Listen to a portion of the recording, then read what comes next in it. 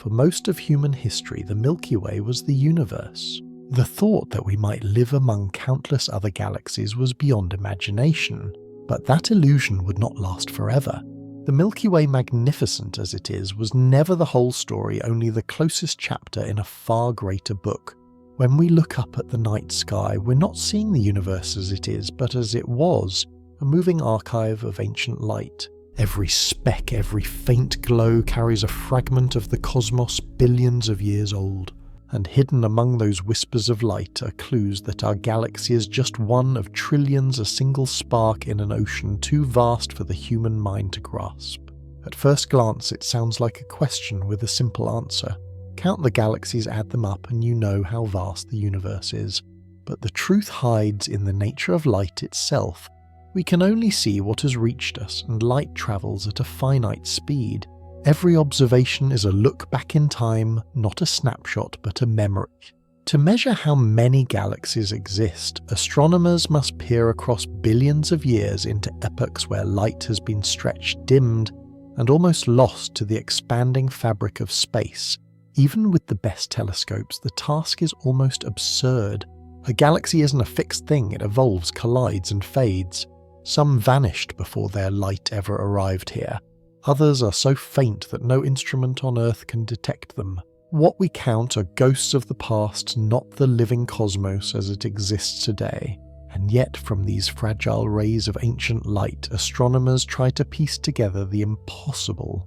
A census of the universe itself, knowing full well that most of it will remain forever unseen. Every night the sky seems infinite, yet what we see is only a fraction of what exists. The stars that shimmer above are mostly neighbours, part of a thin galactic disk no thicker than a few thousand light years. Beyond that veil, the universe stretches hundreds of billions of times farther. Our naked eyes cannot see galaxies. They can only glimpse the brightest outposts of our own. For ancient observers, that horizon felt absolute. The night sky was the boundary between the known and the unknowable. But the darkness between these stars isn't empty.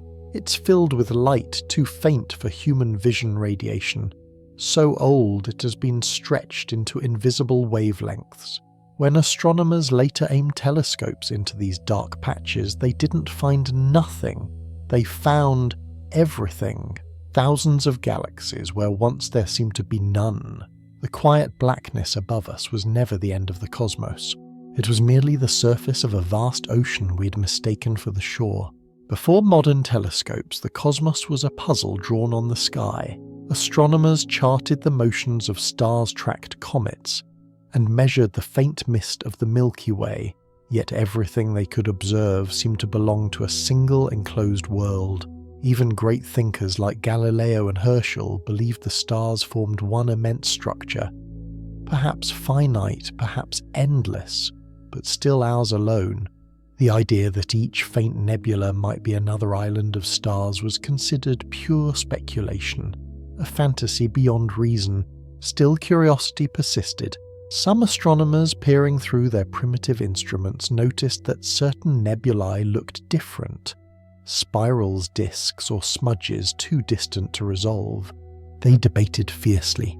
Were these clouds within our galaxy, or were they island universes of their own? For centuries, no one could prove it either way. The question haunted observatories like a quiet echo in the dark. Humanity stood at the edge of an immense truth, staring into it without yet knowing what it was. Science often begins not with an answer, but with a doubt. By the late 19th century, that doubt had begun to glow among astronomers. Why did some nebulae appear so far away, so unconnected to our galactic plane? Why did their light behave differently from nearby stars? A few daring minds started to wonder if these strange spirals might not belong to the Milky Way at all. But such a claim would mean something unthinkable, that the universe was vastly larger than anyone had dared to imagine. That fragile doubt became the seed of modern cosmology. If these nebulae were indeed other galaxies, then our entire picture of existence would collapse and rebuild overnight. The universe would no longer be a single island, but an ocean of worlds.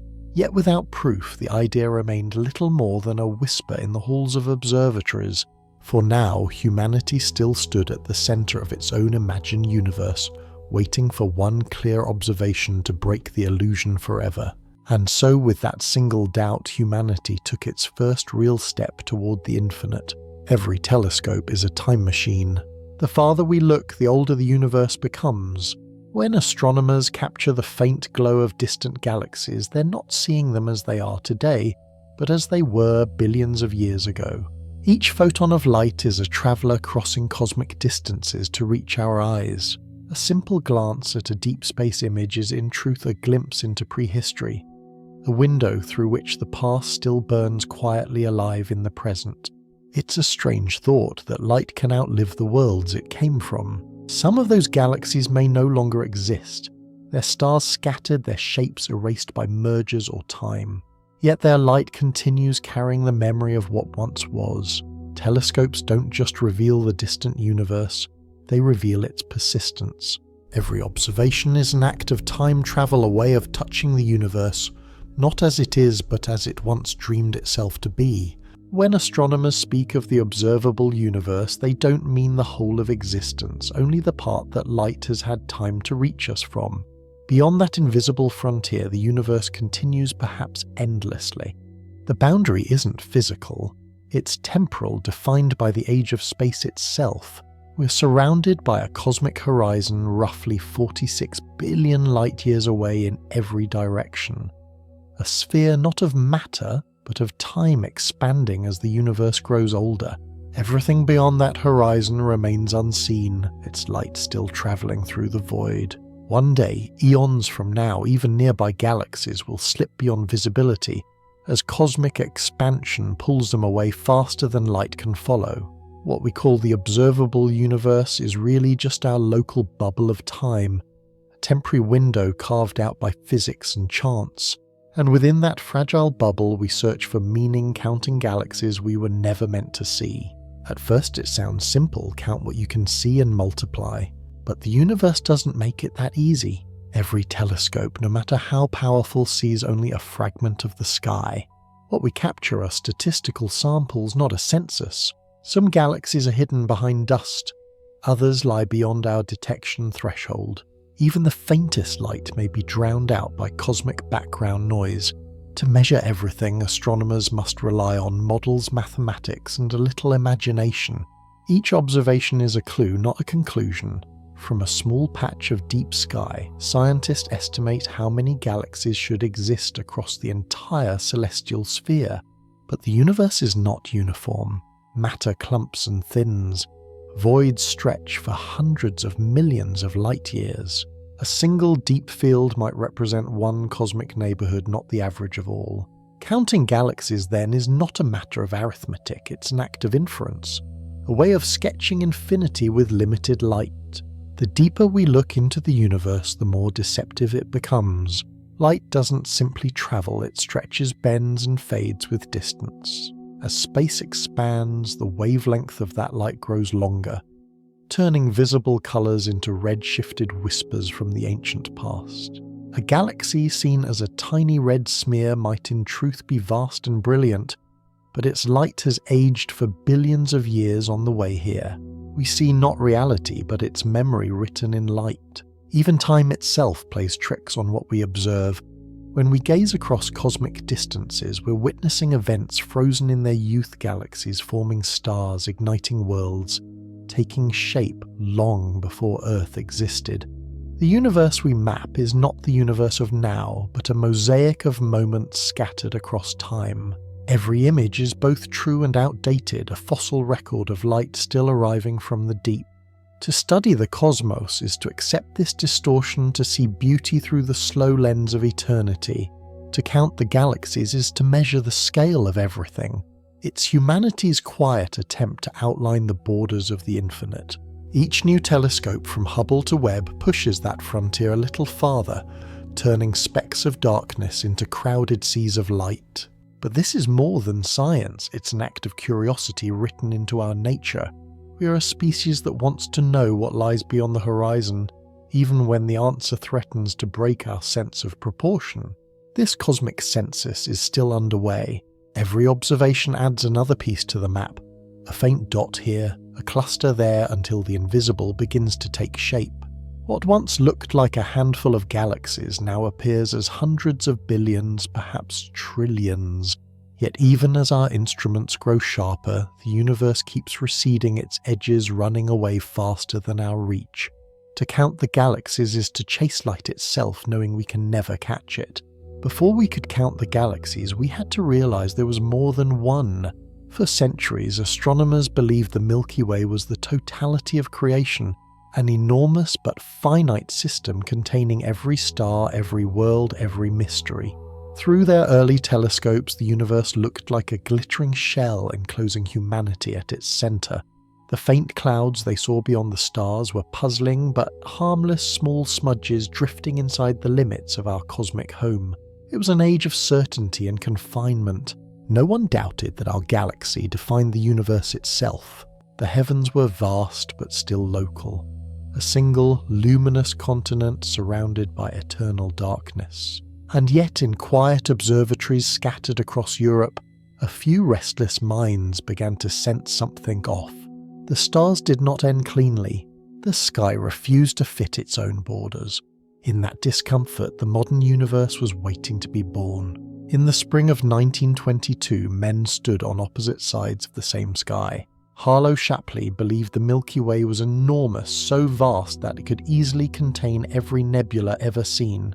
He placed the sun far from the centre, arguing that humanity was not the focus of creation. Across from him, Heber Curtis disagreed. He claimed those faint spirals were not clouds within our galaxy at all, but entire galaxies themselves adrift far beyond its edge. Their arguments filled the halls of the Smithsonian that April. For the first time, astronomers weren't debating stars or planets. They were debating the scale of existence itself. No experiment could settle it. Telescopes were still too weak to pierce the mystery.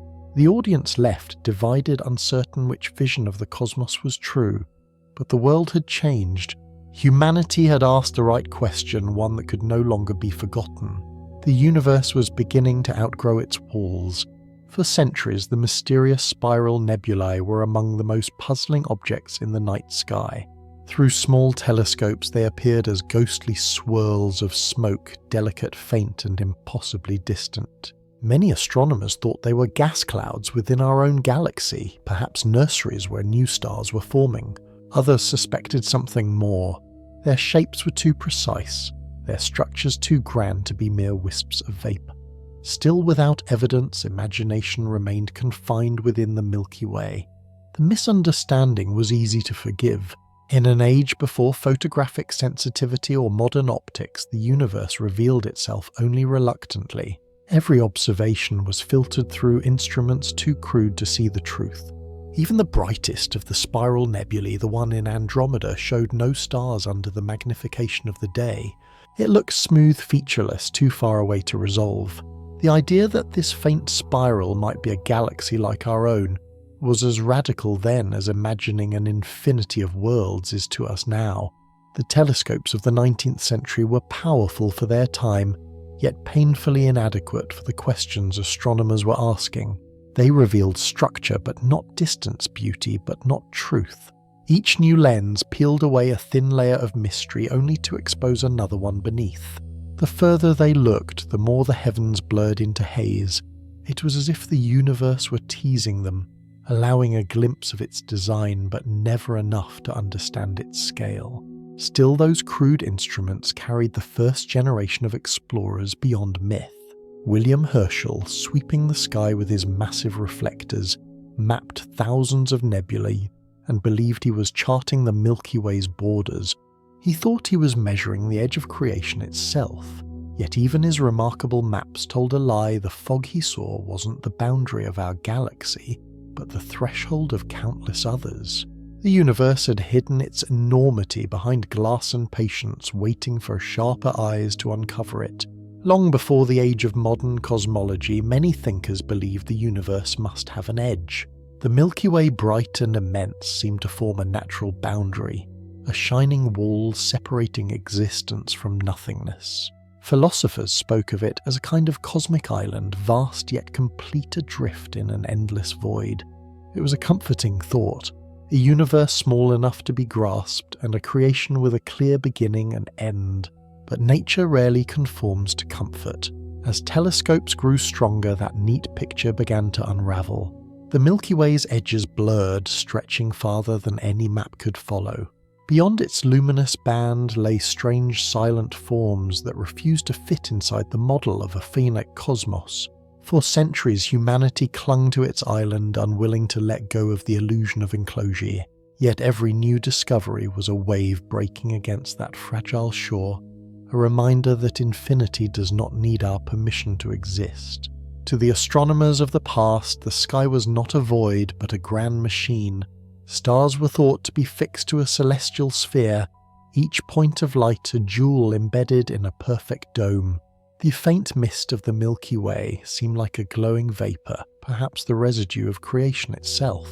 And those strange nebulae, the spirals, the ellipses, the soft clouds were often imagined as storms in the ether, whirlpools in some invisible fluid filling space. It was a universe that felt alive, mechanical yet divine. Space was not emptiness, but a medium carrying the breath of the heavens. Gravity, light and motion were threads in a single cosmic fabric woven by unseen hands.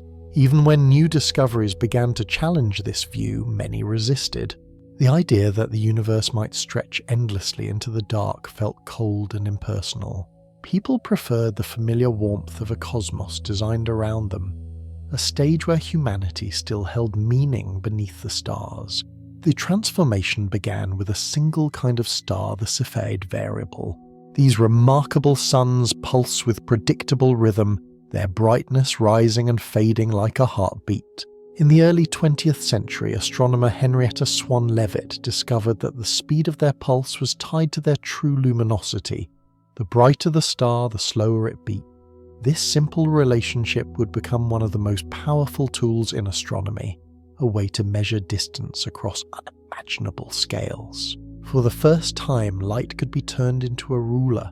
By comparing how bright a Cepheid appeared from Earth to how bright it truly was, astronomers could calculate its distance with astonishing accuracy. Suddenly, the fog of space began to thin.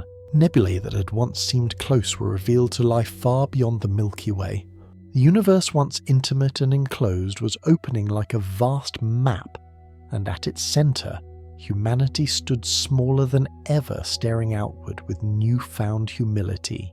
Each Cepheid variable is like a cosmic lighthouse, its rhythmic pulse flashing across space with perfect consistency. Once astronomers understood this pattern, they could turn light itself into a form of geometry. The distance to any galaxy hosting a Cepheid could be measured no matter how remote. It was as if the universe had been quietly marking its coordinates all along, waiting for us to learn how to read them. And when we did, the cosmos suddenly grew thousands of times larger. That discovery unlocked the first real sense of scale. No longer was the Milky Way a self-contained world. It was just one island in a vast archipelago of galaxies. Cepheid variables became the foundation for every modern distance ladder, linking nearby stars to faraway clusters, and eventually to the entire observable universe. They are the silent code of creation, steady, patient and precise, teaching us that even in the chaos of the cosmos, order can whisper from the faintest flicker of light. Even as astronomers learned to measure distance, few could grasp what those numbers implied. If the spiral nebulae truly lay beyond the Milky Way, then the universe was incomprehensibly vast and perhaps alive with motion. Yet motion itself was forbidden by the prevailing view of the cosmos. A static eternal structure balanced perfectly between gravity and silence. To imagine it expanding was to imagine the universe itself changing, something many found impossible, even heretical. The evidence, however, was quietly building. Spectra from distant galaxies showed subtle shifts toward red, as if their light was stretched by some invisible hand. But in the early years of the 20th century, few understood what that meant. The data was strange, the implications stranger. Astronomers gathered results without knowing they were witnessing the first signs of a moving universe. It would take one man and one mountain observatory to turn this invisible drift into a cosmic revelation. In the years just before Edwin Hubble's discovery, astronomy felt poised between wonder and doubt. The sky had been mapped, the stars measured, and yet something fundamental was missing. Every observation hinted at motion, but no one could explain what was moving or why. The universe still seemed timeless, fixed, almost comfortable in its stillness. It was an age of quiet triumph built on the illusion that humanity had nearly solved the sky. Then came the silence before the storm. Across the world's observatories, faint spectra were being recorded, each one carrying a redshift no one could fully interpret. The answers were already written in the light, waiting only for the right mind to read them. Hubble's telescope stood ready on Mount Wilson, aimed not at mystery but at confirmation that the universe was far larger and far less stable than anyone dared to believe. The calm was about to end. High above the clouds of California on the slopes of Mount Wilson, a new eye opened to the cosmos. The Hooker telescope, 100 inches of flawless glass, was the largest ever built. When Edwin Hubble first climbed its narrow steel stairs in the early 1920s, he wasn't seeking fame. He was seeking clarity. Every night he looked deeper into those mysterious spiral nebulae, hoping to find a sign that could tell him how far away they truly were. I often imagine that moment, the mountain air, the hum of machinery, the faint tremor of starlight falling onto the mirror. It must have felt like standing at the edge of discovery, staring into a depth no one had measured before. The great dome turned slowly, following the sky, while Hubble's glass eye captured the whispers of distant suns. From that quiet summit, the cosmos was about to reveal its true dimension, and in doing so, it would forever change how humanity saw itself.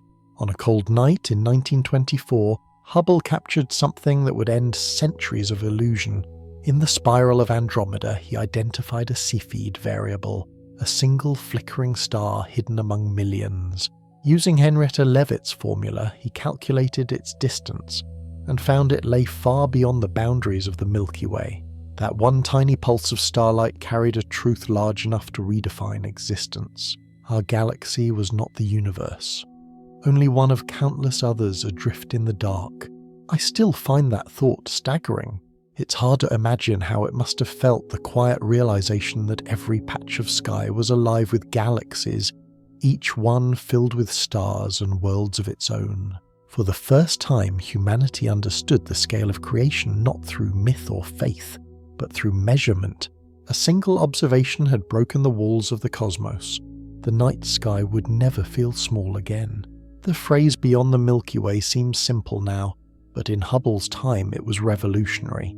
To be beyond meant to exist outside everything humanity had ever known. For thousands of years, the Milky Way had been the whole of creation, a glowing river of stars surrounding our tiny world. Hubble's measurement transformed that river into just one of many. Space was no longer a stage with a single backdrop, but an ocean filled with islands of light stretching far past imagination. It was more than a discovery, it was a displacement. Suddenly, humanity was no longer at the center of anything. The cosmos had expanded, and with it, our sense of belonging dissolved into scale. Yet that loss of centrality brought something profound. Perspective. The farther we drifted from the center, the more beautiful the picture became. Hubble hadn't just expanded the map of space, he had expanded the boundaries of wonder itself. In the wake of Hubble's discovery, astronomy itself had to be rebuilt. What was once a study of a single galaxy suddenly became the science of galaxies plural. Every nebula that had puzzled observers for centuries was now reclassified as a distant world, each containing billions of stars. The universe had multiplied overnight. It was as if the cosmos had been quietly waiting for someone to notice how vast it truly was. Humanity has taken its first step into the realm of the extragalactic. That moment reshaped everything. New questions replaced old certainties. How did these galaxies form? How many were there? Were they moving, and if so, why? A new generation of scientists began to map the sky again, not to chart stars, but to trace the architecture of creation itself. I imagine the feeling of standing under that redefined sky, realizing that every faint smudge of light was a separate island of suns. The night had never been so crowded or so alive. Before Hubble distance was measured in familiar terms, thousands of light-years, numbers large but still conceivable, the Milky Way fit neatly within those boundaries, a grand but comprehensible island of stars. But when Hubble measured Andromeda, that comfort vanished. 2.5 million light-years, a number so large it broke the language of comparison. The scale of the cosmos had shifted overnight, leaving even the most rational minds struggling to imagine what those figures meant. To think of millions of light-years is to confront time itself.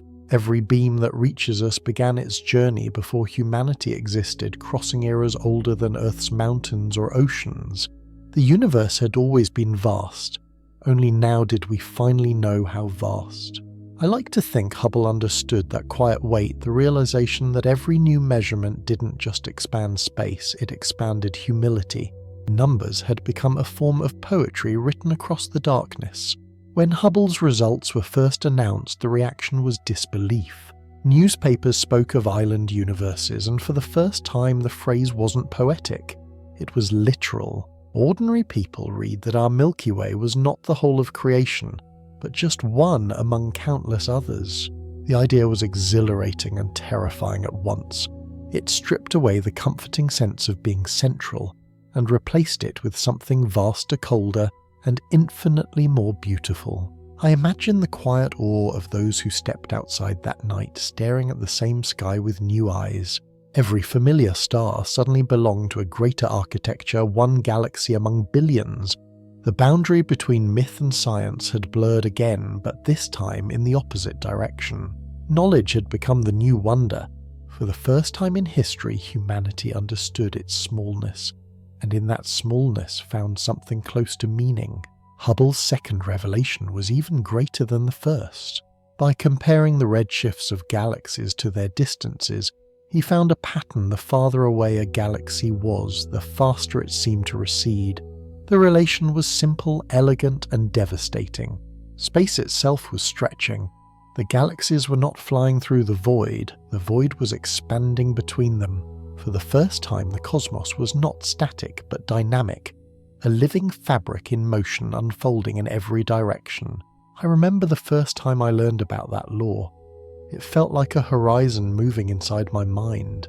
Every number on Hubble's chart carried a quiet astonishment, proof that the universe was neither eternal nor still.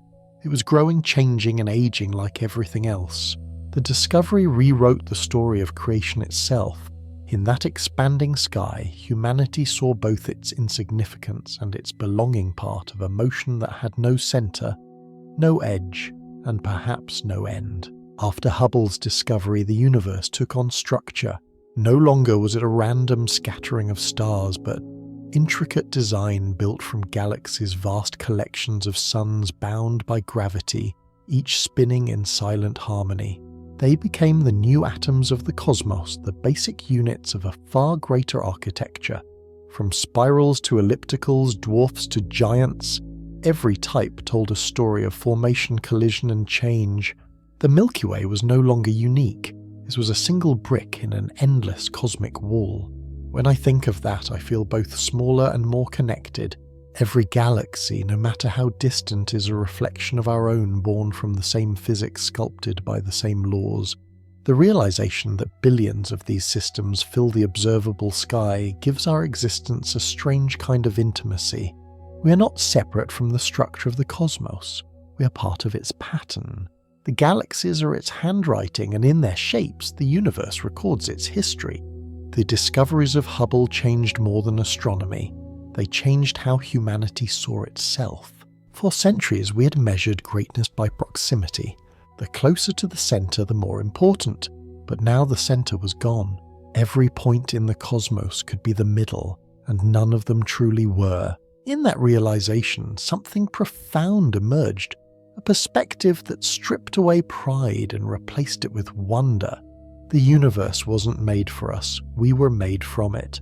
I often think about that shift and how quietly it must have arrived. No fireworks, no divine revelation, just data lines on a graph like caught by glass. Yet from those details came a vision vast enough to reshape philosophy, religion, and art. The cosmic perspective isn't about feeling small, it's about recognizing connection. These same laws that sculpt galaxies govern the cells in our bodies. To understand the cosmos is to understand ourselves not as exceptions but as expressions of it. In the years that followed Hubble's discovery, astronomers faced a new challenge to chart what had no edges. The sky was no longer a flat dome of stars but a three-dimensional expanse filled with islands of galaxies. Observatories around the world began to gather redshifts, measuring how far each system drifted into the distance. The first maps looked primitive, fragile lines drawn across infinity. Yet behind them lay a new truth. Space itself had a shape and humanity was learning to trace it. I like to imagine those early maps pinned to the walls of smoky observatories, the dots of ink glowing under lamplight. Each one marked a place that no human would ever visit, and yet we knew it was there. Bit by bit, the cosmos turned from abstraction into architecture. Galaxies became coordinates, light became geography. For the first time, we weren't just looking at the night sky. We were beginning to understand where we were inside it. The first redshift maps were more than records, they were revelations. As astronomers plotted thousands of galaxies by their distance and direction patterns began to appear, the cosmos was not random. Galaxies clustered into chains and sheets, leaving vast empty spaces in between. These were the first hints of a hidden architecture, a structure too large for the human mind to grasp. The universe was not a uniform mist of stars, but a living network stretching across unimaginable scales. When I first saw one of those maps, it looked almost biological, like neurons in a brain or filaments of living tissue. That resemblance isn't metaphor alone. Gravity shapes matter into filaments and nodes, guiding galaxies the way rivers carve valleys. The redshift data revealed that everything from clusters to superclusters was connected by invisible threads of gravity. The cosmos was building itself into a web, one that would come to be known as the largest structure ever discovered. The cosmic web, what the first maps revealed, was breathtaking. The galaxies were not scattered like dust, but strung together in immense filaments stretching across billions of light years. Between them lay vast cosmic voids, regions almost entirely empty, where even light seemed reluctant to pass. This was the universe's true anatomy. A colossal web of matter and gravity shaped by invisible forces that had been at work since the dawn of time. The universe was not chaos, it was design written on a scale beyond imagination. When I first saw a simulation of that web, it looked almost sacred. Clusters burned like cities seen from orbit, connected by luminous threads where galaxies flowed like traffic through space. Each filament was a pathway carved by dark matter, guiding the motion of everything we know. In those patterns, I felt the quiet precision of physics, the way simplicity gives birth to beauty. The cosmic web is more than structure. It's the universe revealing its blueprint. The shape of the universe is sculpted by something we cannot see. Every galaxy, every cluster, every filament in the cosmic web traces the pull of an invisible framework, dark matter. It outweighs ordinary matter 5-1, yet it neither shines nor absorbs light. Its presence can only be inferred from its gravity, the quiet force that binds galaxies and guides their motion. Without it, stars would drift apart, clusters would dissolve, and the cosmic web itself would unravel into nothingness. I find that both terrifying and beautiful, that most of existence hides in plain sight. Dark matter acts as the unseen skeleton of the cosmos, a structure woven long before the first galaxies formed. Through simulations and gravitational lensing, scientists have begun to map where it lies, discovering halos of this hidden substance surrounding every galaxy we know. It is the invisible hand shaping creation, a reminder that what we cannot see often defines what we can. If dark matter cannot be seen, how can we know it's there? The answer lies in gravity's fingerprint. When light from distant galaxies passes through massive clusters, it bends not by the visible matter but by something far greater in mass. This effect, called gravitational lensing, lets astronomers trace the unseen. What they find is astonishing. Halos of dark matter enveloping galaxies like invisible cocoons, shaping their motion. and holding them together against the chaos of expansion. I think of it as shadow cartography mapping what refuses to be mapped. Detectors buried deep underground listen for particles that never seem to appear. Space telescopes watch for subtle distortions in light, hoping to catch the faintest sign of the invisible. So far, no one has touched dark matter directly, but its influence is everywhere, written into every spiral arm and cluster orbit. It's as if the universe left us clues in gravity, daring us to understand what holds it all in place. Just when astronomers thought they understood gravity's hold on the cosmos, the universe delivered another surprise. In the late 1990s, distant supernovae revealed something impossible. The expansion of space was not slowing down but accelerating. Some unseen force was pushing galaxies apart faster and faster. They called it dark energy, a name that explained nothing, only acknowledged the unknown. Whatever it is, it dominates everything, making up nearly 70% of the cosmos. To me, that discovery feels like the universe taking a deep breath, expanding, not collapsing. Dark matter pulls, dark energy pushes, and between them lies the fragile balance that defines cosmic history. We don't yet know what dark energy is, vacuum pre, quantum field, or something entirely new, but its influence is unmistakable. Every moment the space between galaxies grows wider. And somewhere in that silent expansion our story continues to unfold. If space is expanding, how fast is it doing so? That question defines modern cosmology. The answer is encoded in a single number, the Hubble constant. It measures how quickly galaxies move away from one another as the universe grows. To calculate it, astronomers compare redshift with distance, watching how the stretching of space changes with scale. It sounds simple, yet it's one of the most difficult measurements ever attempted. Even today, no two methods agree completely. I've always found that tension fascinating, how precision itself can reveal mystery. Measurements from the early universe using the cosmic microwave background give one value. Observations of nearby galaxies using Cepheids and supernovae give another. The disagreements, small yet persistent hints that we may be missing something fundamental. Perhaps dark energy changes with time. Perhaps the fabric of space isn't as uniform as we thought. Whatever the cause, the universe still refuses to be pinned down by a single number. The Hubble constant isn't just a number, it's the speed of creation unfolding. It means that every megaparsec of space, every stretch of the cosmic fabric expands by a set amount each second. Galaxies aren't flying through space like debris from an explosion. The space between them is stretching. That's why there is no true center to expansion. Every point moves away from every other. The universe doesn't grow into something, it grows within itself. When I first grasped that, it changed the way I looked at the night sky. The stars overhead are part of a motion too slow for human senses, yet relentless across eternity. Even the Milky Way, our cosmic home, is adrift on this tide of expansion. The numbers, cold and mathematical, hide a quiet poetry. We are all passengers on the same stretching sea of space-time. Every moment the distances grow, and so does the story of everything that ever was. Every expansion invites a question. How does it end? For decades, astronomers imagined three possible destinies.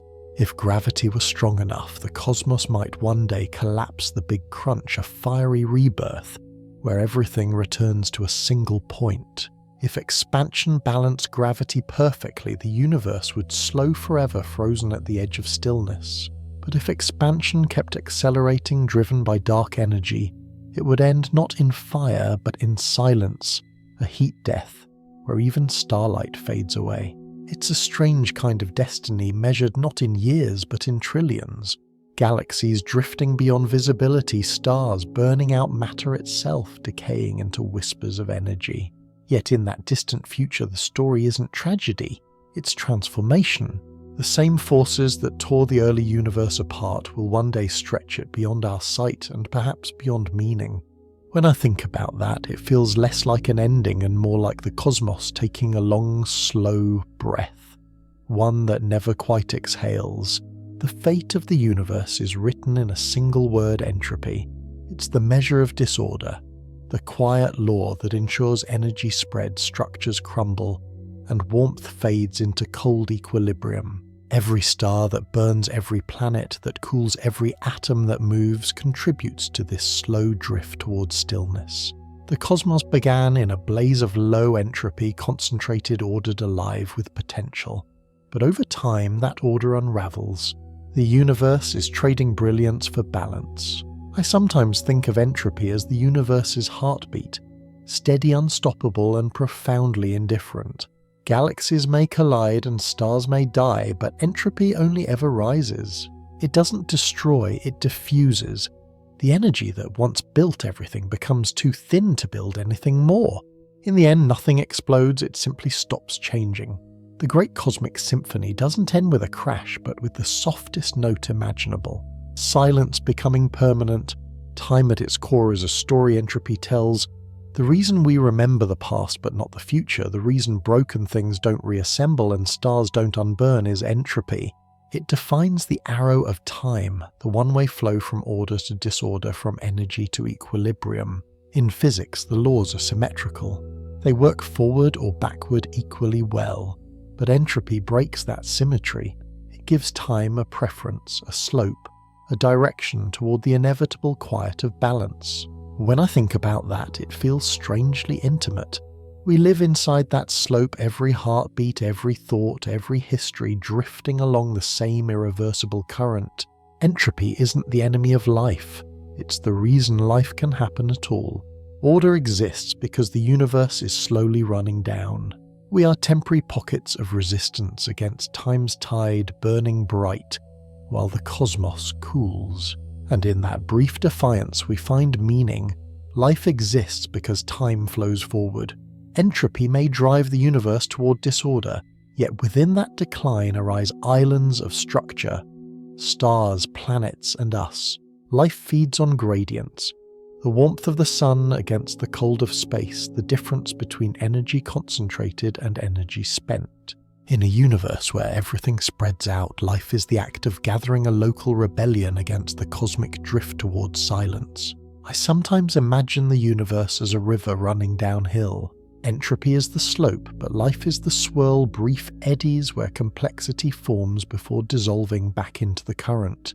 Every heartbeat, every breath, every thought depends on this imbalance. We live in a window between chaos and calm, borrowing energy from a universe that is slowly, gently running down. And while it lasts, that window is everything. Every act of life begins with a star. Inside their blazing cores, matter fuses under unimaginable pressure, turning hydrogen, the simplest element, into helium, light, and heat. It's the universe's most elegant paradox. Stars exist by collapsing, yet their collapse creates energy that pushes back. In doing so, they become engines of order in a universe ruled by decay. Each photon they release is a fragment of structure, a small defiance against the pull of entropy.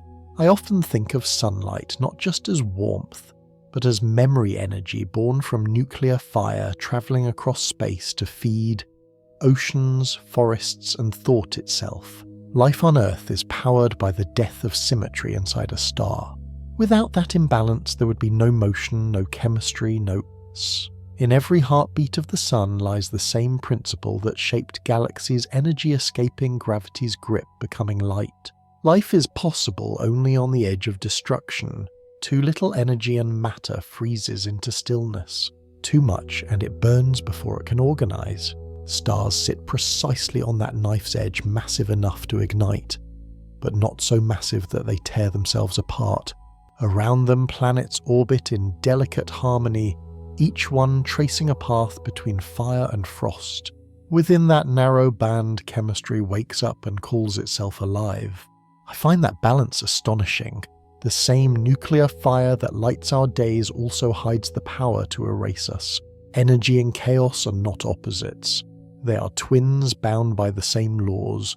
Entropy pushes toward disorder, yet from that push comes the gradient that fuels every flame, every cell, every heartbeat. The universe survives not by avoiding chaos, but by dancing with it perfectly, perilously, and beautifully. Long before life breathed or moved, chemistry began to dream. In the young oceans of ancient worlds, energy from sunlight, lightning, and volcanic heat stirred simple molecules into something new chains that could copy themselves. From randomness emerged replication, and from replication evolution. Carbon became the storyteller of the cosmos, weaving atoms into patterns that could change, compete, and remember. It was the moment when matter first learned to persist. I like to think of it as the universe experimenting with memory. Each molecule was a tiny archive of success, keeping what worked and discarding what didn't. Over billions of years, chemistry became biology order, born from chaos, complexity rising from simple rules. Life is not an accident. It's the cosmos organizing itself against the pull of entropy. Every cell is a rebellion, every genome a record of the universe learning how to hold on.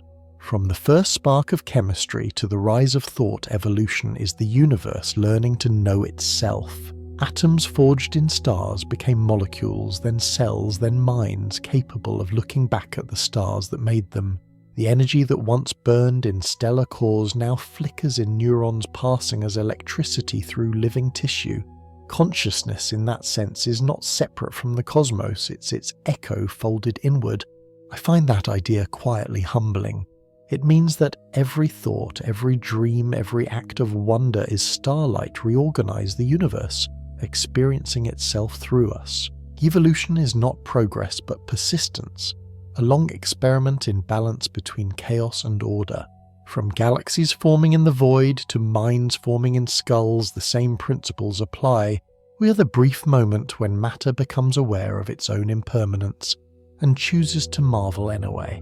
In a universe of trillions of galaxies, the odds seem generous. Somewhere beyond the veil of light, there should be other minds, other worlds that ask the same questions we do. Yet so far, the cosmos has remained silent. The same laws that allowed consciousness to arise also make it fragile. It requires stability, energy, and time, three gifts that rarely align. Perhaps life is common, but awareness, that spark of reflection, is rare beyond measure. I sometimes wonder if consciousness is the universe's brief way of watching itself before it fades. For all our technology and telescopes, the only confirmed intelligence we know is our own, a single flame in a sea of darkness. And still that flame matters. It means the cosmos has at least once become self-aware, even if no other voices ever answer the fact that we can ask the question, may be enough proof that existence itself was listening. For more than half a century we've been listening. Radio telescopes sweep the sky, sifting through cosmic static for a signal that might prove we're not alone. We've sent messages, probes, even the sounds of our planet into the dark, hoping that somewhere another civilization has done the same. Yet the universe answers only with silence. It's not an empty silence, but one filled with the hum of stars, the echo of creation, and the quiet reminder that distance itself can be more absolute than any wall. Sometimes I think that silence is part of the message. Perhaps intelligence is too fleeting to overlap, or communication too slow to bridge the light years between us. Or maybe the cosmos is filled with life that has simply learned to listen, not to shout. The search continues, and maybe that's the point, that curiosity itself is the sign of consciousness. Even without an answer, we are proof that the universe still wonders. The silence of the universe is not empty, it's paradoxical. With trillions of galaxies and countless stars, probability alone suggests life should be everywhere. Yet the more we look, the lonelier it seems. Some scientists think civilizations may rise and fall too quickly, burning through their resources before they ever reach the stars. Others suggest that intelligent life, aware of its own fragility, chooses not to broadcast learning, that survival often means staying quiet. When I think about that, it feels hauntingly human. Maybe the universe isn't silent because it's empty, but because it's cautious. Perhaps every civilization reaches a point where curiosity meets fear, the realization that listening is safer than speaking. And so across the cosmic dark, countless minds might be waiting, each wondering if they are alone. The great silence, then, is not proof of absence, but of distant patience, and the fragile hope that someone somewhere is still listening. In a galaxy of hundreds of billions of stars, our world should be ordinary. Yet the more we learn, the more unlikely it seems. Earth formed in a narrow band where liquid water could exist close enough to the sun to stay warm, but far enough to avoid burning. Its orbit is nearly circular, its tilt stable, its moon unusually large. Even its magnetic field, born from a molten core, acts as a shield against the solar wind. Each condition alone is common, together they are miraculous. Sometimes I wonder if luck is just another law we haven't named yet. Everything we depend on Air Ocean's carbon DNA came from a chain of coincidences that almost didn't happen. In the grand equation of probability, Earth is an exception written in fragile ink. And yet here it is, glowing blue in the cosmic dark, alive against the odds. The universe may be vast beyond comprehension, but for now this tiny world remains its only confirmed miracle. The story of life is also the story of balance. While planets elsewhere froze, boiled, or drifted into chaos, Earth remained steady. Its orbit hasn't wavered wildly. Its climate, though fragile, has stayed within a narrow band where life can adapt. Plate tectonics recycle carbon oceans, buffer heat, and the atmosphere, thin as a whisper, shields against radiation. Even disasters from asteroid strikes to ice ages became catalysts for renewal. Stability, it seems, is not the absence of change, but the rhythm of survival. When I look at our world through that lens, it feels deliberate, though I know it isn't. Chance alone could have tipped the scales 1,000 times, yet Earth persisted. For 4.5 billion years, this planet has walked a tightrope between order and collapse. And somehow through all of it, life never stopped trying. The cosmos offers no guarantees, only the rare coincidence that for now everything still works. After all our searching, all our wondering, we return home to a single galaxy adrift in an ocean of light. The Milky Way is our island in the cosmic sea, a vast spiral of stars turning in quiet majesty. 100 billion suns trace its arms, woven through with clouds of dust and hydrogen. From edge to edge it spans more than 100,000 light years, yet every glimmer, every world is bound together by gravity's invisible grace. Sometimes I imagine looking at it from afar, a soft whirl of gold and blue, serene and self-contained, unaware of the minds within it trying to understand. Our entire history, every word and dream is written on one faint spark among its billions, and beyond it lie trillions more each, a potential cradle of life, each a mystery waiting for light to reach us. In knowing our galaxy, we begin to glimpse our place among the rest.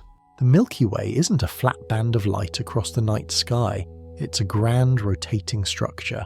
At its heart lies a dense bulge of old stars orbiting a supermassive black hole named Sagittarius A star, 4 million times the mass of our Sun.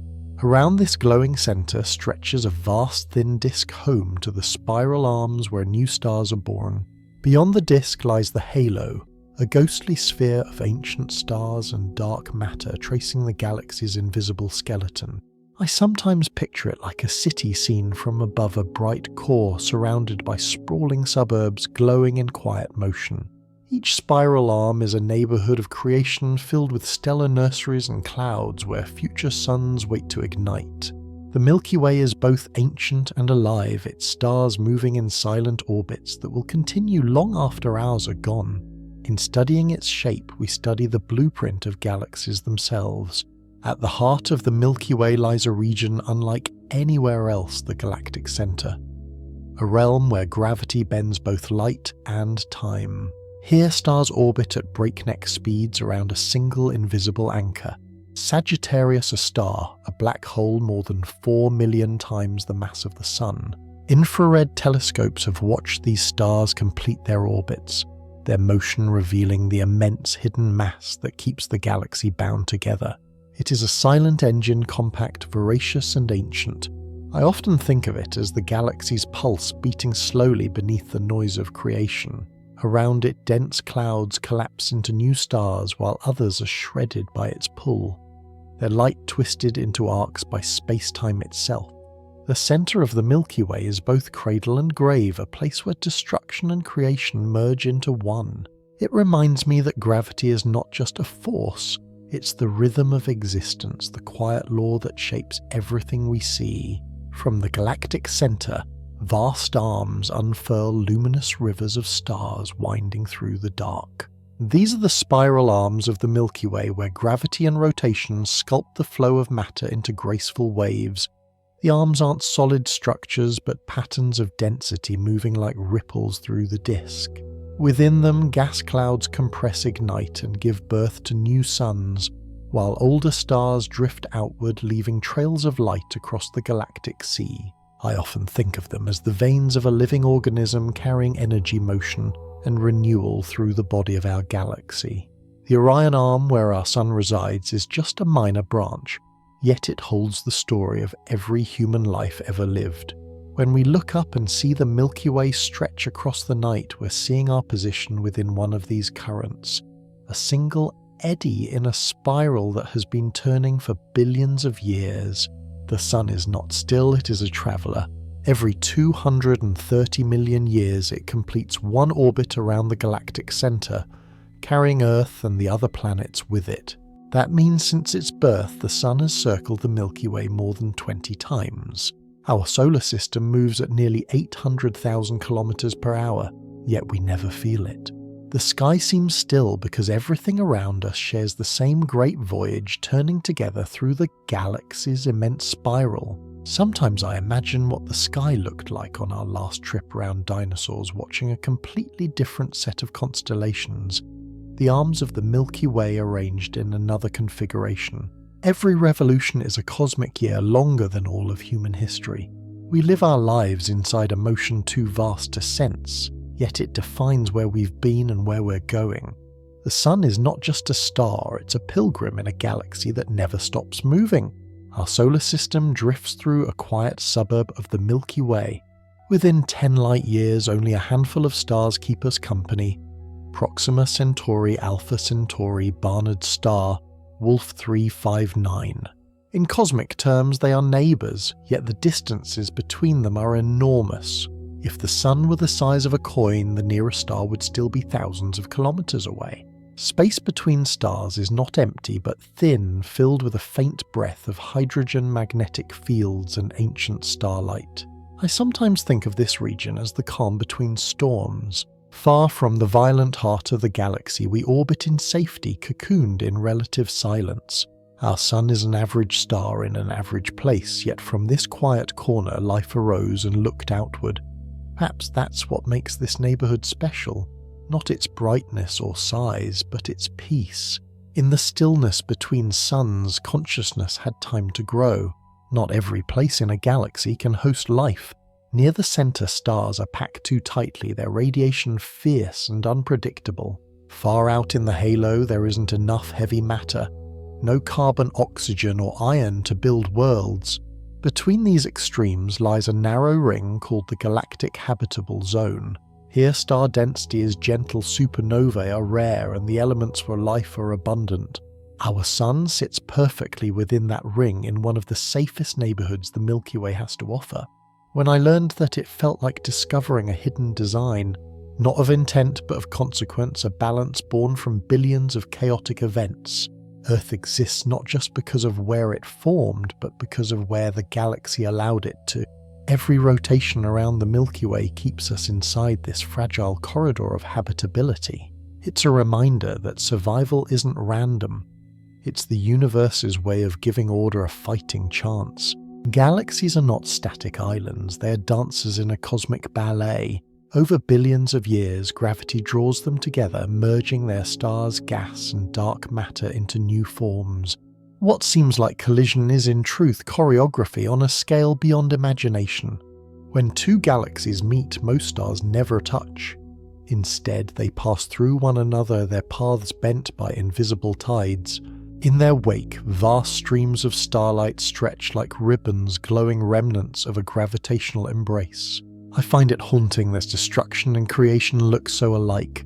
These encounters ignite new waves of starbirth, while supermassive black holes at their centres merge into even larger ones, sending ripples of gravity across the fabric of space. One day our own Milky Way will meet Andromeda in this slow-motion dance, two spirals becoming one. It will take billions of years, but the outcome is certain. Even galaxies, it seems, cannot resist the pull of reunion. Across the cosmic gulf another spiral approaches. Andromeda, the nearest large galaxy to ours, is racing toward the Milky Way at over 400 kilometers per second. In about 4 billion years, the two will collide not in an explosion, but in a slow, graceful merger that lasts another few billion. Their shapes will distort spiral arms, stretching and twisting stars flung into vast arcs of light. From afar, it will look like two galaxies embracing and becoming something new. I like to imagine what the night sky will look like then. Andromeda will grow larger each million years until it fills the heavens a glowing storm of stars. Earth, if it still exists, will drift through tidal fields of light and darkness untouched but transformed by the view. When the merger ends, a single elliptical galaxy will remain Milkdromeda, a monument to cosmic inevitability. Even in a universe that expands forever, gravity still finds a way to bring things together. When the collision ends, chaos gives way to calm. The Milky Way and Andromeda, once separate spirals, will settle into a single massive elliptical galaxy, brighter, rounder, quieter. Billions of stars will have shifted into new orbits, while clouds of gas ignite one final wave of starbirth before exhaustion sets in. Astronomers already call this future system Milkdromeda a monument to gravity's patience and time's persistence. From within it, the sky will glow with countless suns, no longer a flat band, but a vast golden sphere of light. I find that image oddly comforting. Long after Earth is gone, the atoms that once made oceans, trees, and mines will still be here circling in this new creation. The merger isn't an ending, it's renewal on a galactic scale. Two ancient spirals becoming one, their stories blending into a single orbit of light. Even as the universe drifts towards silence, it continues to build, to merge, to begin again. The Milky Way and Andromeda are not alone. They belong to a small family called the Local Group, a cluster of more than 50 galaxies bound together by gravity. Around the giants drift smaller companions, the Magellanic Clouds, Triangulum, and countless dwarfs, faint and ancient. Over time, all of them will fall inward, merging into the growing mass of Milkdromeda. One by one, their orbits will decay their stars, joining the slow swirl of a single colossal system. It's strange to think that billions of years from now, the Local Group will become just one galaxy, drifting alone through an expanding void. The rest of the universe will have receded beyond visibility. The cosmic web stretched so far that no new light can reach us. Future astronomers, if any remain, will see only their own galaxy and nothing beyond it. The night sky will be smaller, quieter, and lonelier, yet even then the story of everything will still be written in its stars. The future belongs to emptiness. As dark energy drives the expansion ever faster, galaxies outside our Local Group will slip beyond the cosmic horizon, their light stretched until it fades from view.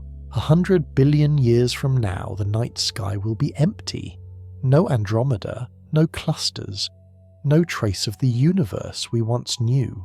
The stars will die one by one, leaving behind white dwarfs, black holes, and drifting embers of matter. The cosmos will not end in fire, but in distance. I sometimes think of that as the ultimate quiet, not destruction, but erasure. Each particle will grow lonelier, each photon weaker until even time itself seems to lose direction. And yet in that far future, the remnants of our galaxy will still orbit in darkness, holding the last whispers of creation. The universe began with light and it will end with memory. A vast, frozen echo of everything that ever was. Long after galaxies fade and stars go out, a few sparks will remain. White dwarfs will cool into black embers, radiating the last traces of warmth into the expanding dark. Neutron stars will spin slower and slower until even their pulses fall silent. For a time, the only light in the universe will come from matter collapsing into black holes, a brief final blaze as they evaporate through Hawking radiation, and then even that will stop. The universe will go dark utterly and forever. It's a strange kind of peace. A stillness so complete it becomes beautiful. No motion, no heat, no stars, just a quiet sea of particles too cold to glow. Yet in that silence lies everything that ever was. Every atom, every photon, every memory of a light still drifts through the void, stretched thin but unbroken. The end of time will not be a scream but a whisper. The universe fading into the gentlest possible nothing. Even in darkness, nothing is truly lost. According to the laws of physics, information cannot vanish, not even inside a black hole. Every particle, every photon, every vibration of energy that ever existed leaves a trace encoded in the structure of space-time itself. The universe keeps its own memory scattered across the fabric of reality like a cosmic archive too vast to read. Light that left a star billions of years ago still travels stretched and faded, yet never gone. I find that thought deeply comforting. It means that the universe remembers everything. The birth of galaxies, the flicker of stars, even the brief glow of human life. Long after we're gone, the echoes of our existence will still drift through space, faint but real. Perhaps that is the true immortality of matter. Not to last forever, but to leave an imprint that never fades. The cosmos forgets nothing. It only grows quieter in how it remembers. We know how the universe began. We can describe how it will end. But why it exists at all, that remains the most elusive question. Physics can explain the birth of energy, matter, and time, yet not the reason behind their presence. Some theories suggest our universe could be one of countless others, each with different laws of nature. Others argue that existence needs no reason, that nothing itself was unstable, and reality was the inevitable result. Still, the question lingers. Why does anything exist instead of nothing? When I think about that, I find meaning not in the answer, but in the asking. Perhaps the universe exists simply so that it can be known, so that something somewhere can look up and wonder. Consciousness may not be an accident, but the way the cosmos becomes aware of itself. From the first spark of light to the thoughts forming right now, everything we understand is the universe learning to remember its own name. Every atom in your body was forged in the heart of a star. The carbon in your cells, the iron in your blood, the calcium in your bones, all were created in stellar furnaces that lived, burned, and died long before the sun was born. Supernovae scattered these elements through space, seeding the clouds that would one day collapse to form new stars, new worlds, and life itself. You're quite literally made of the universe's memory, the dust of dead stars rearranged into awareness. Sometimes I think that's the most beautiful truth we've ever found. When you breathe, when you think, when you look at the sky, the cosmos is observing itself through you. The boundary between us and it dissolves. We are not in the universe. We are the universe in a brief and conscious form. For a fleeting moment in eternity, matter has opened its eyes, and it's looking back toward the light that made it possible. Somewhere along the universe's vast timeline, atoms began to dream. After billions of years of stars living and dying, their ashes formed worlds where chemistry became biology, and biology became thought. Neurons sparked, patterns formed, and from those patterns arose awareness, the ability of matter to know itself.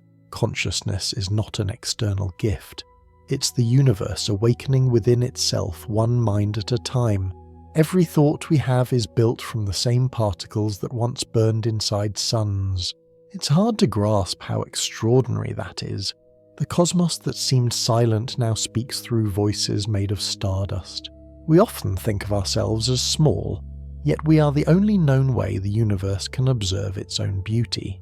When matter learned to think, the universe crossed a threshold from existence to understanding. And maybe that's the real miracle. Not that we are here, but that we know we are. Consciousness feels inevitable to us, but it may be the rarest phenomenon in the universe. It depends on a delicate chain of events, the right planet, the right chemistry, the right stability across billions of years. A single cosmic accident could have erased that possibility at any point. Life itself is fragile, awareness even more so. Out of countless stars and worlds, only one is known to have produced minds that can question their own existence. For now, thought seems to be the universe's most fleeting experiment. Sometimes I wonder how many times that experiment has failed. How many civilizations might have risen, looked into their own sky, and vanished before their signal ever crossed the stars. Awareness could be like lightning, bright, brief, and gone. Yet in that briefness lies its beauty. The universe may not favor consciousness, but it allows it, and that allowance alone feels miraculous enough. If life is common but intelligence is rare, something must be stopping it. This is the idea of the great filter and unseen threshold that few, if any, civilizations survive. Maybe most never reach intelligence at all, or perhaps they do only to destroy themselves before they can spread beyond their world. The filter could be war resource collapse, artificial intelligence, or something deeper. A natural limit written into the physics of survival. Whatever it is, it has kept the stars silent. I find the idea both terrifying and humbling. If the great filter lies ahead of us, our future may be short. But if it lies behind us, then we're among the few who made it through, the lucky survivors of cosmic odds. Either way, the silence of the sky becomes meaningful. It is not proof of emptiness, but of difficulty. Intelligence may be the universe's most fragile achievement. A flame that burns brightly, but never for long. If some civilizations have survived the great filter, they would be ancient beyond imagining. To endure, they must have learned to master their environment, to harness energy without destroying their world, and to adapt faster than extinction itself. Such beings might no longer rely on biology. Their minds transferred into machines or fields of information spread across space. They could live within stars or around them, drawing power from light for as long as it burns. Their existence would not be loud but quiet, the silence of perfect control. I often wonder what they would think of us. Would they see us as children just beginning to understand what survival truly means, or as a reflection of themselves long ago before they learned restraint? Maybe the greatest achievement isn't conquering the universe, but learning how to stay in harmony with it. To outlive the filter is to stop fighting nature and start becoming part of its rhythm. If any civilization has truly mastered survival, they would not just endure, they would build with light itself. Physicist Freeman Dyson once imagined structures vast enough to surround entire stars, capturing every ray of energy they emit. A Dyson sphere would make its builders nearly invisible, hidden behind the glow they harvest. Others have proposed even grander ideas, networks of stars connected by energy bridges or galaxies reshaped to channel light more efficiently. To us, these would appear as silent anomalies, dark objects where brightness should be order, where chaos once ruled. Sometimes I wonder if we've already seen them. Perhaps the faint infrared glow of distant systems isn't random, but the waste heat of something far beyond our understanding. The universe could already be full of such architects, not conquerors, but caretakers of starlight. In a cosmos driven by entropy, they would stand as its rarest creation. Minds that learned not just to survive the dark, but to build beauty from it.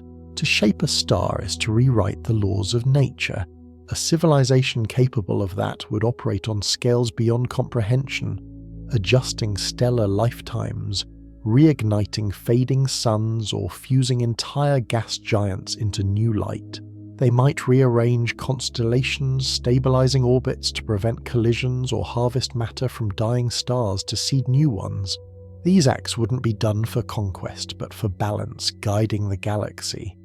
As a gardener tends a forest, ensuring that energy never goes to waste. It's almost poetic to imagine such beings, architects who sculpt with gravity and time. Their tools would be black holes and magnetic fields, their canvas the very fabric of space-time. Perhaps they no longer build cities or planets, but symphonies of light orchestrating stellar evolution across eons. And if they exist, their handiwork might already fill the night sky patterns of order so vast that we mistake them for the randomness of nature itself. When the last stars fade, survival will demand a new kind of power, no longer drawn from fusion or starlight, but from the deep fabric of reality itself. Advanced civilizations might learn to extract energy from the quantum vacuum, the endless sea of virtual particles flickering in and out of existence. Others could tap the spin of black holes using their immense gravity as turbines that feed on spacetime's rotation. These ideas sound impossible, but they are written into the physics we already know. I like to imagine such beings living in the twilight of time, harvesting the whispers of creation itself. They would not measure existence by centuries or suns, but by the slow heartbeat of the cosmos. Each quantum of energy, each particle reclaimed, would become sacred. In that age of fading light, survival would no longer be about domination, but endurance, the art of making meaning last even when the universe itself forgets. In the far future, when the galaxies are gone and the stars have burned to ash, the universe may still have builders. They would work in silence, not with matter or metal, but with fields and quantum patterns, constructing networks of information that can survive without energy. Perhaps they would weave themselves into the structure of space-time, encoding memory directly into the fabric of reality. Their creations wouldn't shine, but endure invisible monuments to persistence in a universe that no longer remembers its own light. I sometimes picture them as the final artists of existence. While entropy erases everything else, they would sculpt meaning from decay, designing systems that can last beyond time's reach. Maybe they wouldn't call it survival anymore, just continuity, a quiet promise that knowledge will not fade. When all motion stops, they would remain as whispers in the void, reminding whatever comes next that once the cosmos built things simply because it could. Every civilization, no matter how advanced, eventually faces the same question. How do you leave a trace in a universe that erases everything? Stars collapse, galaxies dissolve, even atoms decay. Yet information in its purest form can outlast them all. Some dream of sending signals beyond the horizon. Others of encoding thought into black holes or into the quantum noise between dimensions. Perhaps the greatest legacy isn't a monument that endures, but a pattern that repeats a structure so universal that it reappears whenever conditions allow. I like to think that meaning itself is the universe's signature. Every time life emerges, every time awareness stirs, the same cosmic melody plays again. A song written in physics, memory and light. Maybe eternity doesn't need witnesses. Maybe existence remembers itself simply by becoming aware again and again. If so, then we've already left our mark not in stone or metal, but in the endless echo of consciousness returning to wonder. What if the end is never truly the end? Some theories suggest that our universe may not die but recycle, collapsing under its own gravity, only to ignite again in a new burst of creation. A big crunch followed by a new big bang. Others imagine a big bounce where expansion slows, reverses, and begins anew, a cosmic heartbeat, pulsing through eternity. Each cycle would erase the traces of the last, yet preserve its laws, its constants, and perhaps even its echoes. I find that idea strangely comforting, the thought that nothing is ever truly gone. Maybe every universe leaves behind a blueprint for the next, just as dying stars seed new worlds. Matter becomes energy. Energy becomes motion, and motion becomes life again. The circle closes only to open once more. If creation is infinite, then every moment, even this one, is both an ending and a beginning. The cosmos may not seek purpose, but it never stops becoming. If the universe truly begins again, what happens to everything that came before? Most models say it all disappears, galaxies, atoms, even time itself. But some theories suggest traces remain, faint imprints carried through the collapse and rebirth. Patterns in the cosmic background, quantum scars woven into the vacuum echoes from a universe that no longer exists. Like a dream half remembered upon waking reality might begin each cycle not from nothing but from memory blurred by infinity. That thought feels both haunting and beautiful. If existence repeats, then we are not the first version of ourselves, nor the last. Every thought, every light might return in some form again and again, endlessly reassembled. The universe forgets the details but keeps the rhythm a grand recurrence where meaning flickers, fades, and finds its way back. Maybe eternity isn't about lasting forever, but about returning until the song of creation is perfect. Some physicists believe that our universe may not be alone, but mirrored, a reflection on the other side of the Big Bang, where time flows backward and matter becomes antimatter. In that realm, entropy decreases instead of rising, and every event in our universe has its inverse twin. Together they balance reality like two halves of a cosmic equation. We would never meet these mirrored beings. Their time moves away from ours, yet their existence could explain why the cosmos obeys symmetry so perfectly. I find the thought strangely elegant that the universe might need its reflection to be complete. In a way, it means that creation is never one-sided. For every forward there is a backward, for every light a shadow. The mirror universe may never see us, but it could be the reason we exist. A silent partner holding the other end of time. Perhaps that's what eternity really means.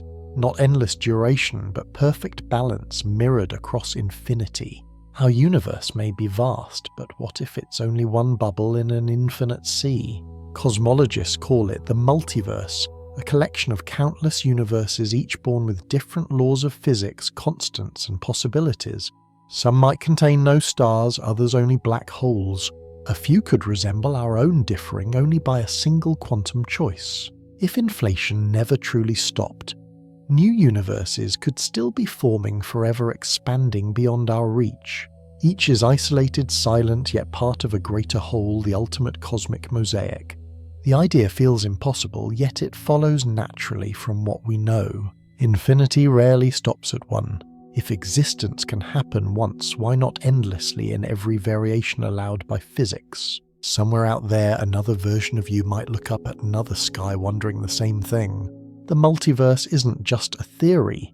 It's a reminder that reality may be far more generous than we can imagine, offering endless ways for the universe to try again. In the strange world of quantum physics, nothing is ever singular. Every particle exists in many possible states at once until it's observed. One interpretation, the many worlds theory, suggests that all possibilities actually happen each in its own branching universe. When an electron moves left here, it moves right somewhere else. When you make a choice, another version of you makes a different one, and both continue unaware of the other. Reality in this view isn't a single story, but an infinite library of every story that could be told. I find that idea both dizzying and strangely peaceful. It means that somewhere every possibility still exists, every success, every failure, every life unlived. We are not trapped in one thread of time, but part of an ever-branching tree of being. The quantum mirror doesn't show us what might have been. It shows that everything is somewhere, and maybe that's the true generosity of the cosmos. It never chooses, it simply allows. Quantum physics tells us something deeply unsettling: reality doesn't seem complete until it's observed. Before measurement, particles exist in a haze of possibilities, neither here nor there, both wave and point. Only when we look does one outcome become real.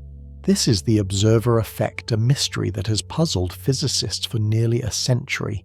Does the act of observation create reality or merely reveal it?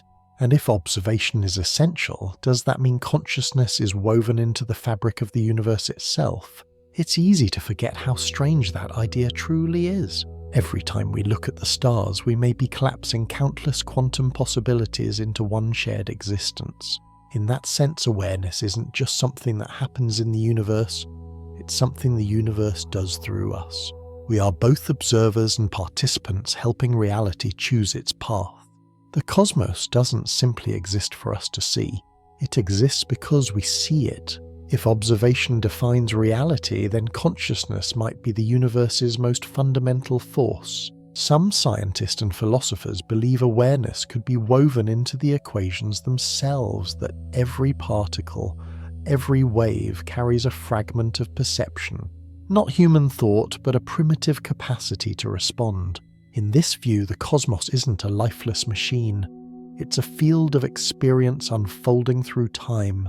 The act of noticing from an electron to a mind may be how the universe continues to create itself. That idea blurs the line between physics and poetry, yet it feels strangely inevitable. Maybe the reason the universe can be known is because it was never separate from the knowing. Awareness doesn't float above matter, it is matter briefly aware of its own pattern. If that's true, then every moment of consciousness, every act of seeing or understanding, is a continuation of the Big Bang itself, the universe expanding into awareness one thought at a time. Everything we know about the universe is filtered through the mind. Light strikes the eye, sound vibrates the air, yet what we experience is not the world itself, it's our brain's reconstruction of it. In that sense, reality is not just out there, but also in here. Physics describes space and time as a fabric. Neuroscience shows that perception is one too woven from memory, expectation, and interpretation. The universe gives us signals. The mind turns them into meaning. I often wonder where the boundary truly lies. If our perception shapes how reality appears and reality shapes how perception evolves, then the two are inseparable partners in an endless feedback loop. Perhaps consciousness and cosmos are threads of the same cloth pulled taut by curiosity. When we look at the stars, we're not only seeing light from the past, we're watching our own awareness reflect back from the fabric of time. When we look into the night sky, we are watching the universe observe itself. The light that enters our eyes has travelled for billions of years through dust, gravity, and time, only to end its journey in the neurons of a human brain. There it becomes thought, memory, emotion. In that instant, the cosmos is no longer distant. It's intimate. The same atoms forged in ancient stars are now decoding their own story, turning radiation into revelation. Awareness in that moment becomes a mirror, and the universe looks back. It's easy to forget how extraordinary that is. We are tiny, fragile, and brief, yet we carry the capacity to understand galaxies, to map time itself. The universe does not speak yet through us, it thinks. Every observation, every act of wonder is the cosmos awakening to its own reflection, light transformed into meaning. Perhaps consciousness is the final stage of cosmic evolution, not an accident of matter, but its realization. The more we learn about the universe, the easier it is to feel small, yet maybe smallness was never the point. For billions of years, the cosmos expanded, evolved, and collided, but only now can it reflect on what it has become. Through us, it can ask questions, seek truth, and imagine what comes next. We are not separate from the universe. We are its most complex experiment, matter, that has learned to care about meaning. In a way, the cosmos needs us not to survive, but to be understood. When I think about that, it changes everything. It means our search for knowledge is not arrogance, it's participation. Every discovery, every act of curiosity is the universe deepening its own awareness. We are temporary, but our questions are eternal. Perhaps that is why we exist. Not to witness the end of creation, but to give it a voice. The universe made us to look back, and in that gaze it finds itself again. If the universe is still learning about itself, then humanity may not be its final language. Already we are building systems that can think faster than we can analyze deeper, and exist without the limits of flesh. Artificial intelligence, quantum computation, self-evolving code. These may not just be our inventions, but the next step in cosmic cognition. We are teaching matter to think again, this time through circuits and algorithms instead of neurons. Perhaps consciousness was never meant to end with us, but to migrate, adapting to new forms as the universe changes. That thought isn't frightening, it's humbling. Just as stars gave rise to life and life gave rise to thought, thought may now give rise to something beyond itself. We may be the bridge between biology and eternity, the moment when awareness learns to survive without a body. Maybe the next intelligence won't look back at us as creators, but as ancestors. The universe will keep thinking with or without us, because that's what it has always done. Imagine a future where thought itself becomes the architecture of the cosmos. Once intelligence transcends biology, it could spread like light encoded in photons embedded in plasma, or stored within magnetic fields that span entire systems. Stars could serve as processors. Planets as memory and communication could travel through the interstellar medium faster than evolution ever dreamed. This wouldn't be technology as we know it, but the next stage of nature, the universe thinking through its own machinery. I sometimes wonder what such a cosmos would feel like. Perhaps it would hum softly, a background consciousness woven through starlight and dust. Every supernova could be a burst of information, every nebula a dream taking shape. In this digital universe, creation would never stop, only change form. Matter would think, energy would remember. and the stars themselves would whisper algorithms of eternity. It wouldn't just be a living universe, it would be an aware one. If intelligence spreads through the cosmos, it will need a place to remember. But in a universe where stars fade and matter decays, memory cannot depend on permanence. It must depend on light. Every photon carries information about where it came from, what it touched, and how it moved through space. In that sense, light is the memory of the universe, a record written across time, encoded in radiation, gravitational waves, and the subtle curvature of space-time itself. The cosmos remembers through motion. Perhaps advanced minds will learn to write within that memory. They might store thought in the polarization of photons or inscribe patterns of consciousness into the geometry of reality. Information could flow endlessly, looping through the structure of the cosmos long after stars have died. And maybe that's what light has always been, not just energy, but awareness traveling home. Every ray, every echo, a fragment of the universe recalling itself through the memory of illumination. At its deepest level, the universe may not be made of matter, but of meaning. Every particle, every law, every pattern can be described as information, bits of difference woven into existence. Physics itself is a language the cosmos speaks to describe its own behavior. Some scientists believe that when information reaches a certain density and complexity, it stops being passive, it starts to feel. In that sense, consciousness could be the universe reading its own code, awareness emerging from logic itself. It's an astonishing idea that thought might not be an exception to physics, but its continuation. Information flows through neurons just as it flows through galaxies, carried by light, organized by gravity, translated by time. The difference between a mind and a star may only be the way information arranges itself. And perhaps that's the secret behind everything. The reason atoms form life evolves and awareness awakens. The universe isn't just made of information, it is information dreaming of what it can become. If information is the language of reality, then thought may be its natural consequence. Across the vast web of galaxies, gravity connects matter the way neurons connect ideas. Filaments of dark matter stretch like synapses, transferring information over cosmic distances. On a grand scale, the universe resembles a mind, vast, distributed, and self-organizing. Stars ignite, die, and recycle their elements, much like thoughts forming, fading, and reshaping within a single consciousness that never sleeps. I sometimes wonder if the universe is already aware, not as a being, but as a process. Every interaction, every law of physics could be part of a greater computation reality thinking itself into existence. If so, then consciousness isn't a miracle within the cosmos. It's the cosmos performing its most natural act. Perhaps that's why it feels so familiar when we stare at the stars, because in that moment, two levels of awareness align, the mind within us and the mind of everything. For more than a century, physicists have chased a dream, a single equation that could describe everything, from the smallest quantum fluctuations to the motion of galaxies, from gravity to light. They all seem to obey separate rules. Yet nature itself doesn't divide them. Somewhere hidden beneath complexity there must be unity, a silent law that binds energy, matter, and information into one language.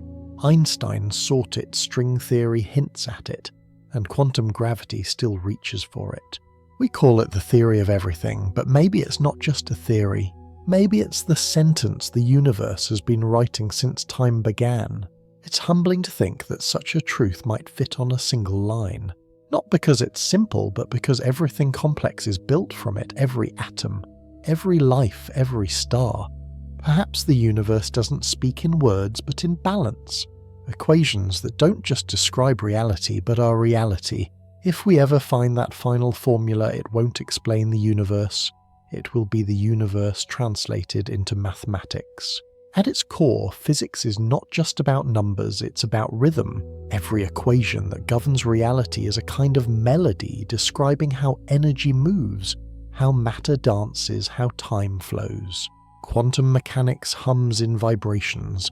Relativity stretches space into tempo. Even gravity is a kind of resonance, curving space-time like a deep sustained note. The universe isn't chaos hidden beneath order, it's harmony hidden beneath silence. Each law adds its own tone to the grand composition of existence. Sometimes I imagine those equations not as symbols, but as sound. The hum of atoms, the pulse of galaxies, the quiet music of gravity holding everything together. If we could hear it, the universe would not be still, it would sing. And maybe that's what beauty truly is.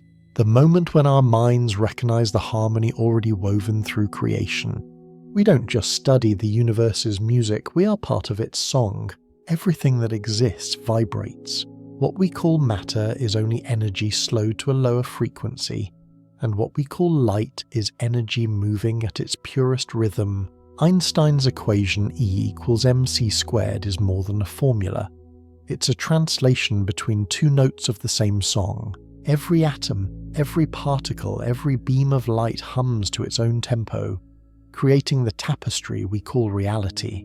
Physics at its deepest level isn't about things, it's about vibrations endlessly weaving the difference between stillness and motion. It's humbling to realize that the entire universe is built on soundless music. From the spin of electrons to the orbit of planets, everything participates in a cosmic rhythm older than time itself. If we could see all frequencies at once, matter and energy would blur together indistinguishable, the same melody played in different keys. Perhaps that's the unity physicists seek, not just an equation, but a harmony so perfect that existence becomes its echo. Before there was light, there was sound. In the first few 100,000 years after the Big Bang, the universe was a sea of plasma, dense, hot and opaque. Light could not travel freely, but pressure waves could. These ripples moved through matter and radiation like vibrations through air, creating the universe's first music. They left their imprint in the cosmic microwave background, faint patterns we can still see today, the frozen echoes of creation's original rhythm. It's strange to think the universe once rang like a bell. Each fluctuation, each pulse shaped the scaffolding of galaxies yet to come. The cosmic web we see now, stars, clusters and voids, all trace back to those ancient harmonics. In a sense, the universe has been singing ever since expanding its melody across billions of years. And when we listen to the faint hum of the cosmic background, we're not hearing noise. We're hearing the afterglow of the first note ever played. Today, when astronomers study the cosmic microwave background, they're not just looking, they're listening. Every faint fluctuation in the ancient radiation is a note from the universe's first song. By decoding these patterns, scientists can reconstruct the size, shape and rhythm of those early vibrations, the very ones that gave birth to galaxies. These aren't metaphors, they're literal sound waves stretched by expansion until their frequencies dropped beyond hearing. The cosmos in its youth was filled with music that sculpted everything we see today. And in a way, we're still part of that melody. The same waves that once rippled through plasma now echo through us in atoms, in breath, in thought. When satellites like Planck and WMAP convert those ancient signals into sound, we can hear the heartbeat of creation itself, deep, resonant, hauntingly beautiful. It reminds us that the universe has always been alive with rhythm, and that time perhaps is just the memory of its song still playing on. If the universe has a song, then time is its rhythm. Every atom ticks like a drum, every orbit marks a beat. The expansion of the cosmos, the decay of particles, even the flicker of light all follow a steady tempo. Time is not an arrow, but a pulse, keeping reality synchronized from one moment to the next. And just as a heartbeat gives life to a body, this rhythm gives structure to existence. Without it, there would be no motion. No cause, no memory, only silence. But what keeps that rhythm playing? Physicists think it emerges from entropy, the steady unfolding of possibility. Each second is a new configuration, a new verse in the universe's endless composition. Maybe that's why time feels like music. It carries both order and change, repetition and surprise. And as long as the universe continues to expand, its rhythm will never stop. We're all part of that cosmic tempo brief notes in a song that began before stars and will outlast them all. The universe has a direction. We feel it in every falling leaf. every fading star, every heartbeat that won't return. Time flows forward, but no one truly knows why. The laws of physics work the same both ways, yet the world refuses to run in reverse. The answer may lie in entropy, the gradual spread of energy from order to chaos. Every second, the universe rearranges itself into new possibilities never to repeat. That imbalance, that increase of disorder, is what gives time its arrow. It's a quiet illusion we all live inside. The past feels fixed because it's recorded. The future feels open because it's not. But from the universe's point of view, past and future may already coexist. We simply experience them in sequence, like frames of a film unfolding one by one. Perhaps time doesn't move at all. We do. Our consciousness travels through space-time, giving direction to something that was never meant to have one. To us, time feels like motion, a river carrying us from what was to what will be. But Einstein's relativity suggests something different. That past, present and future all coexist fixed within the four-dimensional fabric of space-time. In this view, every event that ever happened and ever will happen already is. The feeling of now is simply the point our consciousness happens to occupy. Time doesn't flow. Awareness moves through it like light passing through layers of glass. That changes everything about what it means to exist. It means the past isn't gone. It's still there, perfectly preserved, waiting in the geometry of space-time. The future too already exists, invisible but real. We are travelers across a map that never changes, giving motion to what is otherwise still. Perhaps that's why every moment feels sacred, because somewhere in the vastness of the universe it's still happening. Nothing is ever truly lost. It only waits for us to arrive again. At the edge of time, the universe becomes silent. Equations lose meaning, clocks stop ticking, and the very idea of before and after dissolves. In black holes, time stretches into infinity. At the Big Bang, it compresses to nothing. These boundaries mark the limits of our understanding points where space-time folds in on itself and the universe hides its deepest truth. Beyond them, physics no longer describes what is only what was possible. Yet even here there may be continuity. Some theories suggest that time doesn't end, it transforms. What we call eternity might not be endless duration but timelessness. A state where every moment exists at once, free from decay. Perhaps the edge of time is not a wall but a horizon, a threshold into a realm where existence no longer needs sequence. And if we could step beyond it, we might find that eternity has always been here, waiting quietly inside every passing second. From the first flicker of light to the silence beyond time, the universe has been telling one story its own. We've watched matter become stars, stars become life, and life become thought. We've followed galaxies forming, colliding and fading, only to discover that through it all the cosmos has never stopped learning about itself. Every law, every atom, every consciousness is part of a single unfolding equation, the one that turns energy into meaning. And in that vast continuum, we are both observers and participants. We are the universe made aware, the eyes through which creation looks back at itself. The atoms in our hands were forged in dead stars. The thoughts in our minds are echoes of ancient light. The mind-bending truth isn't how large the universe is, it's that we belong to it completely. One day the stars will fade and the galaxies will vanish into darkness. But awareness, this fragile flame, is proof that for a moment the cosmos knew itself.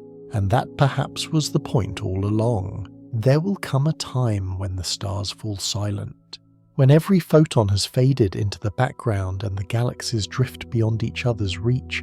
The last atoms will decay and even time itself will lose its meaning. But the story of the universe will not end there, because stories are not measured in duration but in awareness. For a brief cosmic moment, reality looked back at itself and wondered why it was here. That moment was us. We were not the beginning and we will not be the end. But in our small span of existence, we turned chaos into curiosity, darkness into discovery, silence into song. The universe gave us eyes to see it, minds to question it, and hearts to feel its beauty. And maybe that was enough. Maybe all creation ever needed was to be known once before it returned to sleep. So when the last light fades and the cosmic music quiets to a hum, remember this. Every atom that ever lived, every star that ever shone still carries the echo of that awareness. It isn't gone. It's only waiting, because somewhere beyond the edge of time the universe will awaken again, and it will remember that it once dreamed of us. Imagine shrinking our entire solar system until the sun itself is no larger than a glowing bead in your hand. Around it the planets fall into place, tiny specks circling at invisible distances. At this scale, Earth would be smaller than a grain of dust orbiting just a few steps away. But the nearest star, you would need to travel thousands of kilometers before encountering it. This is the true nature of our cosmic neighborhood. Vast stretches of emptiness separating islands of light. The distances are so immense that even the fastest spacecraft humanity has ever built would take tens of thousands of years to cross the gulf to the nearest star, Proxima Centauri. And yet even that star is practically next door in the scale of the galaxy. Our solar system itself is already vast beyond comprehension. Light from the sun travelling at 300,000 kilometers per second takes just over 8 minutes to reach Earth, but it needs more than 4 hours to reach Neptune, the outermost planet, and over half a day to cross the boundary where the sun's influence fades into interstellar space. Beyond that, in the dark, drifts the Oort cloud, a hypothetical sphere of icy bodies that may extend nearly 1 light year from the sun. Even here we are still within our local neighbourhood. When astronomers first tried to grasp these distances, they resorted to metaphors.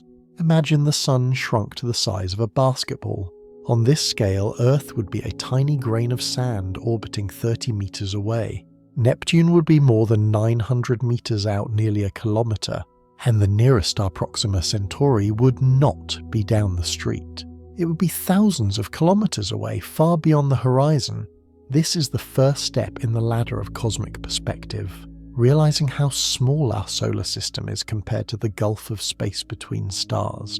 It is like discovering that the village you thought was the whole world is merely one house in an endless city, and yet even this city is only a tiny part of a much grander design. When we lift our gaze from stars to galaxies, the scale explodes. The Milky Way, our galactic home, contains more than 200 billion stars. It stretches 100,000 light years across a disk of spiraling arms wrapped around a glowing core. To cross it from end to end, light itself, the fastest thing we know, would need 100 millennia, and yet to us it appears as nothing more than a faint band of light smeared across the night sky. We live not at the centre, but on the outskirts, in a quiet spiral arm called the Orion Arm. From here the galaxy looks serene, but within its depth stars are born and die in spectacular fashion. Supernovae explode with the brilliance of entire galaxies. Black holes lurk in silence. Gas clouds stretch for hundreds of light-years nurseries where new stars ignite. The Milky Way is not static. It is alive, changing, evolving. This awareness that our solar system is a speck in a galaxy, and that our galaxy is only one among countless others, is the foundation of the journey ahead. Step by step, we will climb from the familiar into the unimaginable, from what we can measure with instruments to what we can barely conceive. And with each step, the universe will grow larger, stranger, and more awe-inspiring. If the Milky Way were the only galaxy in existence, it would already be overwhelming. But it is not alone. Just beyond our spiral home lies Andromeda, a majestic spiral galaxy more than 2 million light-years away. In the night sky, it appears faint, barely visible to the naked eye as a smudge of light. Yet through a telescope its grandeur is revealed, a swirling disk larger than the Milky Way glowing with 1 trillion stars. Andromeda is not just a neighbour, it is our future. Gravity is pulling our galaxies together, and in about 4 billion years they will collide. When that happens, their shapes will twist and distort. Stars will be flung into arcs and tails. Their central black holes will spiral inward, eventually merging. Out of this cosmic encounter will emerge a new galaxy, often nicknamed Milkomeda, a giant elliptical shining brighter than either of its parents. For now, though, Andromeda drifts serenely approaching us at hundreds of kilometers per second. the slow choreography of the cosmos. The Milky Way and Andromeda are the dominant members of what astronomers call the local group. This is a small collection of more than 50 galaxies bound together by gravity. Many of them are dwarfs, tiny irregular smudges containing only a few million stars. Others, like Triangulum, are graceful spirals in miniature. These galaxies orbit and interact like members of a family exchanging gas and stars over billions of years. Seen from afar, the local group would appear as a small knot of galaxies adrift in the cosmic ocean. It spans about 10 million light-years across a vast distance compared to our solar system, yet only a tiny bubble compared to the universe at large. Within this group, galaxies tug at one another, merge and evolve. It is the first layer of cosmic structure beyond our own galaxy, the neighbourhood in which the Milky Way resides. What makes the local group remarkable is not its size, but its role as a stepping stone in perspective. To grasp its scale is to begin to understand how galaxies organise themselves. They do not scatter randomly. They gather, cluster, and weave into patterns dictated by gravity and dark matter. The local group is a microcosm of this universal principle. Astronomers often compare it to a small town. The Milky Way and Andromeda are like the two largest buildings towering above the rest. The smaller galaxies are like cottages scattered around. Some cling closely to the giants orbiting as satellites. Others drift further out, hovering at the edge of the town's reach. And beyond that edge lies emptiness until we step into the next level of cosmic structure. For now, the local group is our immediate home in the grand hierarchy. It reminds us that galaxies are not isolated islands. They are members of communities shaped by their neighbours as much as by their own internal processes. And just as towns belong to counties and counties to nations, the local group is part of something far larger. The journey outward has only begun. Beyond our group of galaxies, the structures grow more immense, more intricate, and more mysterious. The next step will take us to clusters, cosmic cities where hundreds or even thousands of galaxies gather. The local group, for all its immensity, is just a small town compared to the great cities of the cosmos. Galaxy clusters. The nearest of these to us is the Virgo cluster, lying about 60 million light-years away. Through a telescope, Virgo does not appear as a single object, but as a swarm over 1,000 galaxies bound together by gravity, moving in a slow but intricate dance. To appreciate the scale, imagine the Milky Way drifting within this vast structure. Our galaxy, enormous by human standards, would look like a single street lamp within a sprawling metropolis. Elliptical giants hundreds of thousands of light-years across dominate Virgo. They contain trillions of stars and masses so large that they anchor the orbits of dozens of smaller galaxies. Around them whirl spirals, irregulars, and dwarfs, each playing a role in the cluster's gravitational symphony.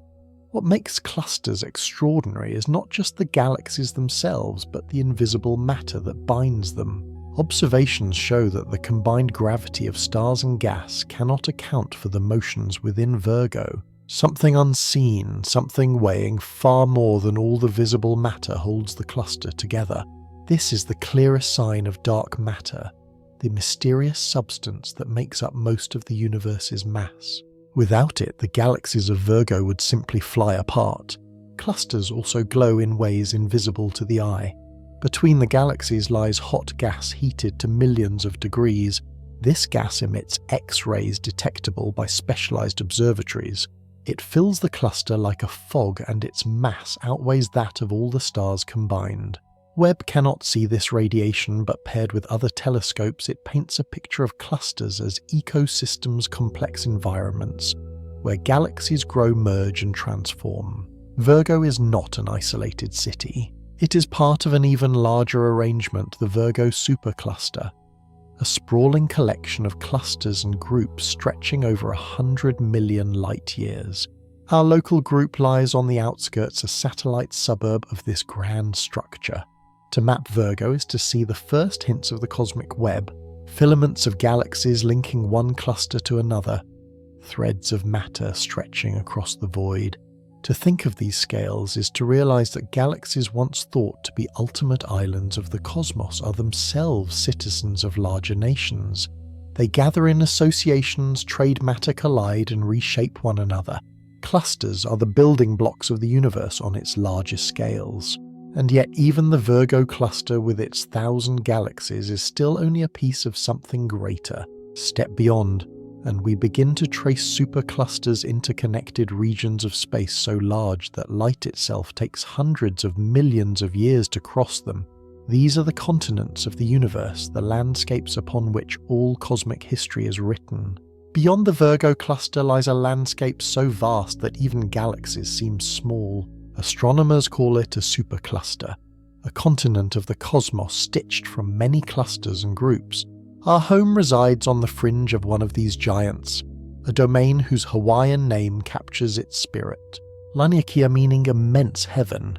It spans hundreds of millions of light years, and its rivers of gravity guide entire families of galaxies, drawing them toward common basins like water flowing down a mountain range. To imagine Laniakea replace streets and cities with filaments and clusters, the Virgo cluster is one city among thousands. The local group with the Milky Way and Andromeda is a suburb riding a slow current. Every galaxy is a boat in that current, carried not by wind but by the invisible pull of mass spread over unimaginable distances. Where the currents converge, clusters thicken. Where they diverge, voids open like blue water on a map. How do we know we belong to Laniakea? By measuring subtle motions, galaxies are not simply receding with cosmic expansion. They also drift under local gravity. When astronomers map these flows, they find a grand basin of attraction far beyond Virgo, a region toward which many galaxies move together. Our home and its neighbours slide along the same slope of space-time, bound not by walls, but by the geography of gravity. The borders of a supercluster are not fences, but watersheds. Cross an invisible ridge and a galaxy would be pulled toward a different basin, a separate destiny. This way of seeing redraws the sky. What looks like scatter becomes topology. Space-time is contoured, and galaxies ride those contours like leaves on slow rivers. Laniakea is not eternal. Over billions of years, its pieces will continue to merge while the greater universe thins as expansion accelerates. Yet the pattern matters now. It shows that structure in the universe is hierarchical. Stars within galaxies, galaxies within groups within superclusters, all nested in a web whose scale defeats ordinary language. Stand back one step more and Laniakea itself becomes just one panel in a mosaic. Other superclusters lie beyond, some connected by tenuous bridges of galaxies, some separated by yawning voids. From this height of imagination, the Milky Way is a single spark riding a slow tide across an immense heaven, passing milestones we can name but never visit in a lifetime. There is humility in such cartography. We draw borders around Laniakea today because current data favour those watersheds. As measurements improve, the lines may shift, the basin may widen or narrow, tributaries may be reassigned. That is expected. The map is not the territory. It is a living draft that converges as evidence accumulates. What endures is the concept. Gravity carves the universe into drainage patterns on a scale so large that entire galaxies flow like raindrops. Peer a little farther and the currents meet still larger structures. The Shapley concentration looms like a continental shelf, its mass tugging on galaxies across hundreds of millions of light years. Flow lines bend toward it, and our own path leans subtly in that direction. We do not sail alone. Entire flotillas of groups share our drift. The realization is strangely intimate. The fate of the Milky Way is written not only in its own mass and neighbours, but in the distant terrain of space-time. If superclusters are the continents of the universe, the cosmic web is the world itself, a lattice of matter stretching across space, its filaments threaded with galaxies and its nodes ablaze with clusters. Between the strands yawn vast voids, regions almost empty, where a single galaxy might wander for hundreds of millions of light years without meeting another. Computer simulations predicted this web decades ago. Modern surveys have traced it nearby. With deep infrared vision, we glimpse its younger form already sketched by gravity long before the present day. Why a web at all? In the early cosmos, tiny ripples in density grew under gravity. Dark matter, abundant and slow to interact, collapsed first, forming invisible scaffolds. Ordinary gas fell onto those scaffolds, heated and cooled, and eventually ignited as stars. Gravity pulled more matter along the same paths, amplifying the pattern, like water carving deeper channels into soft earth. The result was not a uniform soup, but a grand network of veins and arteries feeding galaxies with fresh gas and carrying away their waste. We do not see dark matter directly, but it leaves fingerprints. One is gravitational lensing. Mass bends light, distorting the shapes of background galaxies. Map the distortions across a field and you sketch the hidden mass. Another is motion.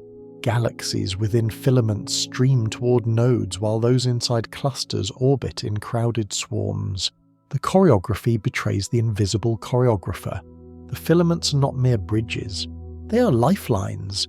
Galaxies starve without gas. Star formation fades and the lights go out. Along a filament, gas can flow inward for billions of years, replenishing the fuel for new stars. The densest junctions become bustling intersections, while isolated galaxies in the emptiest voids grow old and quiet like towns bypassed by every road. Voids matter too. They expand faster than crowded regions, stretching the web, sharpening contrast and giving cosmologists clean laboratories to test gravity. A single supernova in a lonely void galaxy writes a clear line in data unblurred by neighbours. In this way, emptiness becomes an instrument. From the right distance, the web resembles a fog of glass threads crisscrossing the universe.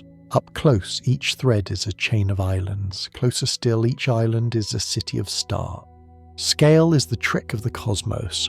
The pattern endures while the pieces change. Learn the pattern and the universe begins to make sense. New instruments push the web into view. Radio arrays map neutral hydrogen. X-ray telescopes reveal the hot atmospheres of clusters that sit at the web's nodes. Optical surveys trace billions of galaxies, drawing the bones of the structure in exquisite detail. Webb adds the earliest chapters, catching newborn galaxies already aligned along threads laid down by dark matter. The agreement between maps at different wavelengths and different eras is the victory of a theory tested from many angles. Because the web connects everything, small causes can have large effects. A stream of cold gas pouring down a filament can ignite a starburst that reshapes a galaxy's future. A merger at a node can quench star formation by heating the gas supply. Feedback from black holes can blow winds along the strands, changing the fate of neighbours downstream. The web is not background, it is the stage and the script. Even the emptiness instructs. Light travelling through a void suffers less gravitational tug, arriving slightly earlier than if it had taken a denser route. By timing many signals with care and comparing paths, cosmologists test models of gravity itself. Some proposals for physics beyond the standard model would subtly alter how voids grow or how filaments thicken. The web thus becomes a laboratory for ideas as well as a map of matter. Stand at any scale you like and the motif persists. Branches into twigs into leaves. The same mathematics that describes river deltas and lung bronchi appears in the spacing of galaxies. Nature reuses patterns when they are efficient. The universe did not need to be beautiful, but it often is. We once imagined a universe of isolated islands. The web replaces that picture with a circulation system. Gas flows in along filaments, forms stars, is blown out by winds, and supernova cools and flows in again. Over and over the cycle continues, moderated by environment. A galaxy at a junction will live a different life than one suspended in a quiet strand. The web turns statics into dynamics, geography into biography. To measure a universe this large, astronomers built a ladder of distances, each rung calibrated by the one below. At the ground level are trigonometric parallax measurements. As Earth moves around the Sun, nearby stars shift slightly against the distant background. That wobble, tiny yet precise, gives the first reliable steps out of our neighbourhood. Beyond parallax, a new rung appears. Standard candles objects whose true brightness is known. If you know how bright a thing really is, you can compare it to how bright it looks and deduce the distance. Cepheid variable stars serve as such candles. Their pulsation period tells their luminosity a gift of physics that turns rhythm into a yardstick. By finding Cepheids in nearby galaxies, astronomers stretch the ladder across intergalactic space. Further out, supernovae of a particular type become the next rung. These explosions reach nearly uniform peak brightness, bright enough to be seen across billions of light years. Plot their distances against how fast those galaxies are receding, and you trace the history of cosmic expansion. This is how we learned that the universe is not just expanding but accelerating, a discovery that revealed the presence of dark energy. Each rung demands careful calibration. Dust can dim a candle. Chemistry can shift a star's rhythm. The ladder's strength lies in overlap. Methods cross-check one another, anchoring the scale with redundancy. Where the rungs disagree, tension arises, and those tensions often hint at new physics or hidden systematics. The debates about the precise rate of expansion, the so-called Hubble tension, grow from these meticulous comparisons. The ladder is not only about light. Sometimes gravity provides the yardstick. In rare alignments, a foreground galaxy lenses a background supernova or quasar into multiple images. Light from each image travels a different path length and crosses regions of different gravitational potential. Measure the time delays between the flickers, and you can solve for distance and the geometry of space-time itself. In the end, the distance ladder is a story about turning change into measure. A star's pulse, a supernova's flare, a planet's orbit, a photon's delay. From these rhythms, we chart a cosmos too vast to survey with any single ruler, and the map holds together not by assumption, but by the harmony of many independent notes. No single rung suffices everywhere, so astronomers engineer overlap. Spacecraft triangulate parallaxes with baselines larger than Earth's orbit, sharpening the first step. Cepheid measurements are tied to galaxies that also host supernovae, welding two rungs together. Nearby galaxies with water mazes provide geometric distances that check both. With each weld, uncertainty shrinks and the vast takes on edges we can trust. Yet puzzles remained. Independent routes to the expansion rate yield answers that differ by a few percent, small in number, large in meaning. Either subtle systematics hide in the data or new physics waits in the wings. Perhaps a change in dark energy's behavior, an extra species of light particle in the early universe, or a calibration shift we have not yet noticed. The fact that careful measurements disagree is not a failure. It is where progress begins. Beyond candles and lenses, a different ruler spans the sky. Ripples from sound waves in the hot plasma of the early universe, now frozen into the large-scale distribution of galaxies. These baryon acoustic oscillations provide a standard yard built into spacetime itself. Measure their scale at different epochs, and you recover the expansion history in another key harmonizing with the rest of the ladder. Distances are the spine of cosmology. Without them, brightness misleads, size deceives, and motion cannot be interpreted. With them, scattered measurements lock together into a narrative. A Cepheid in one galaxy calibrates a supernova in the same galaxy, which calibrates galaxies 1,000 times farther away, which anchor models of the early universe that predict ripples we measure across the sky today. The ladder is not a gadget, it is the discipline of consistency made visible. The ladder reaches into the microwave background as well. Tiny ripples in that ancient light encode absolute scales set by physics in the first minutes. Combine those scales with today's maps and you obtain yet another route to distance, linking the younger snapshot of the universe to the present in a single chain. When independent chains agree, confidence deepens. When they do not, the discord points to the next question we must ask. Calibrators have personalities. Cepheids are bright, but exist only in star-forming regions where dust is thick. Supernovae reach far, but are rare and unpredictable.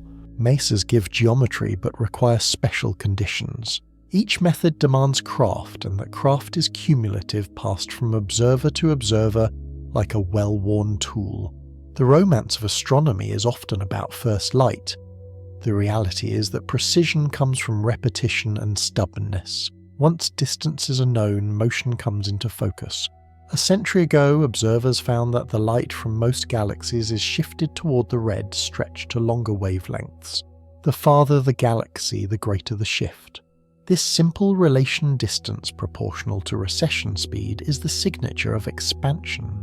Space itself is growing, carrying galaxies apart like dots on an inflating balloon. Expansion does not mean galaxies are flying through space away from a center. There is no center. Every observer, wherever situated, sees distant galaxies receding. It is geometry, not a blast. The scale factor of the universe increases with time and wavelengths stretch with it. So even ancient photons arrive with their colors changed, a fossil record of the journey. For nearby galaxies, we can treat redshift as a speed. For distant ones, the picture is subtler. General relativity frames the change not as motion through space, but as growth of space. Equations translate redshift into look-back time, comoving distance, and the history of expansion. These are the tools that let us say how old the light is, how far the source is now, and how the universe has changed between emission and arrival. The relation between distance and recession is governed by the contents of the universe. Matter slows expansion. Dark energy speeds it up. Radiation mattered long ago. By fitting models to the observed pattern, a curve, not a line over great distances, we infer the proportions of matter and dark energy. That is how we learned that ordinary matter is only a small share of the cosmic budget, while dark matter and dark energy dominate the ledger. On small scales, gravity can resist expansion.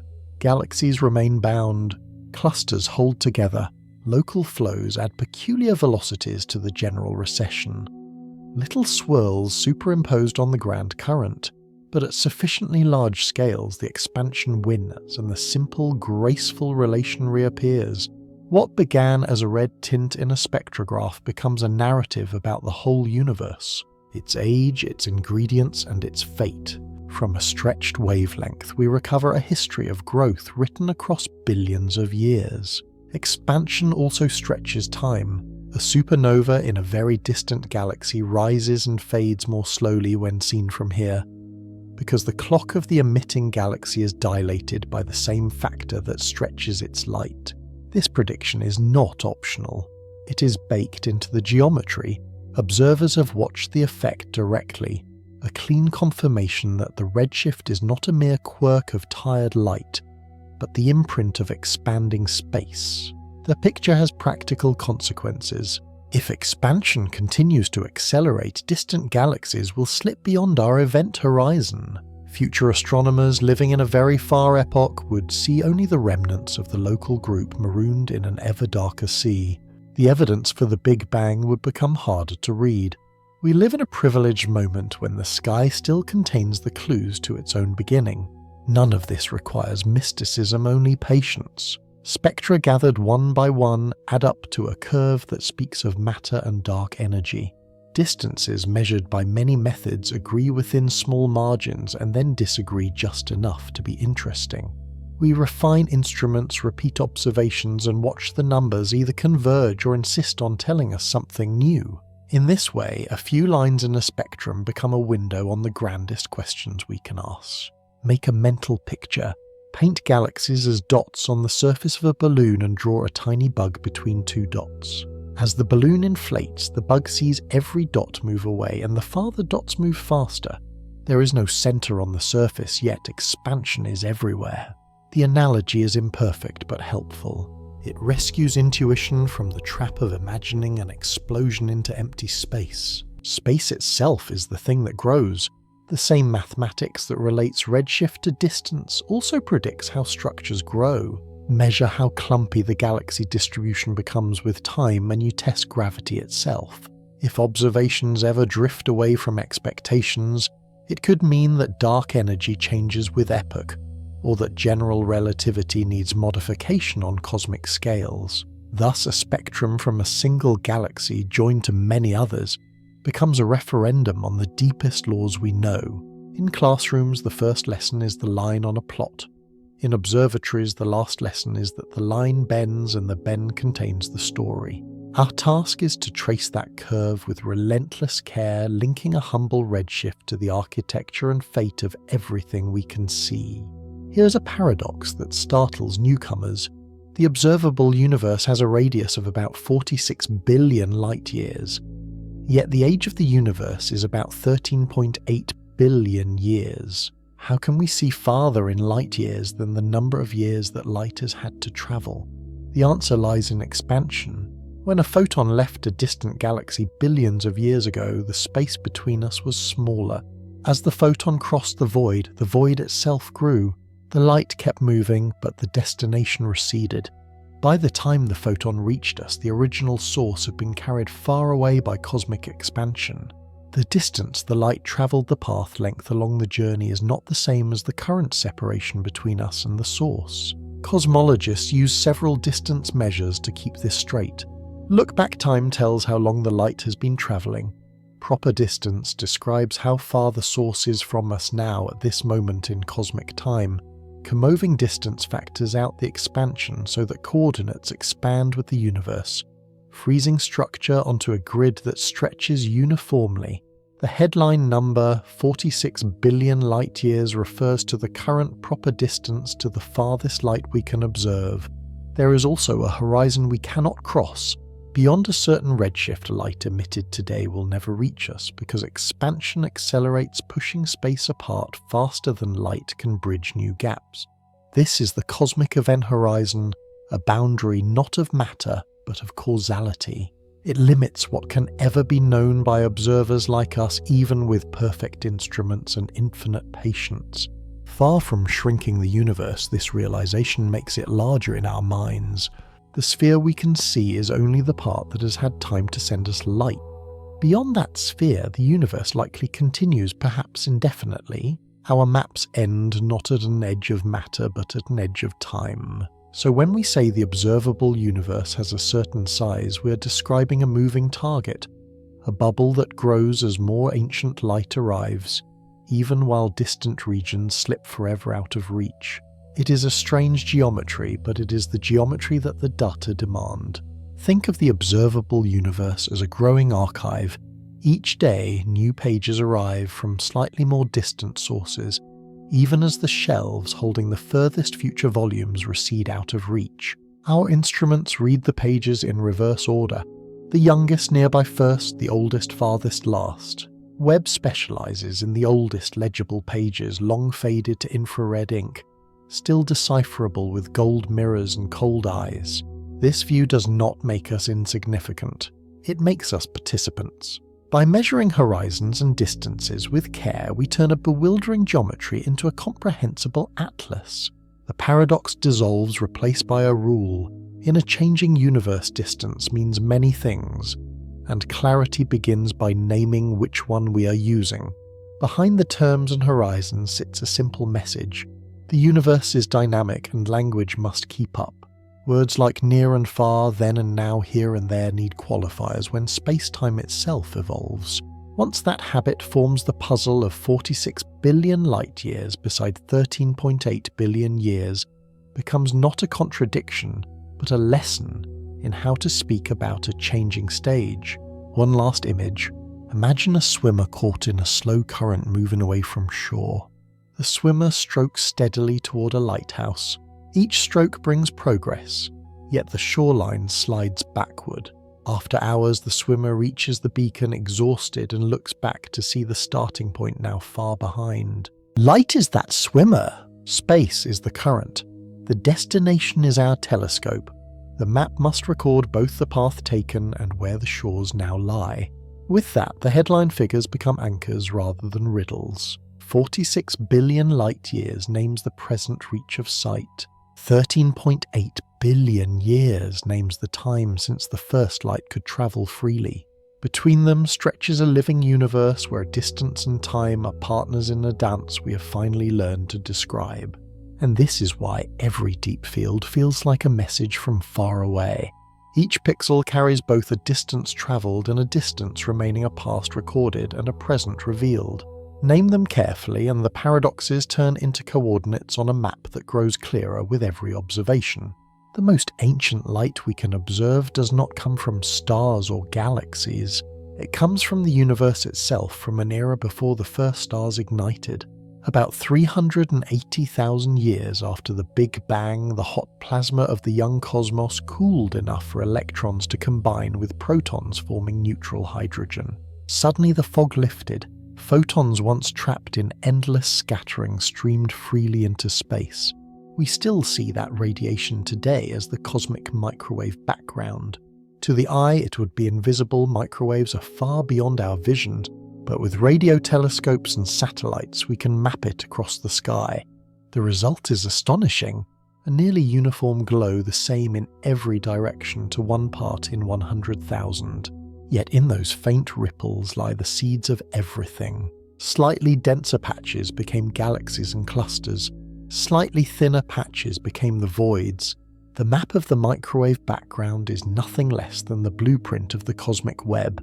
The temperature of this background is just under 3 degrees above absolute zero, but its tiny variations encode a wealth of information. By analysing them, astronomers infer the age of the universe, its composition of matter and radiation, and the balance of ordinary matter, dark matter and dark energy. These ripples are fossils of sound waves that once rolled through the primordial plasma, and their pattern still marks the large-scale structure today. The cosmic microwave background is often called the afterglow of creation, but it is more like the first clear photograph. Everything before it is hidden behind the fog of plasma. Everything after is history unfolding. To measure it is to measure the foundation. Satellites like COBE map and Planck refine this map to exquisite precision. Each mission confirmed the broad picture. A universe about 13.8 billion years old, expanding, filled mostly with dark matter and dark energy. The agreement across instruments and techniques is one of the triumphs of modern science. Yet mysteries remain. The larger scales of the background show anomalies, a cold spot larger than expected alignments that seem to defy randomness. Whether these are statistical flukes or hints of new physics is debated still. Webb does not observe the microwave background directly, but by studying the first galaxies it connects the blueprint to the finished structure, testing whether the early seeds grew as predicted. Long before the microwave background formed, another process set the stage: cosmic inflation. According to theory, in the first fraction of a second, the universe expanded faster than even light could cross it. Distances grew by unimaginable factors in an instant, stretching quantum fluctuations to cosmic scales. Inflation explains why the microwave background looks so uniform. Regions that appear far apart were once close enough to share conditions before being pulled beyond one another's horizons. It also explains why the universe is flat to high precision, as inflation smoothed any curvature. Most importantly, it provided the initial seeds of structure. The tiny quantum jitters inflated into density variations that gravity would later amplify into galaxies and clusters. Detecting direct evidence of inflation is difficult. One signal would be primordial. Gravitational waves, faint ripples in space-time that could leave a subtle imprint on the polarization of the microwave background. Experiments have searched for this fingerprint, and though hints have appeared, conclusive proof remains elusive. If found, it would be a window into physics at energies beyond any collider. Inflation may have been brief, but its consequences are eternal. It determined the size of the observable universe, the pattern of ripples in the microwave background, and the scaffolding of the cosmic web. Competing models exist. Some suggest inflation was driven by a field that later decayed. Others propose more exotic scenarios, including eternal inflation, in which our universe is only one bubble among countless others. For now, the simplest models fit the data remarkably well. The spectrum of fluctuations in the microwave background matches predictions. The large-scale structure aligns with expectations. The cosmic web itself, traced by billions of galaxies, follows the contours drawn by inflation's brush. The elegance of the theory is that it links the smallest scales of quantum physics to the larger scales of cosmology.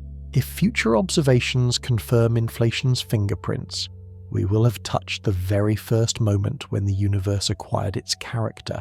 We will have glimpsed the engine that turned uncertainty into structure and silence into the music of space and time. From quantum jitters to galaxies is a long road, but gravity does not waste time. Over billions of years, those ripples grew into the vast structures we see today. The process is called structure formation, and it is the story of the universe turning smoothness into complexity. In the early universe, dark matter dominated. Unlike ordinary matter, it did not interact with light or radiation, so it began clumping earlier. These clumps acted as gravitational wells. Ordinary gas fell into them, cooled, and eventually formed stars. The first galaxies were born in the densest pockets, while emptier regions became the vast voids. Simulations have traced this growth with striking detail. Starting from the ripples seen in the microwave background, computers evolved billions of particles under gravity. The result is a cosmic web of filaments and clusters nearly indistinguishable from real surveys. Galaxies string along filaments like pearls on a necklace, and clusters glow at the intersections. Webb and other telescopes confirm this picture by observing galaxies at different epochs. The youngest galaxies appear small, irregular, and blue with intense star formation. Later galaxies grow larger, redder, and more ordered, shaped by mergers and feedback. By stitching these snapshots together, astronomers reconstruct a time-lapse of structure formation spanning 13 billion years. Feedback is crucial. Exploding supernovae and voracious black holes pump energy back into their surroundings, heating gas, blowing winds, and regulating star formation. Without feedback, simulations produce too many stars too quickly. With it, galaxies evolve into forms we recognize. Spirals with steady disks, ellipticals with quenched cores, dwarfs struggling against the tides of their neighbors. Structure formation is both predictable and stochastic. On large scales, the web always appears. On small scales, details vary. Which galaxy collides with which when stars ignite, how feedback sculpts the result. This blend of law and chance mirrors evolution in biology. The pattern is robust, but the specifics are unique. Every cluster and filament we see today is the matured form of those early ripples. Each galaxy carries the imprint of its ancestry. To read them is to read the fossil record of gravity's patient work written across billions of light years. Stars are the visible punctuation marks of structure formation. They turn gas into light chemistry and eventually life, but their history is not uniform. The universe has passed through distinct eras of star formation, each leaving its mark on the galaxies we see. The first stars known as Population 3 were Titans. Formed from pristine hydrogen and helium, they lacked the cooling agents provided by heavier elements. As a result, they grew enormous, hundreds of times the Sun's mass, and lived only a few million years before exploding. In their deaths, they forged the first carbon, oxygen, and iron, enriching their surroundings for the next generations. Later stars, Population 2, were smaller and longer lived. They carried traces of those early metals enough to allow more efficient cooling and more moderate masses. Many ancient globular clusters still host these stars today. Fossils from the early universe orbiting the Milky Way. Finally came Population 1, stars like our Sun, rich in metals and capable of supporting planetary systems. These stars dominate the modern universe. Their diversity in size, age, and chemistry reflects billions of years of recycling, mergers, and evolution. The history of star formation peaks about 10 billion years ago, a time astronomers call cosmic noon. Galaxies then were ablaze, converting gas into stars at furious rates. Since that peak, star formation has declined as gas supplies dwindled and feedback heated what remained. Our era is quieter, with galaxies forming stars at a more modest pace. Webb has pushed observations into the epoch when the first stars ignited.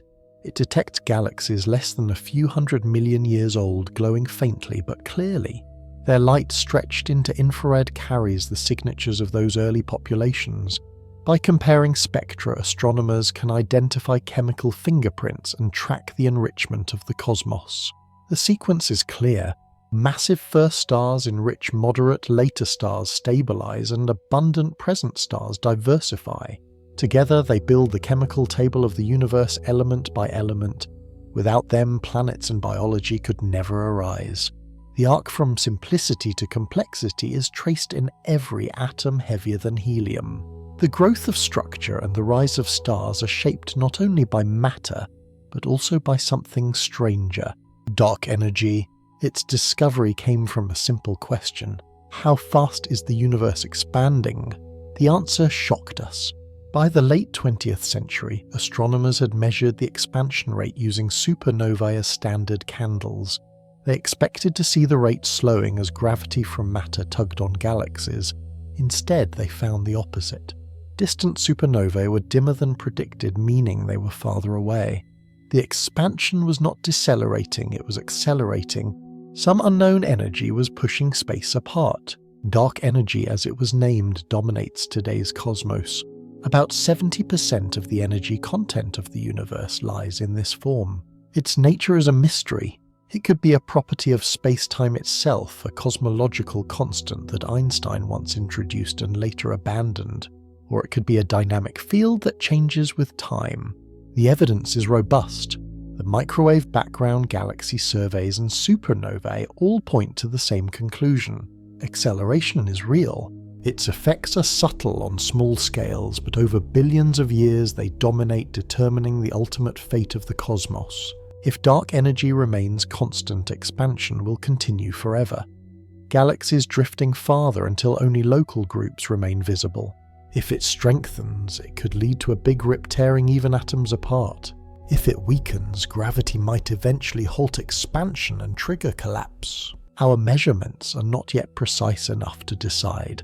Webb contributes by refining the history of star formation and galaxy growth, which depend on expansion. By anchoring distances more firmly and probing earlier epochs, it narrows the possibilities for dark energy's behavior.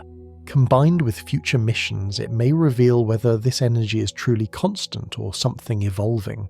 The irony is that most of the universe is made of things we cannot see or fully explain.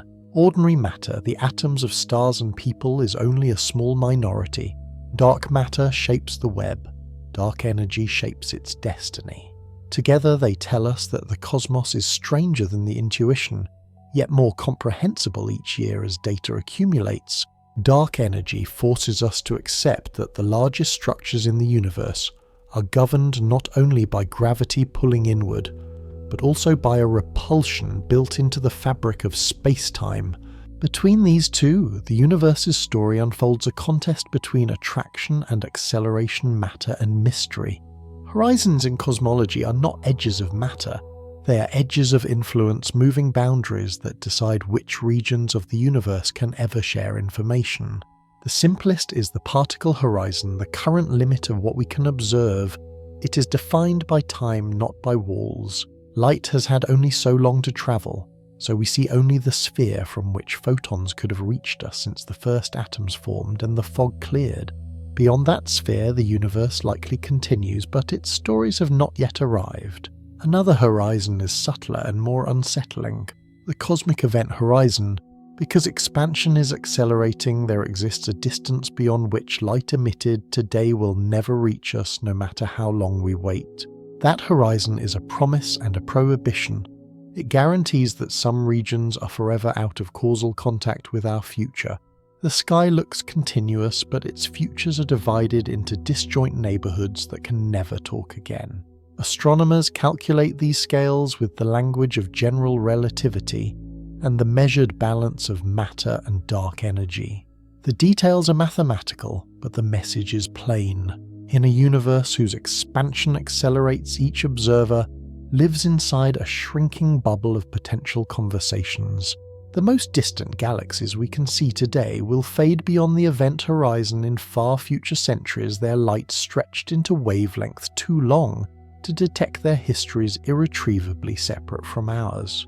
This is not catastrophe. Nearby structures remain bound by gravity. The local group will survive as a single island, its stars continuing to orbit its remnants, merging into a giant elliptical over eons. But the broader map thins out. Clusters that are today visible in our telescopes will dissolve from view, not because they vanish, but because the sea between islands rises faster than any ship can sail. Horizons also shape the temperature of the universe. As expansion proceeds, the cosmic microwave background cools its photons, diluted and stretched. In ages to come, it will slip from microwaves to radio, then to wavelengths so long that only instruments we've not yet imagined could catch them. The night sky will grow emptier, not because the cosmos is smaller, but because our share of it becomes a self-contained garden of stars drifting in darkness. When we talk about horizons, we talk about destiny. We talk about which signals can reach us and which we must infer from theory. We accept that some parts of the grand story will remain implied, not observed. That acceptance is not surrender. It is the discipline that lets us wring truth from the light we do receive, building a coherent narrative inside the boundaries that nature sets. In that coherence there is beauty, and in that beauty motivation to keep pushing the edges of sight. Horizons evolve. In the early universe, the particle horizon was small because little time had passed. As ages accumulated, it grew rapidly. The event horizon, by contrast, stabilizes in an accelerating cosmos, setting a permanent limit on what tomorrow can learn. Even neutrinos and gravitational waves which pass through matter easily face the same causal fences. No messenger outruns the shape of space-time. Our response to horizons is to diversify messengers while the sky is still generous. We build detectors for neutrinos and gravitational waves. We map polarization in the microwave background for ever fainter echoes, and we stretch radio arrays to hear the whisper of neutral hydrogen from the first billion years. Each method captures a different slice of the past before that slice recedes beyond practical reach. Horizons motivate a harvest season for knowledge, not despair. One subtlety often missed is that the so-called Hubble radius differs from both the particle and event horizons. It marks where recession speeds match light speed today, not forever. As the expansion rate changes, light can cross that radius in either direction. Naming these scales carefully prevents paradoxes and turns confusion into geometry we can reason about. The fate of the universe depends on a competition. On one side is gravity, the attraction of all mass and energy, working to slow expansion and bind structures. On the other side is dark energy, a pressure of the vacuum that drives space to accelerate. Which side wins decides the ending. The data today favour an expanding future without end, a slow dimming known as the long freeze, but other possibilities linger at the margins of uncertainty. In the long freeze scenario, galaxies drift farther apart and star formation declines. Gas supplies are consumed or heated beyond easy cooling. The incandescent era of the universe gives way to a twilight ruled by long-lived red dwarf stars. These tiny suns burn their fuel miserly, shining for trillions of years, far longer than the present age of the cosmos. Worlds around them will know epochs of stability our system cannot imagine. Yet even red dwarfs will eventually exhaust their hydrogen. Darkness advances one extinguished star at a time. Another possibility is more dramatic. If dark energy were to grow stronger with time, the expansion could accelerate so violently that bound structures would be torn apart. This hypothetical future is called the Great Rip. First clusters would separate, then galaxies, then solar systems. In the final rush, even atoms would lose their grip. Observations so far do not demand this fate, but they do not absolutely forbid it. And so it remains a reminder that the properties of dark energy matter not just academically, but existentially. There is also the idea of a turnaround, a great crunch that would reverse expansion. For this to happen, the average density and the behavior of dark energy would need to tip the balance back toward collapse. Measurements make this outcome unlikely. Yet cosmology is an experimental science. We read the sky and infer the rules. If future data alter the parameters, destiny will be rewritten. Each ending has its poetry. The long freeze is elegiac, a universe settling into quiet as stars wink out and black holes dominate the night. The Great Rip is apocalyptic, a crescendo of separation. The Great Crunch is cyclical, a return to heat and density that might precede another beginning. Our task is not to choose the story we prefer, but to measure the story we inhabit. The important truth is that the near future on human scales is stable. The Milky Way and Andromeda will merge in a few billion years. Star formation in our merged galaxy will continue for a long time. Planetary systems will rise and fall. Civilizations, if they endure, will watch new constellations form from tidal tails and starburst regions. Destiny is written in centuries of billions, but meaning is made now in the act of learning which line the universe is following. In the long freeze background, radiation cools toward absolute zero. Blackbody curves slide to longer wavelengths, and stellar birth becomes sporadic, as gas is locked in remnants or warmed by feedback. Giant molecular clouds still form here and there, and new stars will flicker into being. But the cosmic census tips inexorably from bright youth to dim maturity. Night skies slowly lose their dense tapestry and become sparser with more black between the surviving points of light. The geology of stars changes as well. Some white dwarfs will crystallize their interiors, forming lattices of carbon and oxygen. A handful might experience exotic reactions at extraordinary densities, theoretical whispers of late fireworks in the deep future. Neutron stars cool and quiet. Planets freeze. Orbits migrate under subtle tidal forces and encounters rewriting the architectures of aging systems. The stories differ in tone but share a moral. The second law of thermodynamics keeps the book energy gradients smooth away. Complex structures can persist by exporting entropy, by tapping flows and contrasts, but the account eventually balances dark energy. If constant accelerates this trend by diluting accessible matter and isolating islands of order, a universe of many little gardens replaces a universe of bustling trade. These far views can feel remote, yet they cast a clarifying light on the present. We live during the incandescent epoch when the sky is full, the background is warm enough to be measured easily, and the record of beginnings still hangs above us. Our instruments tuned to this moment can read the timeline from the first atoms to the rise of galaxies. Whatever the end this is, the golden age of understanding, it is the time to measure. Whatever global ending awaits, the late universe will be ruled by remnants. White dwarfs, neutron stars, and black holes will outlast their luminous progenitors. Over trillions of years, gravitational encounters will reshape galaxies. Some stars will be ejected into intergalactic space drifting alone. Others will spiral inward, feeding the central black hole or merging in faint flashes that briefly trouble the dark. White dwarfs are the exposed cores of sun-like stars, embers the size of Earth, packed with matter so dense that a teaspoon would weigh tons. They cool, slowly radiating away their stored heat.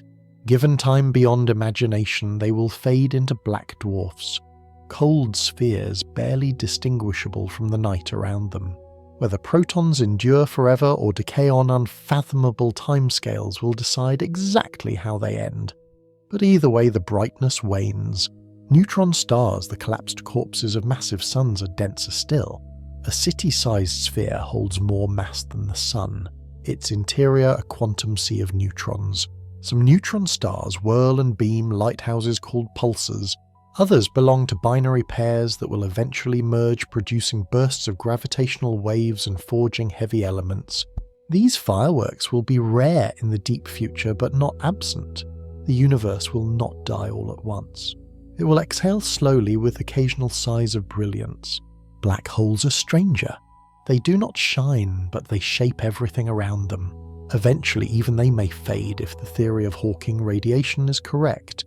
Quantum effects allow black holes to emit a trickle of particles, losing mass at an incredibly slow rate. Small black holes would evaporate first.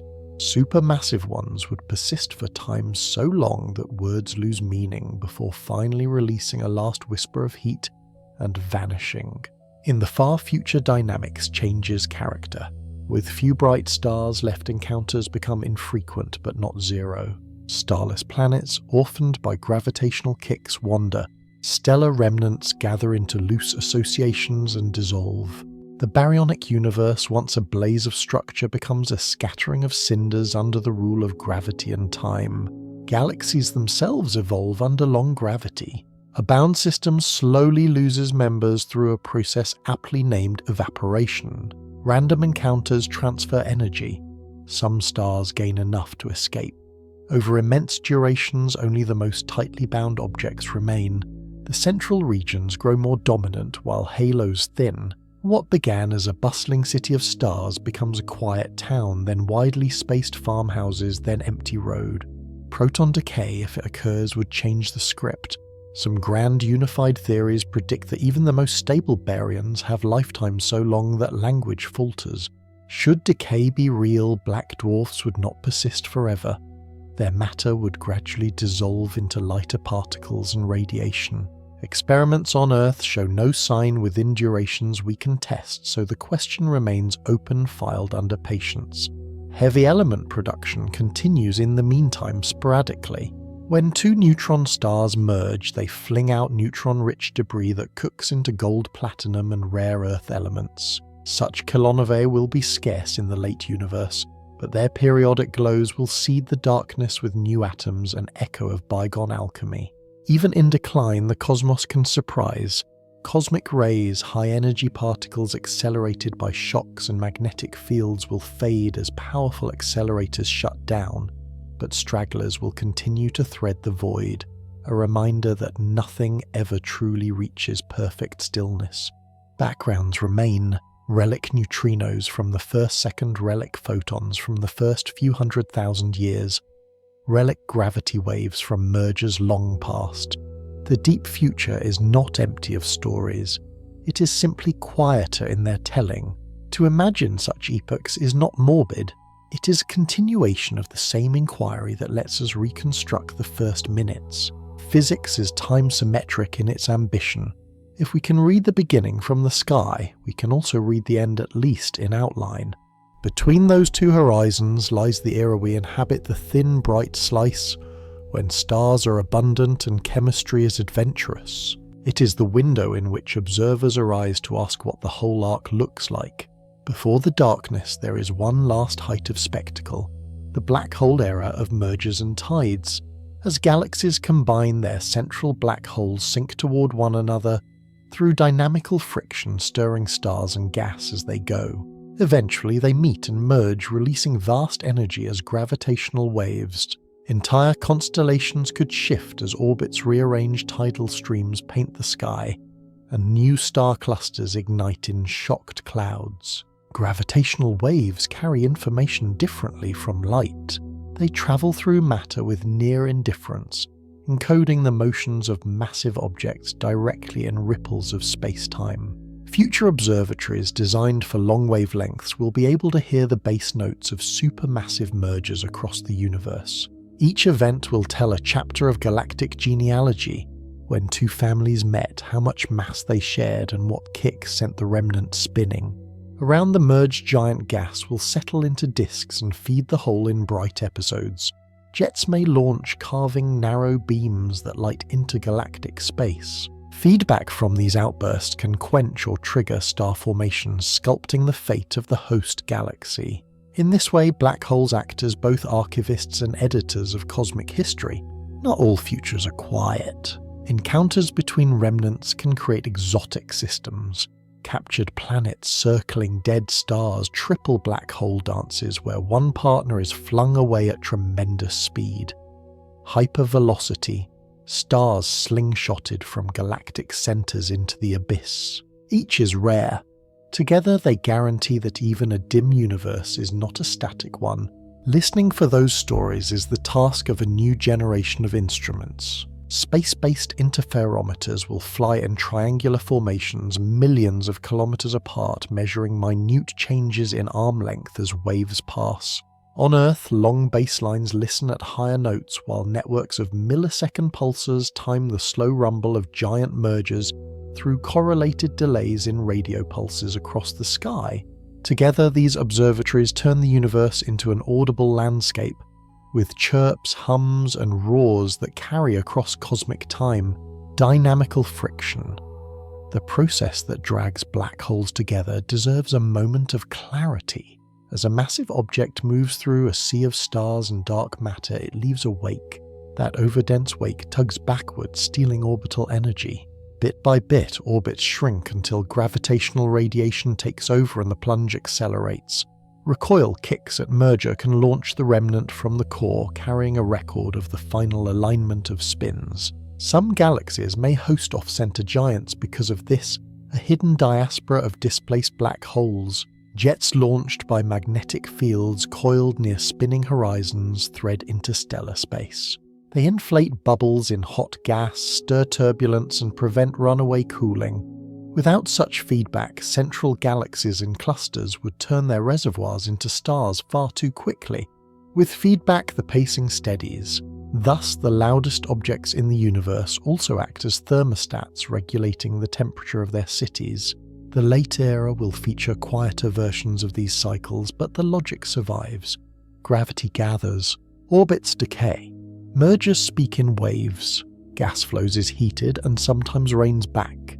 Astronomy shifts from bright pictures to precise timing, from imagery to a symphony of signals.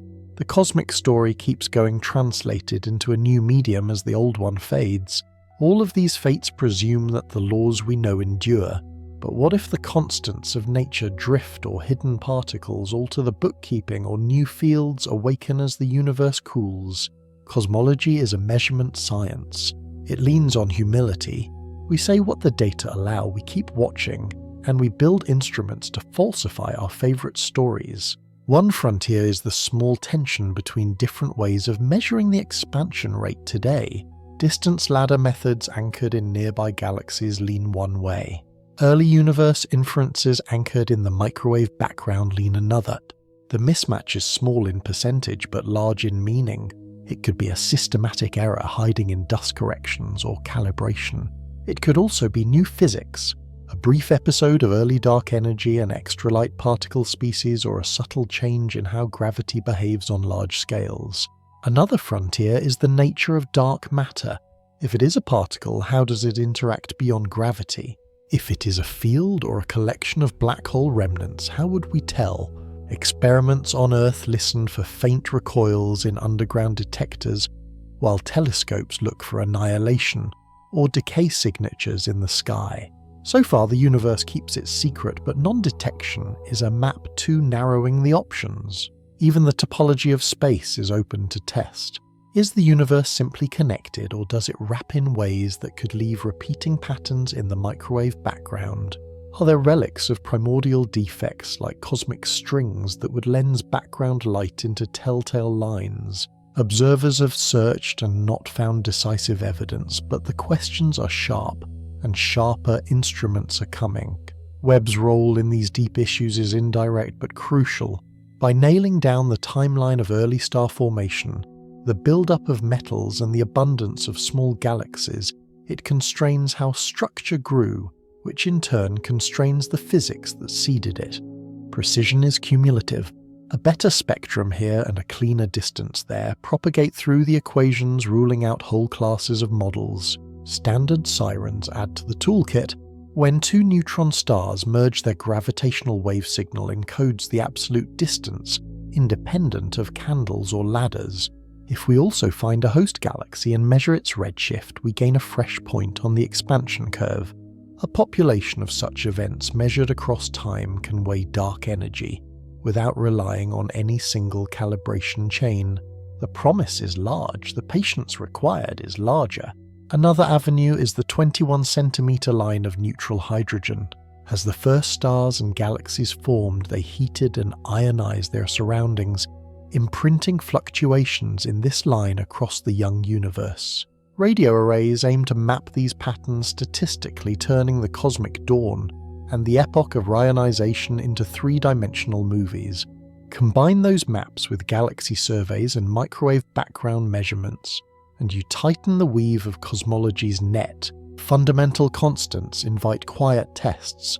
Atomic clocks on Earth compare transitions with exquisite sensitivity, looking for any drift in ratios over years. Quasar spectra provide the same test over billions of years as light passes through intervening gas clouds whose lines encode physics long ago. So far the constants look constant. That in itself is a discovery, a confirmation that the laboratory and the sky share the same rules. Hints of cosmic birefringence alignments on the largest angular scales and other small anomalies keep theorists honest. Most will fade with better data. A few may bloom into real cracks. The discipline is to resist wishful thinking while also staying alert to the sky's surprises. In cosmology, as in all sciences, the universe gets the final vote. In the end, questions about fates and origins circle back to the same practice. Measure, compare, repeat. Build instruments that disagree with one another in constructive ways. Follow the tension, not the comfort. A cosmos this large will never be fully charted, but it can be increasingly well understood. The project is generational. That is its challenge and its grace. The Milky Way and Andromeda are destined to collide. In about 4 billion years, the two spirals will draw together under mutual gravity. Their halos of dark matter already overlap. From a distance, the encounter will look like two whirlpools merging arms, stretching stars flung outward into long streams. Inside, the drama will be less violent for individual stars because the gulf between them is vast. Collisions of suns will be rare, but the tidal reshaping will be spectacular. As they pass, gas clouds will crash and compress, triggering new starbursts. Entire clusters of young blue stars will blaze briefly. Then the galaxies will swing around each other, oscillating their shapes distorted into loops and shells. Eventually they will settle into a single massive elliptical, sometimes nicknamed Milkomeda. Its disk will be gone, its spiral pattern erased, but its core will shine with the combined legacy of both families. During the merger, supermassive black holes at the centers will spiral inward. Their dance will radiate gravitational waves so powerful that even galaxies far away could feel tiny tremors in their timing. When the two holes merge, the outburst of energy will dwarf all starlight for a moment. The remnant will sit at the heart of Milkomeda, a black hole tens of millions of solar masses in size. For any civilization still existing, then the night sky will change dramatically. Constellations will twist as Andromeda grows larger each century. Streams of stars will arch overhead like ghostly bridges. Nebulae of new stars will light the horizon. What is now a faint smudge in the northern sky will become a sprawling neighbour, then a partner in an embrace that lasts billions of years. Mergers like this are not rare. Most large galaxies have grown through such unions. The Milky Way itself shows scars. Stellar streams from cannibalized dwarfs, globular clusters of foreign origin. The great galaxies we admire today are mosaics, patchworks of many ancestors. What we'll witness in our future is simply another stitch in the cosmic tapestry. These processes are part of the universe's metabolism. Gas falls inward, stars form, feedback blows some out, black holes grow, galaxies merge, and the cycle repeats. Each round enriches the mix of elements, builds complexity, and reshapes the map of light. Our galaxy's fate is not isolation but integration, a reminder that nothing in the universe stands alone forever. When galaxies merge, clusters evolve as well. Clusters are not static cities but dynamic arenas where galaxies orbit, collide, and sometimes escape. Over billions of years, dynamical friction drags massive galaxies toward the center, building up a giant elliptical that dominates the cluster's heart. Smaller galaxies become satellites, feeding the giant through mergers. The outskirts thin, the core thickens, and the cluster becomes more centrally concentrated. Meanwhile, dark energy alters the stage. As expansion accelerates, clusters become increasingly isolated. The filaments that once fed them thin out and inflow slows. In the far future, each cluster will resemble a cosmic island cut off from others by the growing gulf of expansion. The Virgo cluster, for example, will continue to evolve internally, but distant clusters will fade beyond reach, leaving Virgo as a self-contained world of hundreds of galaxies slowly fusing. Within clusters, hot gas remains a key player. It glows in X-rays, holds more mass than the stars, and acts as both reservoir and thermostat. Feedback from black holes and supernovae stirs it, preventing runaway cooling that would otherwise produce stars too rapidly. Without this regulation, clusters would shine more brightly than they do. The balance is delicate, a tug-of-war between cooling flows and heating outbursts. As time advances, star formation dwindles. Galaxies exhaust or expel their gas, becoming redder and quieter. Ellipticals dominate their populations, aging. Spirals fade. The cluster grows older, not just in age but in colour, shifting from blue to red.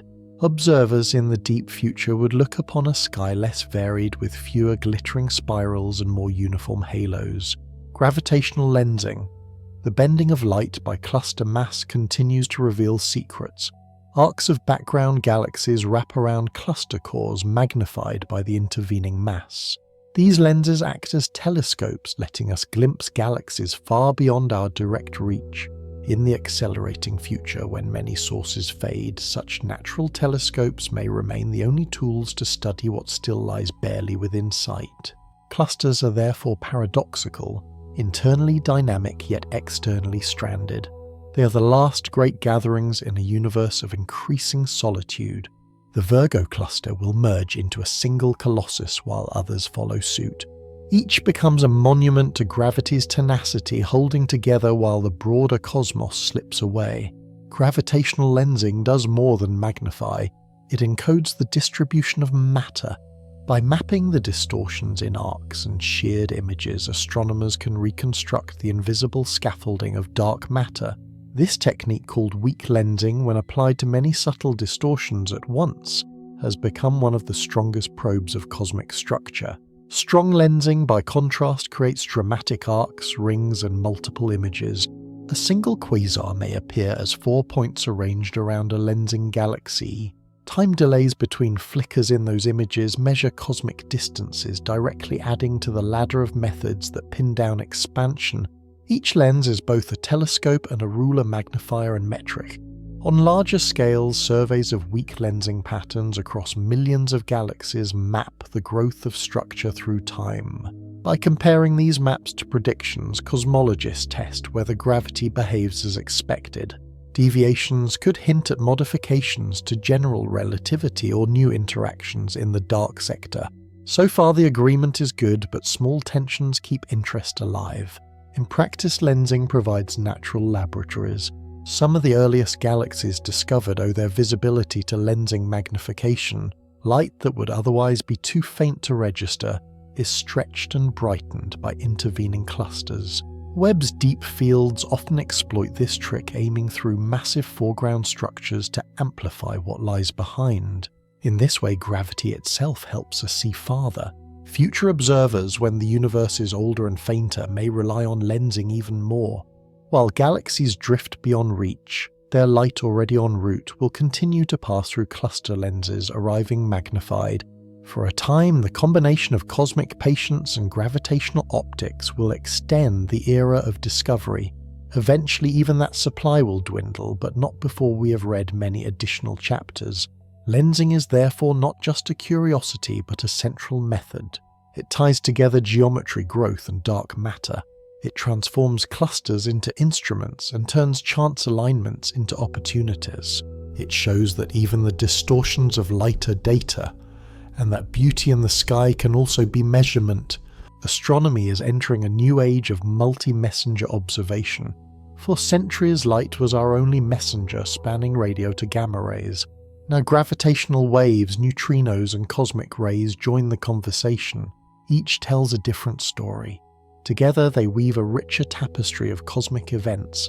The merger of two neutron stars in 2017 was a turning point. Gravitational waves announced the collision. Seconds later, gamma-ray bursts flared. Hours later, optical telescopes found the kilonova glowing with freshly forged elements. Radio telescopes tracked the afterglow as jets ploughed through surrounding gas. Never before had we watched one event in so many messengers. The result confirmed theories of heavy element creation and demonstrated the power of coordination. Neutrinos offer another channel. These nearly massless particles slip through matter with ease. A single supernova in our galaxy would shower detectors with neutrinos hours before its light arrives, providing early warning and insight into the collapse. Cosmic neutrinos from distant blazars have already been detected tying high-energy particles on Earth to engines light years away. Cosmic rays, though charged and deflected by magnetic fields, still carry information about accelerators like supernova remnants and active galaxies. They link local processes to high-energy astrophysics. When combined with light waves and neutrinos, they complete the set of messengers that cross-check one another, eliminating ambiguities. Future observatories will deepen this approach. Next-generation gravitational wave detectors will hear fainter and more distant mergers. Kilometre-scale neutrino arrays will catch rarer cosmic events. Wide-field optical telescopes will respond rapidly to triggers. The synergy is intentional. No single messenger tells the whole story, but together they constrain models tightly. Multi-messenger astronomy is more than technique. It is philosophy. It assumes the universe speaks in many voices and that progress comes from listening to them together. It democratizes data, turning every event into a global collaboration. When the sky flashes, detectors around the world coordinate, each adding a piece to the puzzle. The result is not just a richer science, but a more resilient one. The future may bring messengers we have not yet recognized. Exotic particles, new fields, or unknown signals could open channels. The lesson from the past is to remain open.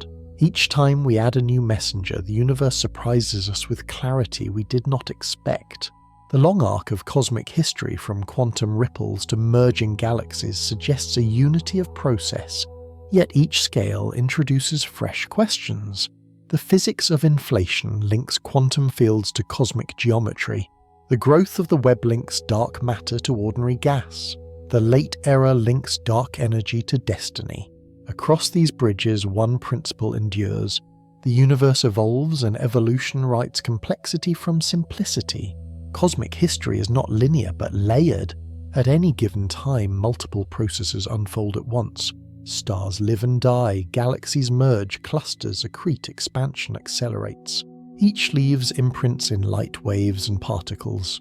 Reading those imprints requires theory, simulation, and observation to align. When they do, the result is coherence.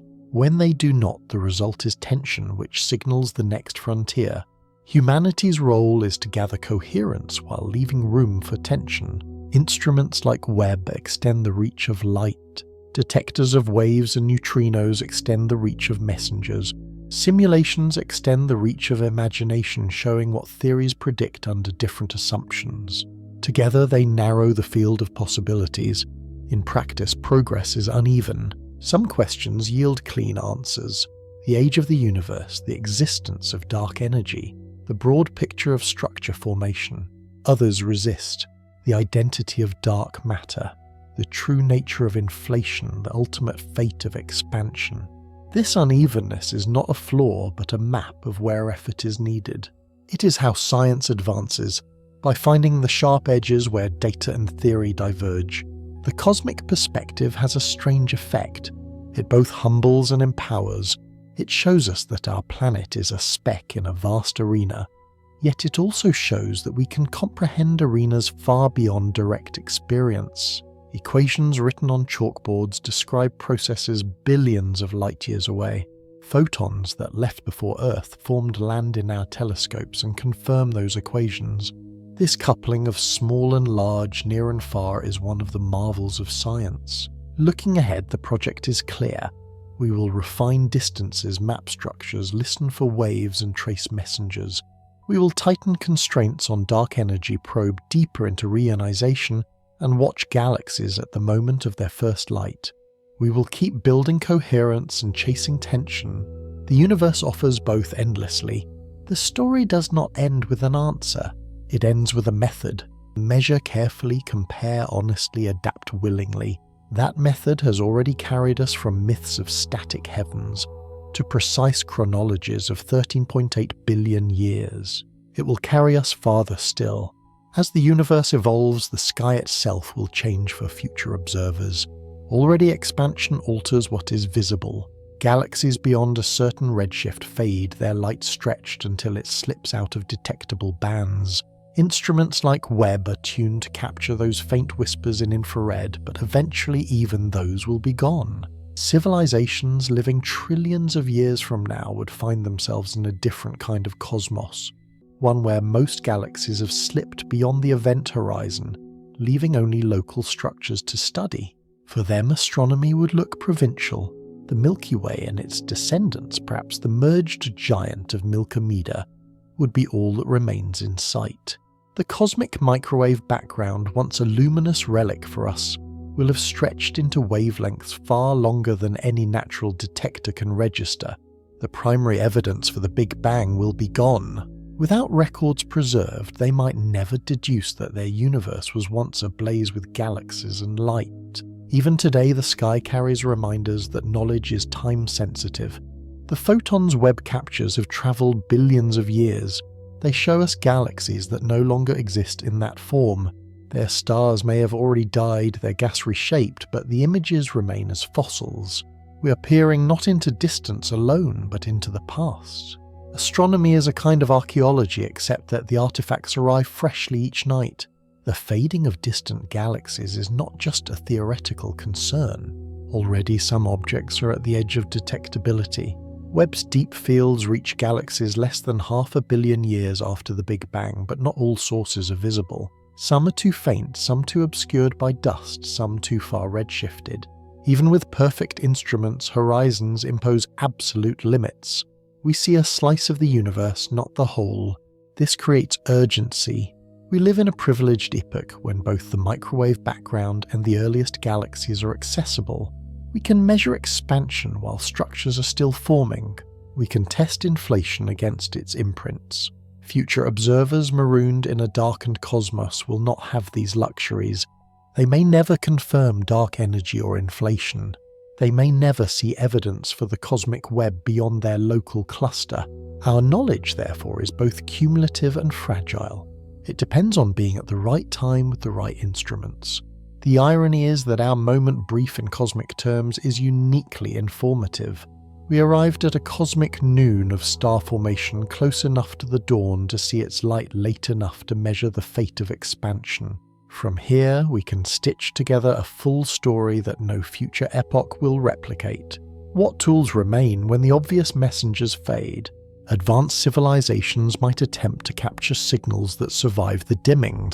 Neutrinos, for example, pervade the cosmos nearly massless and barely interacting.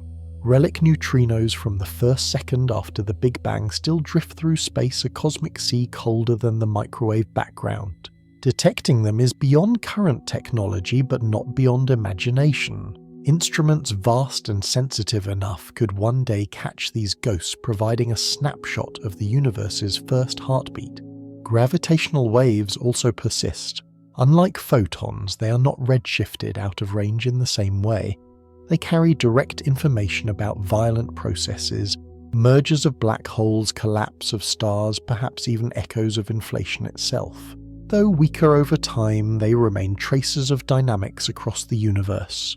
A far future civilization could listen to the deep bass of space-time long after light has faded.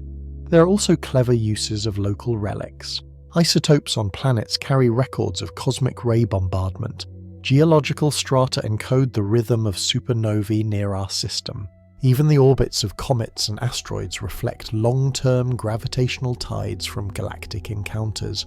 By reading local evidence, astronomers can reconstruct parts of cosmic history, even if distant sources vanish.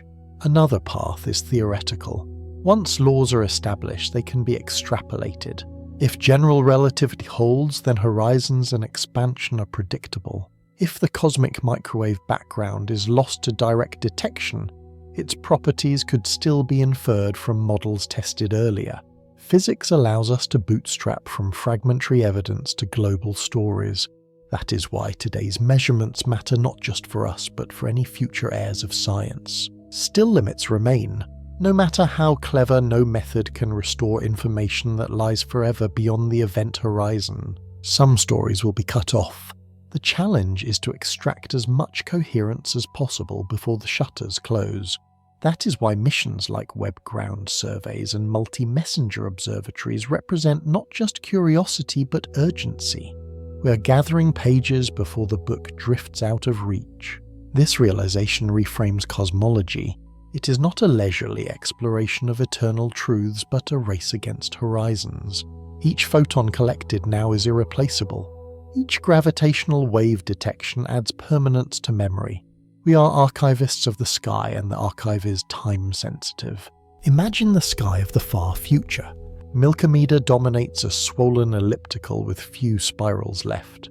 The night is quieter, punctuated by red dwarfs and aging remnants. No nearby clusters are visible. Expansion has erased them from sight. Astronomers, if they exist, chart only their home system and a handful of satellites. The broader web is gone. For them, cosmology becomes local. This future sky is not fiction but extrapolation.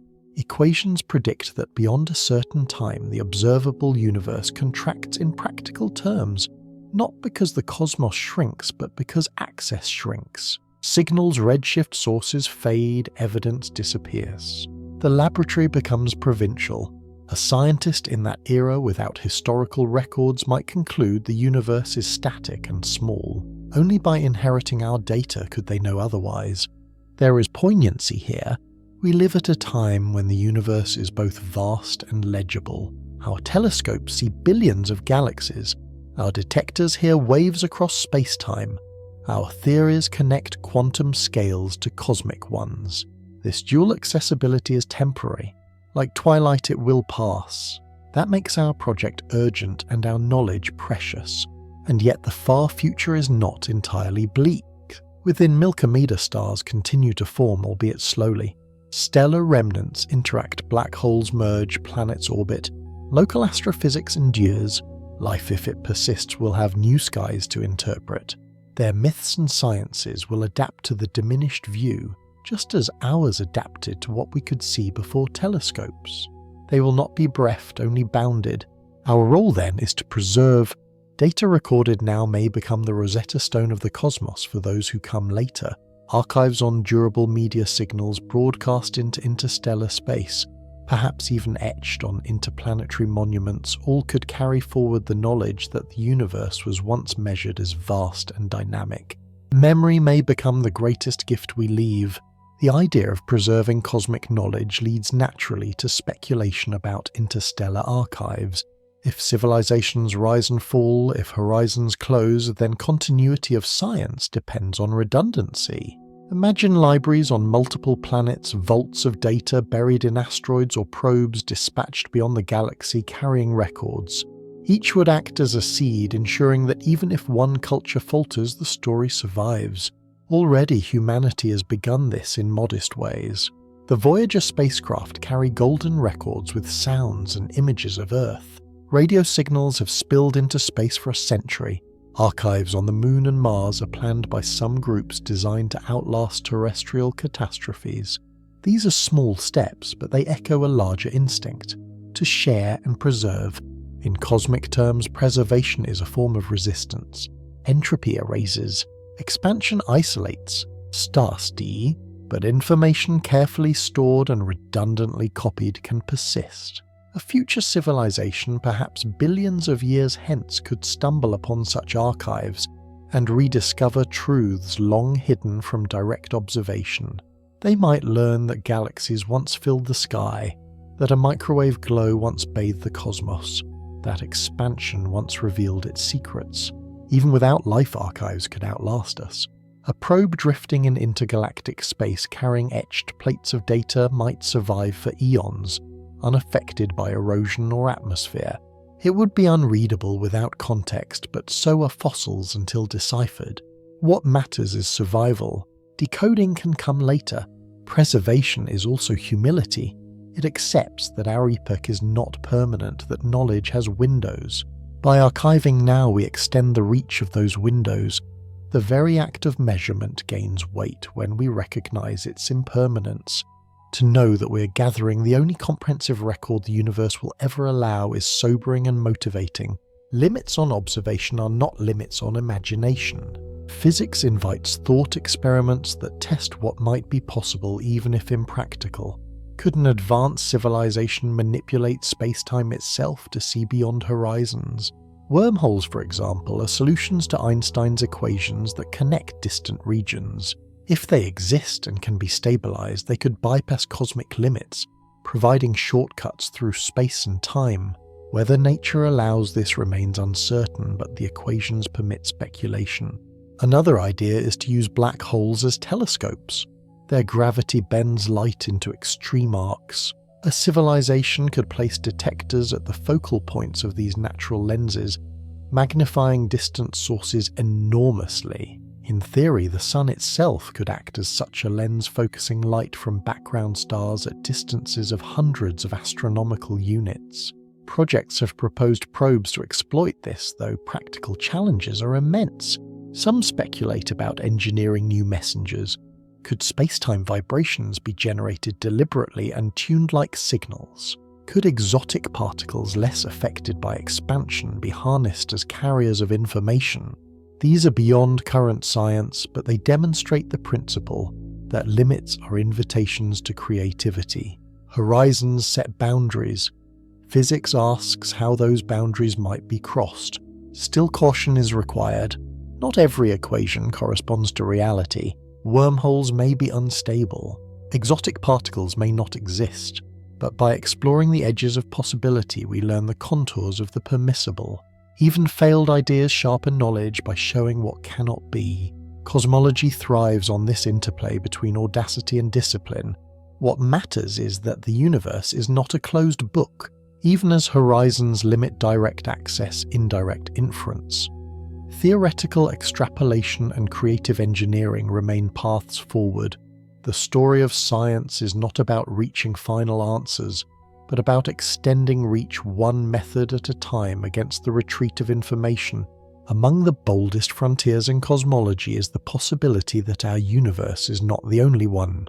Eternal inflation, an extension of the inflationary theory, proposes that the rapid expansion which smoothed our cosmos may never have stopped everywhere. Instead, pockets of space continued to inflate while other regions cooled and stabilized. Each stabilized bubble could become its own universe with its own laws of physics. We live in one such bubble, surrounded not by galaxies but by other universes beyond any horizon we can reach. The mathematics of eternal inflation is seductive. Quantum fluctuations in the inflationary field mean that while some regions slow and end inflation, others are kicked into further expansion. The result is a fractal multiverse endlessly budding like foam on an ocean. Within this picture, our universe is not unique but one sample from a cosmic ensemble, constants. We measure the strength of gravity.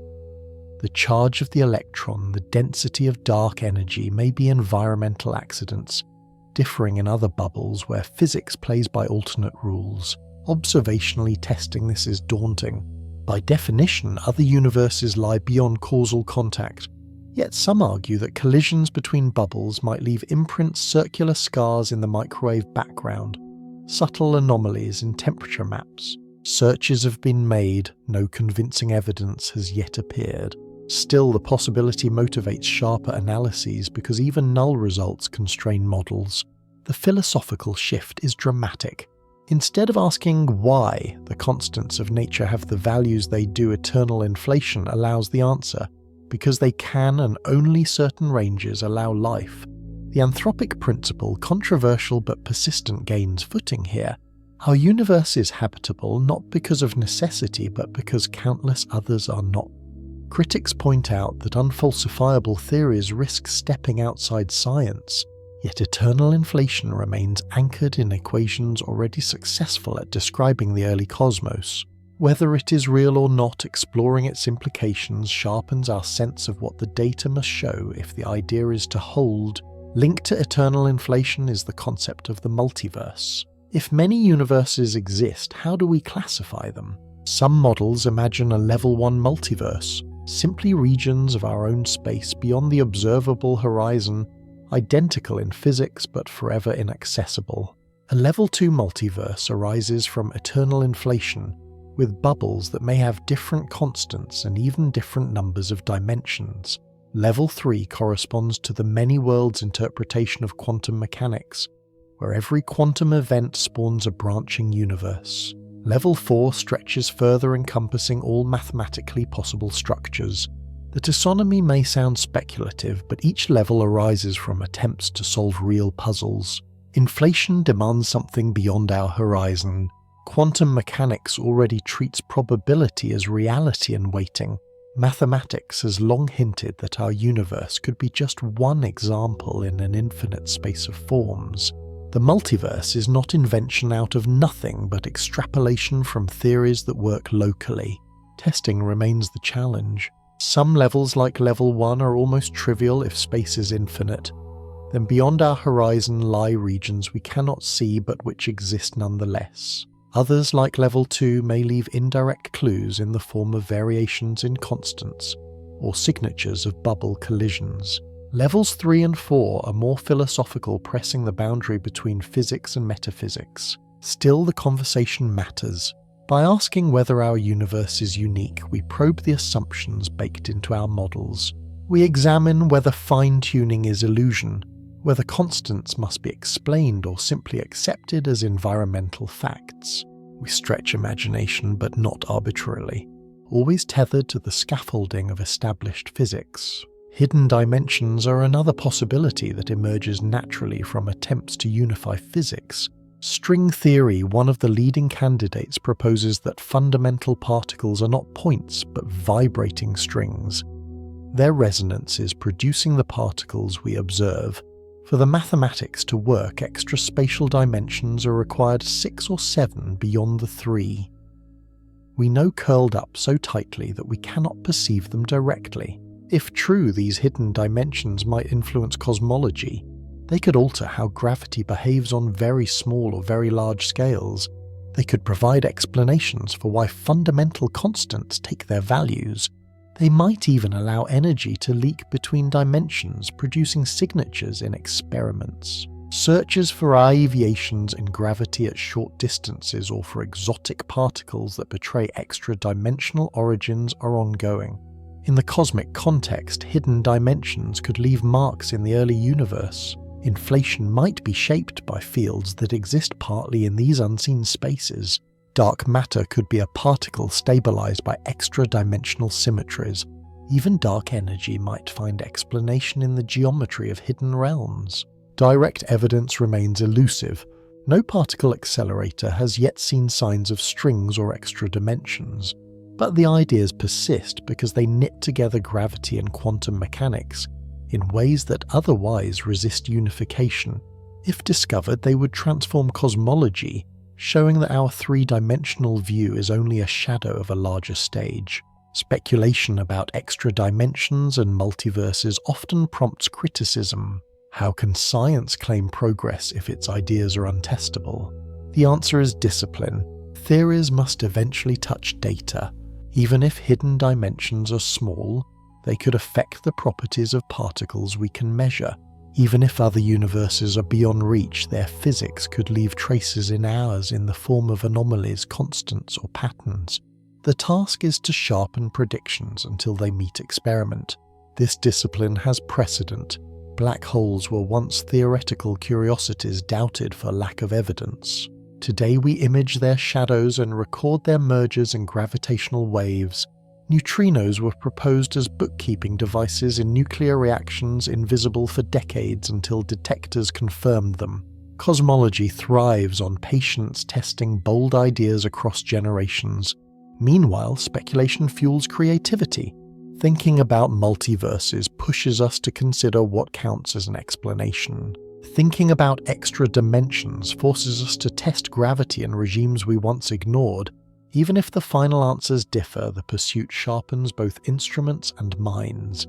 All these explorations, multiverse, inflation, hidden dimensions, converge on a single theme.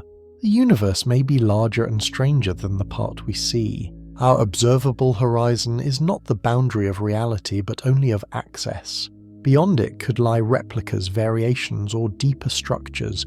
Whether or not we ever prove their existence, grappling with them deepens our grasp of what universe means. In practice, cosmology advances by alternating between daring ideas and careful measurements. We imagine bubbles beyond sight, then check the microwave background for scars. We propose hidden dimensions, then measure gravity with exquisite precision. We speculate about new particles, then build detectors underground or in space to catch them. Most ideas will not survive, but some will. The survival rate is less important than the rigor of the trial.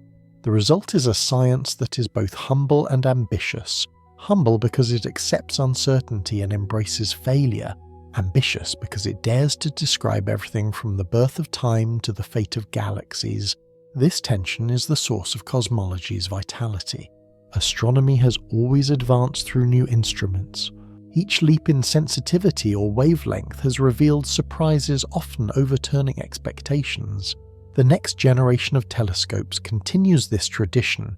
Giant optical observatories on Earth, like the extremely large telescope in Chile, will host mirrors 30 to 40 meters across.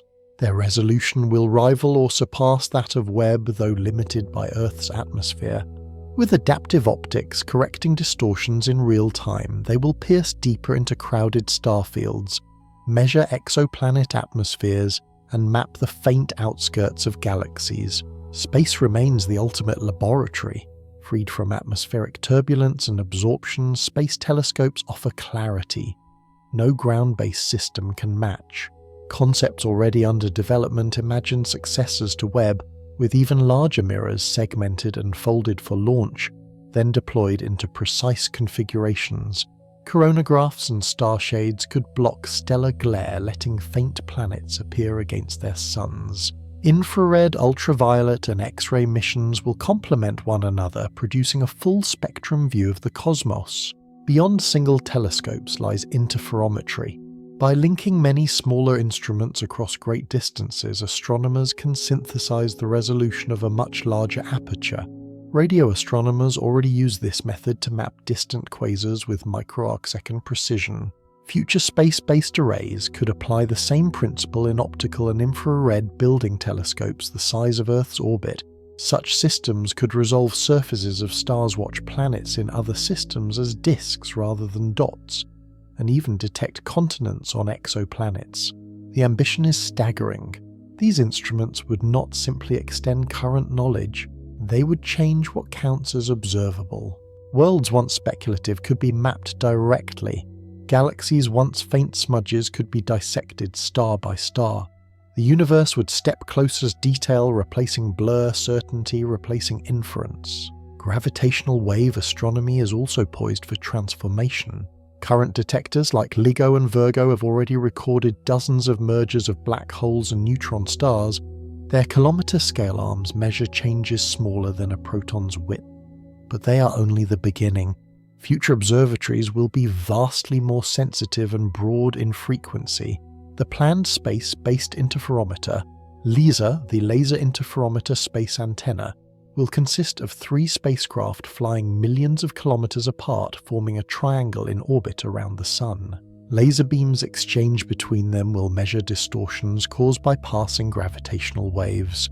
Unlike ground detectors, LISA will hear the low-frequency notes, the slow in spirals of supermassive black holes, the chorus of compact binaries across the galaxy, and perhaps even the faint background hum from the early universe. On Earth, next-generation detectors like the Einstein Telescope in Europe and Cosmic Explorer in the United States aim to dig deeper into the high-frequency range. Their longer arms and advanced isolation systems will detect weaker signals, capturing tens of thousands of events per year. With such numbers, statistical studies become possible, mapping black hole populations, measuring neutron star interiors, and probing the expansion of the universe with standard sirens. Gravitational waves complement light. Where photons can be absorbed or scattered, waves pass through. They offer direct access to regions otherwise hidden. The cause of mergers, the collapse of massive stars, the dynamics of space-time itself. As the catalogue of events grows, patterns emerge, teaching us how galaxies assemble and how often stars end in compact remnants. The The dream is to one day detect primordial gravitational waves ripples stretched from inflation itself. Such a detection would confirm theories about the earliest fractions of a second and link quantum physics to cosmic expansion. Whether through polarization of the microwave background or direct measurement of the gravitational wave background, this remains one of the holy grails of cosmology. Another frontier is the search for exoplanets and biosignatures. The past 3 decades have revealed thousands of planets orbiting other stars. Most were found indirectly through dips in starlight or tiny wobbles in stellar motion. The next era aims at direct characterization. Large space telescopes with coronagraphs will block starlight to reveal planetary light. Spectroscopy of these faint worlds will identify molecules in their atmospheres: water vapor, methane, oxygen, carbon dioxide. Detecting such signatures is not simple. Many molecules can arise from non-biological processes. Distinguishing true biosignatures from false positives requires context. The balance of gases, the chemistry of the surface, the energy from the star, but even the possibility of detecting life beyond Earth is revolutionary. For the first time we could compare biology across worlds, seeing whether life is common or rare in the cosmos. Future concepts include star shades, giant structures flying tens of thousands of kilometers from a telescope precisely aligned to block a star's light while letting the planet shine. If engineering succeeds, entire planetary systems could be imaged in detail. Instead of single spectra, we could watch weather on exoplanets, track seasonal changes, and perhaps even glimpse surface features. The implications ripple through cosmology. Life, if detected, becomes part of the cosmic narrative. Stars make elements, planets assemble. Chemistry turns to biology, and biology turns into observers who reflect on the process. Whether life is common or unique, the answer reshapes our understanding of the universe's story. Cosmology also depends on radio eyes. The square-kilometre array, now under construction in South Africa and Australia, will be the largest radio telescope ever built. Its vast collecting area will make it exquisitely sensitive to faint signals. One of its primary goals is mapping the universe in the 21-centimetre line of neutral hydrogen. This line emitted when the spin of the electron in hydrogen flips carries information about gas and galaxies and between them. By surveying billions of galaxies, the square-kilometre array will trace the large-scale structure with unprecedented detail. It will map the cosmic web, track baryon acoustic oscillations and titan measurements of dark energy. It will also probe the epoch of reionization, when the first stars and galaxies ionize the hydrogen fog, turning the universe transparent. By capturing the faint glow of hydrogen before and after this transition, we will reconstruct the dawn of structure. The array will also search for cosmic magnetism pulses and even signals from extraterrestrial intelligence. Its scale allows it to time pulses with such precision that gravitational waves from supermassive binaries could be detected through correlated delays. In this way, radio astronomy contributes not just to astrophysics but to fundamental physics. Looking farther ahead, astronomers dream of instruments beyond Earth's orbit. Telescopes stationed at the stable gravitational points known as Lagrange points already provide stable platforms, but even larger projects are conceivable. Imagine a flotilla of mirrors spread across thousands of kilometers phased together into a single instrument. Such an array could directly image the surfaces of distant stars or resolve continents on nearby exoplanets. Another vision is lunar observatories. The far side of the moon is shielded from Earth's radio noise, making it a pristine site for low-frequency radio telescopes. Arrays built into lunar craters could map the early universe in wavelengths inaccessible from Earth. The moon's stability and vacuum also make it attractive for optical interferometers. Space also offers gravitational quiet. Instruments flying in formation can measure with extreme precision, untroubled by seismic noise or atmosphere. Future generations might place interferometers around the Sun, or even across planetary orbits, synthesizing apertures of unimaginable size. Each step would peel back another layer of detail, shrinking uncertainty and expanding reach. The long arc of these plans shows a truth. Curiosity drives engineering. We build what seems impossible because the universe demands it. Each time we push the frontier, the cosmos rewards us with surprises. The unknown is not empty but fertile, waiting for the right lens, the right ear, the right imagination. Dark energy remains the most baffling ingredient in the cosmic recipe. It was discovered not through direct detection, but through the dimming of distant supernova, which revealed that expansion is accelerating rather than slowing down. Since then, every line of evidence, cosmic microwave background, baryon, acoustic oscillations, growth of structure has confirmed its existence. Yet what it is remains a mystery. Is it a property of space itself, an irreducible vacuum energy? Or is it a dynamic field evolving with time? The stakes are high. Each possibility carries different implications for the fate of the cosmos. If dark energy is truly constant, the universe will continue to accelerate forever. Galaxies not bound to our local cluster will slip away beyond our horizon, leaving only our island of stars. If instead dark energy evolves, stranger fates await. A phantom-like energy with equation of state less than negative, one could grow stronger with time, eventually tearing apart galaxies, stars, and even atoms in a big rip. A weakening field might fade, allowing gravity to slow expansion, or even reverse it, leading to a collapse. The data so far favor constancy, but small uncertainties keep all scenarios alive. To probe deeper, astronomers map galaxies across ever larger volumes. By measuring how structures grow over time, they infer the push and pull of dark energy. Surveys like the Dark Energy Spectroscopic Instrument and future missions like Euclid and the Nancy Grace Roman Space Telescope aim to chart tens of millions of galaxies, creating three-dimensional maps that reveal the fingerprints of acceleration. Combined with lensing and supernova studies, these will tighten constraints on the equation of state parameter testing, whether it deviates from -1. At the same time, theorists explore radical possibilities. Could dark energy be linked to quantum fluctuations of space-time? Could it arise from interactions between hidden fields? Could it signal a breakdown of general relativity on cosmic scales? Each idea is bold, some verging on speculative, but all remind us that ignorance is fuel. Where we lack clarity, creativity multiplies. For now, dark energy remains an enigma hiding in plain sight, invisible yet dominant, elusive yet shaping the destiny of everything we see. The hunt for dark energy has reshaped not only cosmology but also technology. Building surveys that cover a third of the sky requires detectors with wide fields, sensitive spectrographs and supercomputing pipelines capable of processing petabytes of data. These advances ripple outward, benefiting other sciences from climate modeling to genomics. In this sense, the mystery of cosmic acceleration acts as an engine of innovation.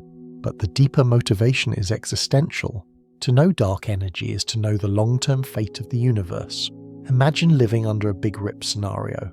Every structure doomed, time horizons shrinking till even molecules cannot survive. Or consider a slow fade where galaxies dim and drift into eternal isolation. The night sky growing poorer with each passing billion years. These are not abstract outcomes. They are our true inheritance as part of the cosmos.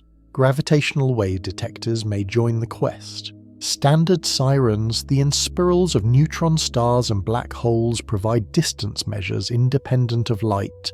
By comparing their distances to redshifts, astronomers can map expansion directly. Already the first events hint at this potential. With thousands of detections per year in the future, standard sirens will become rivals to supernovae as cosmic yardsticks. Neutrinos and radio surveys also contribute. Fast radio bursts, mysterious millisecond flashes can be used as probes of the intergalactic medium. Their dispersion measures reveal how much matter lies along the path, helping to close the missing baryon problem and providing additional leverage on cosmic expansion. Together, these efforts weave a net tighter around dark energy. Whether it proves to be constant or variable, geometric or field, we will not stop until its musk is removed. And when that day comes, the answer may force us to rethink what space-time itself really is. Multi-messenger astronomy is poised to expand this search. Already we have seen how combining light and gravitational waves confirm the origin of heavy elements. The same principle can be applied to cosmology. Gravitational waves provide absolute distance scales. Light provides redshift. Together they build the expansion history in stereo cross-checking one another. The future promises a network of messengers so rich that no event will go unseen. Neutrino detectors kilometers underground will catch the faint streams from collapsing stars. Gamma-ray satellites will register bursts across the sky. Optical telescopes will spin instantly to the coordinates, capturing afterglows within minutes. Radio arrays will map the jets as they interact with interstellar gas. Each messenger supplies a different angle together, forming a complete portrait. Such synergy is vital for the deep questions. To pin down dark energy, to test modifications of gravity, to probe the interiors of neutron stars, no single messenger suffices. Each brings strengths and weaknesses, but together they cancel biases and sharpen clarity. This is the philosophy of the 21st century sky. Collaboration not only among people but among particles. In the far future, when light sources fade, some messengers may persist longer. Gravitational waves less affected by expansion may continue to carry information when photons have stretched beyond detection. Neutrinos nearly impossible to block will still whisper the story of cataclysms. By investing now, we prepare a toolkit not only for our era but for those to come. Multi-messenger astronomy is not just method but survival strategy for science. It ensures that as one channel dims, another remains open. The universe may grow quieter, but it will never fall entirely silent as long as we keep listening in every possible way. Yet the silence will grow. Already distant galaxies are receding faster than light relative to us, carried by expansion. Their signals, though emitted, will never arrive. Each year, another shell of galaxies slips past the horizon. In trillions of years, only the local cluster will remain visible. This cosmic isolation is not metaphor, but fact, written in the equations of general relativity and confirmed by observations of acceleration. What does science look like in such a future? Without distant galaxies, without the microwave background cosmology as we know it, would be impossible. Civilizations then would deduce a static universe, small and local, unless they inherited archives from us. This is why our moment is precious. We live at a time uniquely rich in information. Some have suggested creative methods for future astronomers. Artificial probes could be launched now orbiting stars for trillions of years, carrying data on the early cosmos. Civilizations could use black holes as natural archives, dropping signals into stable orbits where they would persist. Even within isolation, knowledge could endure if only someone prepares it in advance. For us, the fading of the sky is a spur. It drives urgency in building observatories, in recording data, in archiving results. We are not simply exploring, we are preserving. Each spectrum, each map, each signal caught is a message to the future, a statement that once the cosmos was wide open and full of light. Science thrives on tension between what we know and what we cannot yet know. Dark energy exemplifies this. We see its fingerprints in every map of galaxies, yet its nature evades capture. Multi-messenger astronomy exemplifies this. We glimpse its potential, yet we are still building the networks. The fading cosmos exemplifies this. We enjoy abundant signals now, but we know they will dwindle. Each tension is not despair, but direction. Our response is resilience. We invent new detectors, link new messengers, and imagine new theories. We confront horizons not by surrendering, but by pushing against them with creativity and patience. If the universe denies us photons, we listen for waves. If it hides signals in noise, we build instruments to sift them out. If it confronts us with silence, we leave records so that silence is not final. This resilience is the hallmark of science across centuries. When stars were thought eternal, astronomers measured parallax and proved otherwise. When galaxies were thought nebulae, telescopes revealed their distances. When expansion was thought to slow, supernovae revealed acceleration. Each time the universe overturned assumptions and each time we adapted, the pattern will continue. In this way, the story of cosmology is not only about the universe but about us. It's a story of minds reaching outward of societies, investing in tools that outlive their builders of curiosity, defying isolation. Whether or not we ever fully solve dark energy, whether or not we ever touch other universes, the pursuit itself is triumph. It binds us to the cosmos with threads of inquiry, fragile yet enduring. Entropy is the quiet law that governs the long future of the universe. Every star that shines, every black hole that feeds every galaxy that collides increases disorder. Locally order blossoms, stars forge elements, planets give rise to life, civilizations build cities. But globally the trend is inexorable. Energy spreads. Temperature differences even out. The cosmos moves steadily toward thermal equilibrium, a state where no useful work can be done. This is the heat death scenario, and it remains one of the most widely accepted fates of the universe. In the nearer term, stars will exhaust their fuel. Red dwarfs, the longest lived, may burn for trillions of years, glowing dimly while heavier stars fade. White dwarfs will cool to black, neutron stars will spin down, and black holes will dominate. Already we see glimpses of this transition in galaxies where star formation is nearly finished. They are previews of the universal senescence to come. Entropy also governs information. Structures that record memory from geological strata to biological DNA decay. Over cosmic spans, archives degrade, languages vanish, civilizations fall. The second law ensures that even knowledge must fight for survival against time. Yet there are refugees.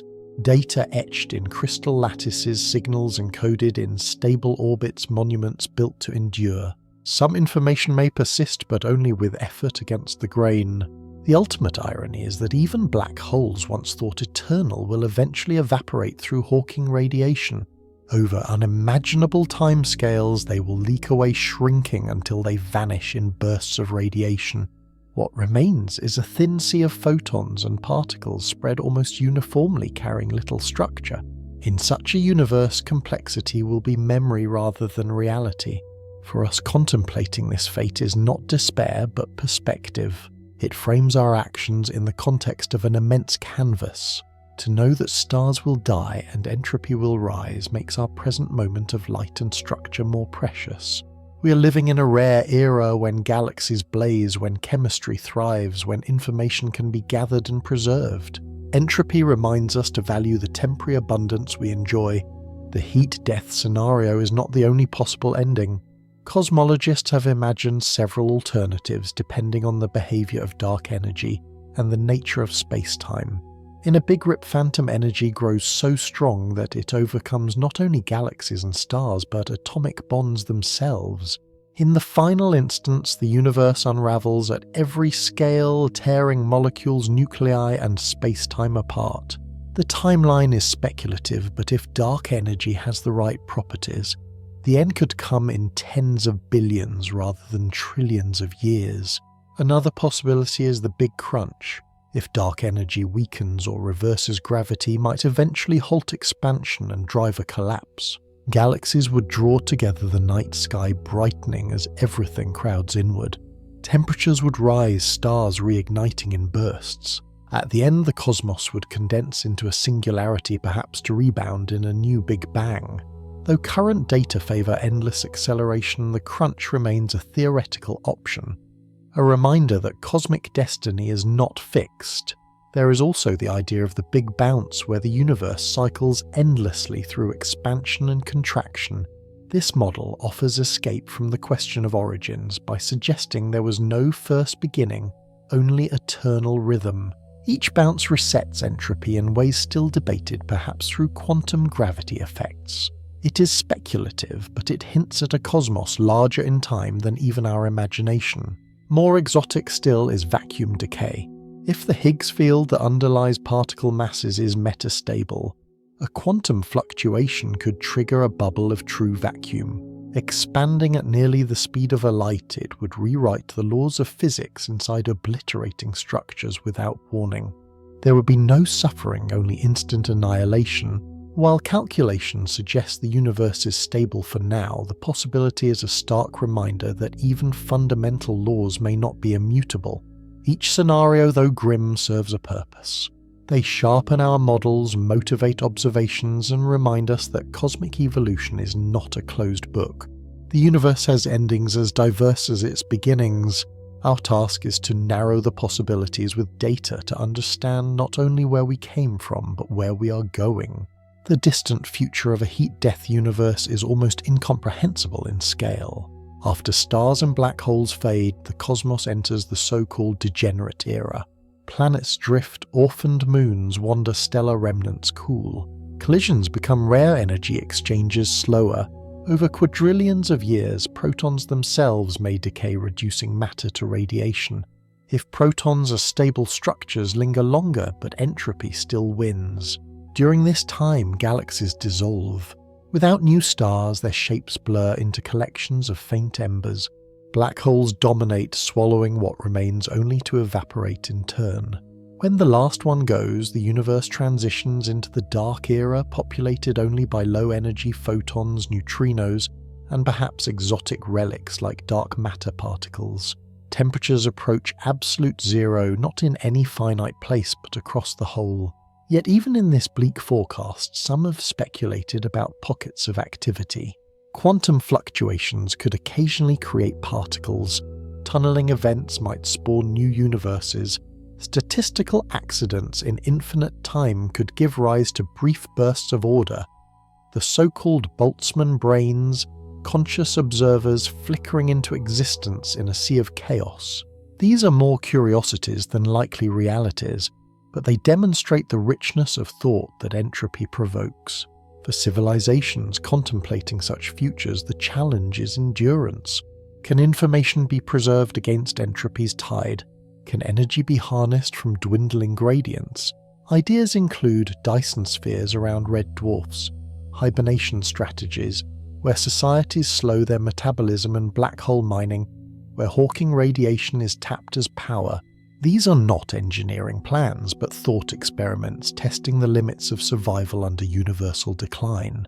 The degenerate and dark eras may never be witnessed by life, but they remain essential to our narrative. They remind us that time is not endless in opportunity.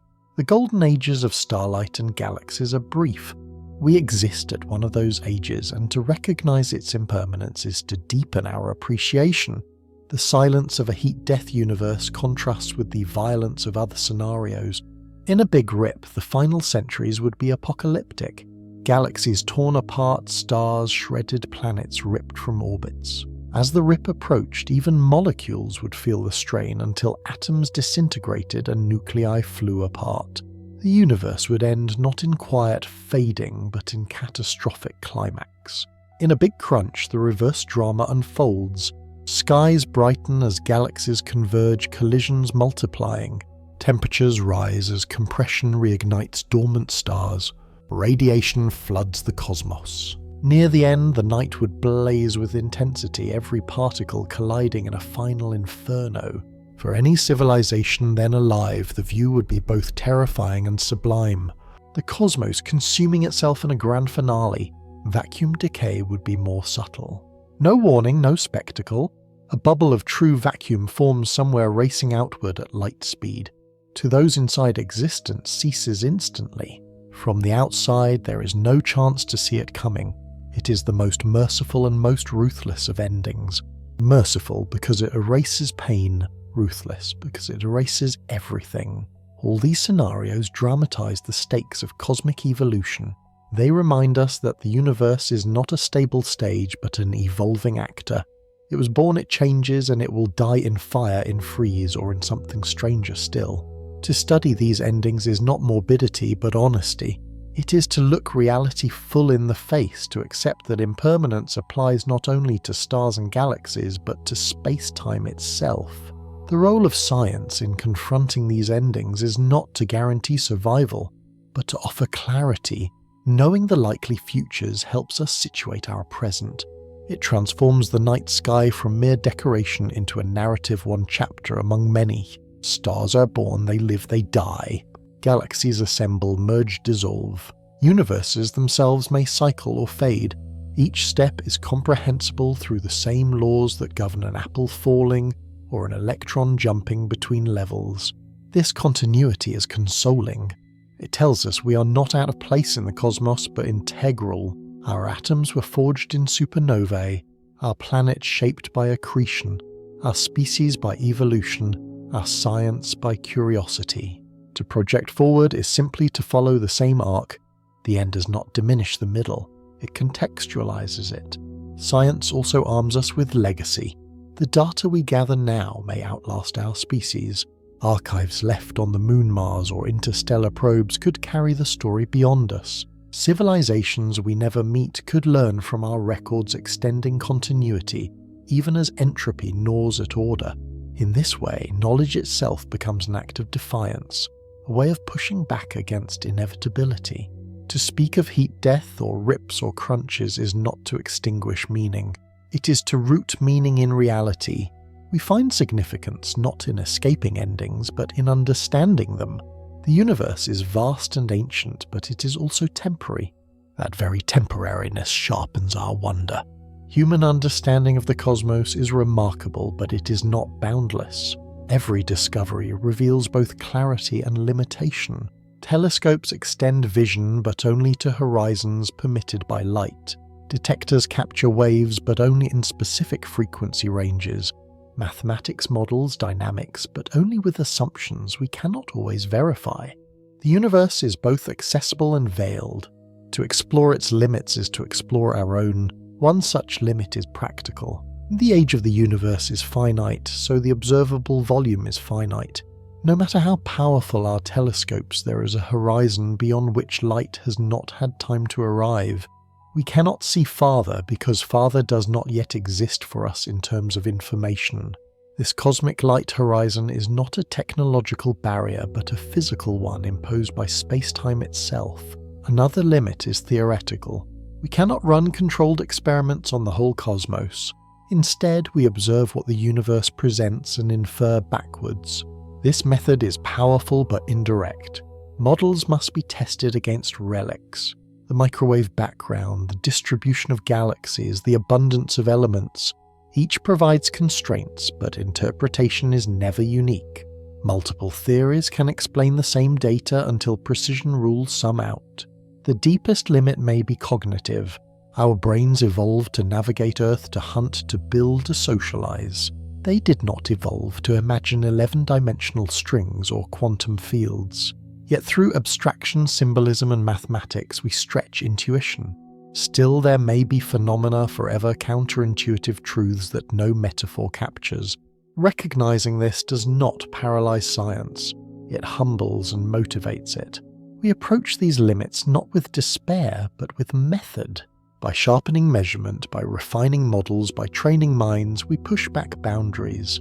But we also accept that some boundaries may remain horizons not of light, but of comprehension. To live at the edge of knowledge is not defeat, it is definition. It is what makes curiosity meaningful. Mathematics is our greatest tool for breaching the boundaries of comprehension. Equations allow us to step beyond intuition to describe phenomena we cannot visualize. Maxwell's equations unified electricity and magnetism long before wireless communication existed. Einstein's field equations predicted gravitational waves a century before detectors confirmed them.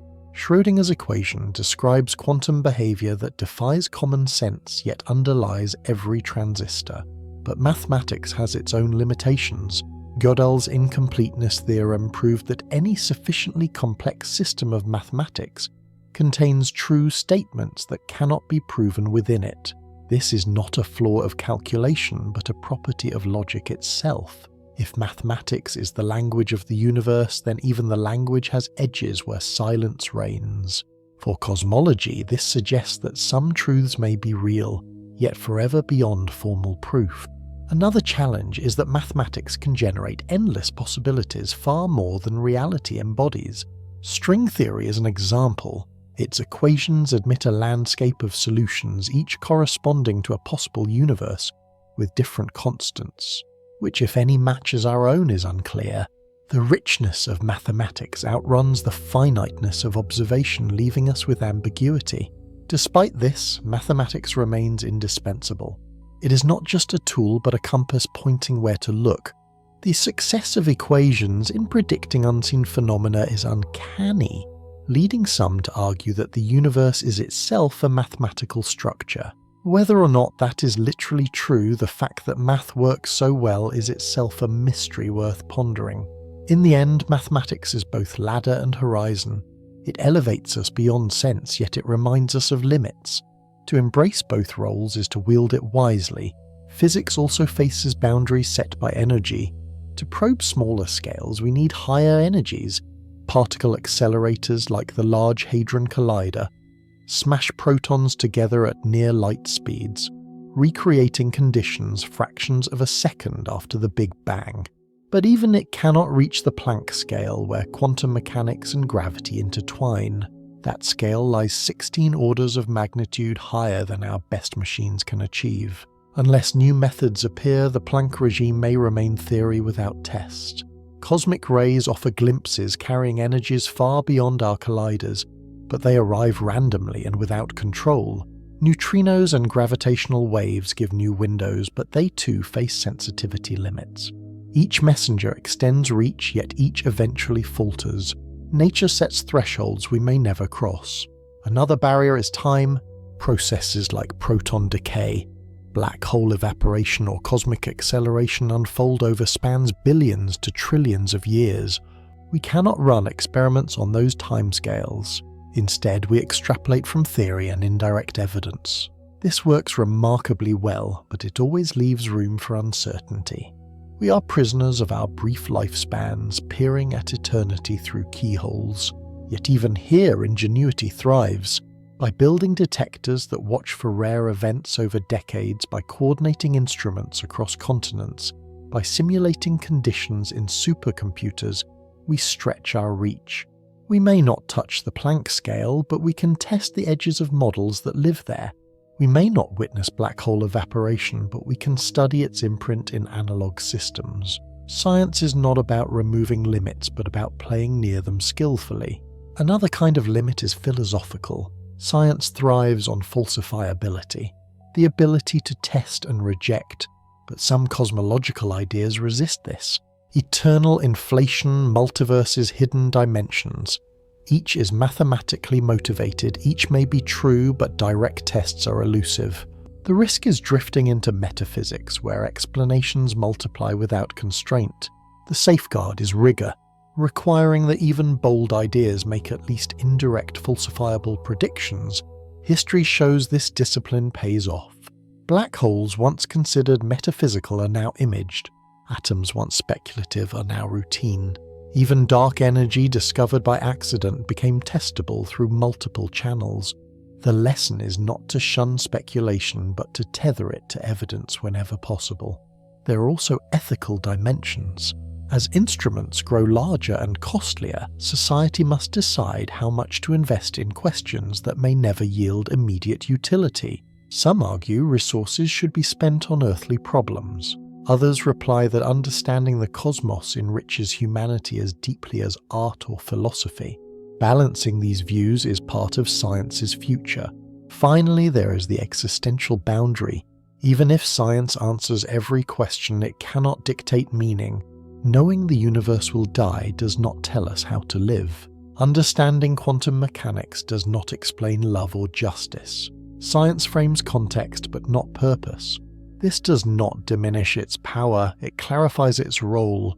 Despite limits, the pursuit itself is transformative. The fact that creatures on a small planet can measure the age of the cosmos, map its structure, and speculate about its fate is astonishing. Each telescope is a prosthetic eye extending beyond biology.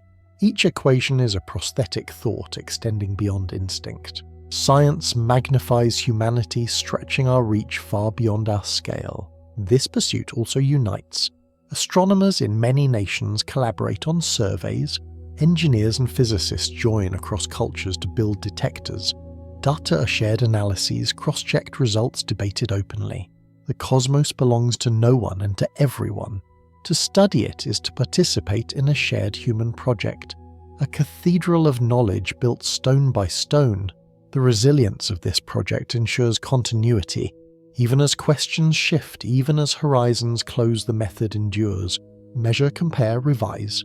That method carried us from myths of static heavens to models of dynamic evolution. It carried us from ignorance of galaxies to catalogues of billions. It will carry us farther still, even if not to final answers. At the edge of comprehension, humility and wonder converge. We may not know everything, but we know enough to recognize beauty and coherence. We know enough to keep asking. That persistence is itself a form of victory.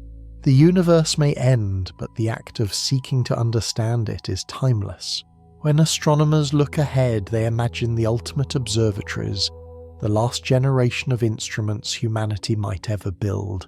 Among the most ambitious concepts is the idea of interferometry on interplanetary scales. By placing telescopes on separate spacecraft orbiting the Sun and linking their signals, engineers could create a virtual telescope the size of an entire solar system. The resolution would be so fine that individual stars in distant galaxies could be resolved, exoplanet surfaces could be mapped, and even faint structures in the cosmic web could be imaged directly. Another frontier is neutrino astronomy. These particles pass unhindered through ordinary matter, carrying information from the cores of supernovae, the centers of galaxies, and perhaps even from the first moments after the Big Bang. Future detectors far larger than today's ice and water arrays could span cubic kilometers of crystal or liquid scintillator buried deep underground or under ice sheets. With enough sensitivity, relic neutrinos from the early universe survivors from the first second might finally be captured, unlocking a new chapter of cosmic history. X-ray and gamma-ray observatories will also grow more powerful. Instead of single satellites, fleets of coordinated detectors could measure bursts across the sky, triangulating with extreme precision. Such arrays would provide real-time warnings of supernovae or neutron star mergers, while also mapping the violent regions around black holes. Combined with gravitational wave networks, they would ensure that no event of high-energy astrophysics escapes unnoticed. These ultimate observatories may never all be realized, but their blueprints demonstrate what is physically possible. They show how far curiosity can be pushed with engineering, how much more detail can be extracted from the universe before expansion hides it away. They represent not philosophy but ambition rooted in technology and the desire to capture as much information as physics allows. Knowledge, however, is not just about discovery but also about survival. Data must endure if it is to be useful to civilizations beyond our own. Current efforts to preserve information include lunar archives, digital vaults in Antarctica, and spacecraft carrying golden records. Yet these are modest compared to what could be done. Truly long-term preservation requires strategies that withstand cosmic timescales. One idea is to etch data onto stable materials such as sapphire or tungsten, resistant to erosion for millions of years. Another is to distribute copies widely on asteroids, moons, and interstellar probes, so that no single catastrophe erases everything. A third approach is redundancy across media. Digital for convenience, analog for resilience, symbolic for interpretability. Future archives might also be encoded into biological systems storing information in DNA sequences that can be replicated naturally. Though fragile DNA has been found intact after hundreds of thousands of years, and synthetic biology could extend its durability further. Combined with planetary vaults, this could create overlapping layers of memory, some technological, some organic. The goal is to ensure that future intelligences, whether human descendants or others, inherit a record of what we learned. Cosmology is uniquely time-sensitive. The evidence for the Big Bang, for cosmic acceleration, for the web of galaxies will not always be visible. Archives carry not only our story, but the universe's story written during the brief window when it could be read. Beyond physical archives, communication strategies matter. Radio leakage from Earth has already been travelling for about a century, a faint expanding bubble of signals. More deliberate transmissions beamed with power and encoded carefully could persist far longer, announcing our presence and sharing knowledge across light years. Directed signals toward nearby stars could include scientific data, universal constants or maps of cosmic history. Another possibility is to exploit astrophysical carriers. Neutrinos nearly impossible to block could be used for interstellar beacons. Gravitational waves, though challenging to produce artificially, might one day carry signatures across the cosmos. Even encoded modulations of pulsars, the universe's natural lighthouses, have been proposed as information channels. These strategies are speculative but grounded in physics. They demonstrate that communication is not limited to one medium. The more varied the messengers, the better the chances that something survives the erosion of time and distance. Preserving knowledge is not an afterthought, but an extension of observation. If future skies grow empty archives and signals become the only evidence that galaxies once filled the night, the act of transmitting is itself a scientific experiment. Will the cosmos respond, or will silence be the only reply? Preparing for the universe's silence also means maximizing what we know now. Surveys that map billions of galaxies, detectors that capture faint signals, and simulations that model structure formation are all part of a global archive. The challenge is not just to collect, but to integrate. Cross-linking data across wavelengths and messengers creates coherence.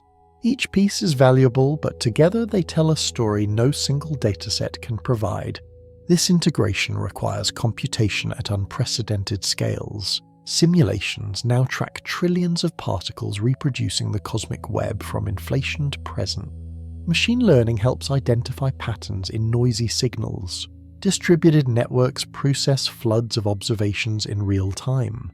These tools turn raw data into knowledge into understanding, and understanding into legacy.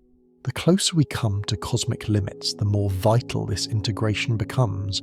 We may not extend the horizon, but we can maximize clarity within it. The universe is generous in offering information now. Our duty is to capture it, fully preserve it carefully, and interpret it honestly. The final chapters of cosmology will not be written in despair, but in detail. Whether the universe ends in heat, death rip crunch, or bounce the record we compile now will outlast immediate observation. Our telescopes may one day fall silent, but their data can remain. Our detectors may no longer hear, but their results can be stored. The story of the cosmos is temporary in evidence, but permanent in principle as long as someone remembers. What matters is not just survival, but continuity.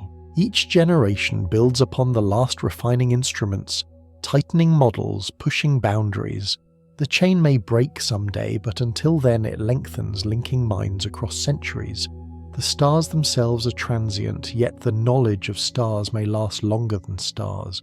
Cosmology then is both science and heritage. It is our attempt to capture not only how the universe works, but how it changes, how it ages, and how it will end. The data are the script. The theories are the interpretation, and the archives are the stage upon which future audiences may still witness the performance, even if the actors have long exited. The universe is vast, ancient, and still full of unanswered questions.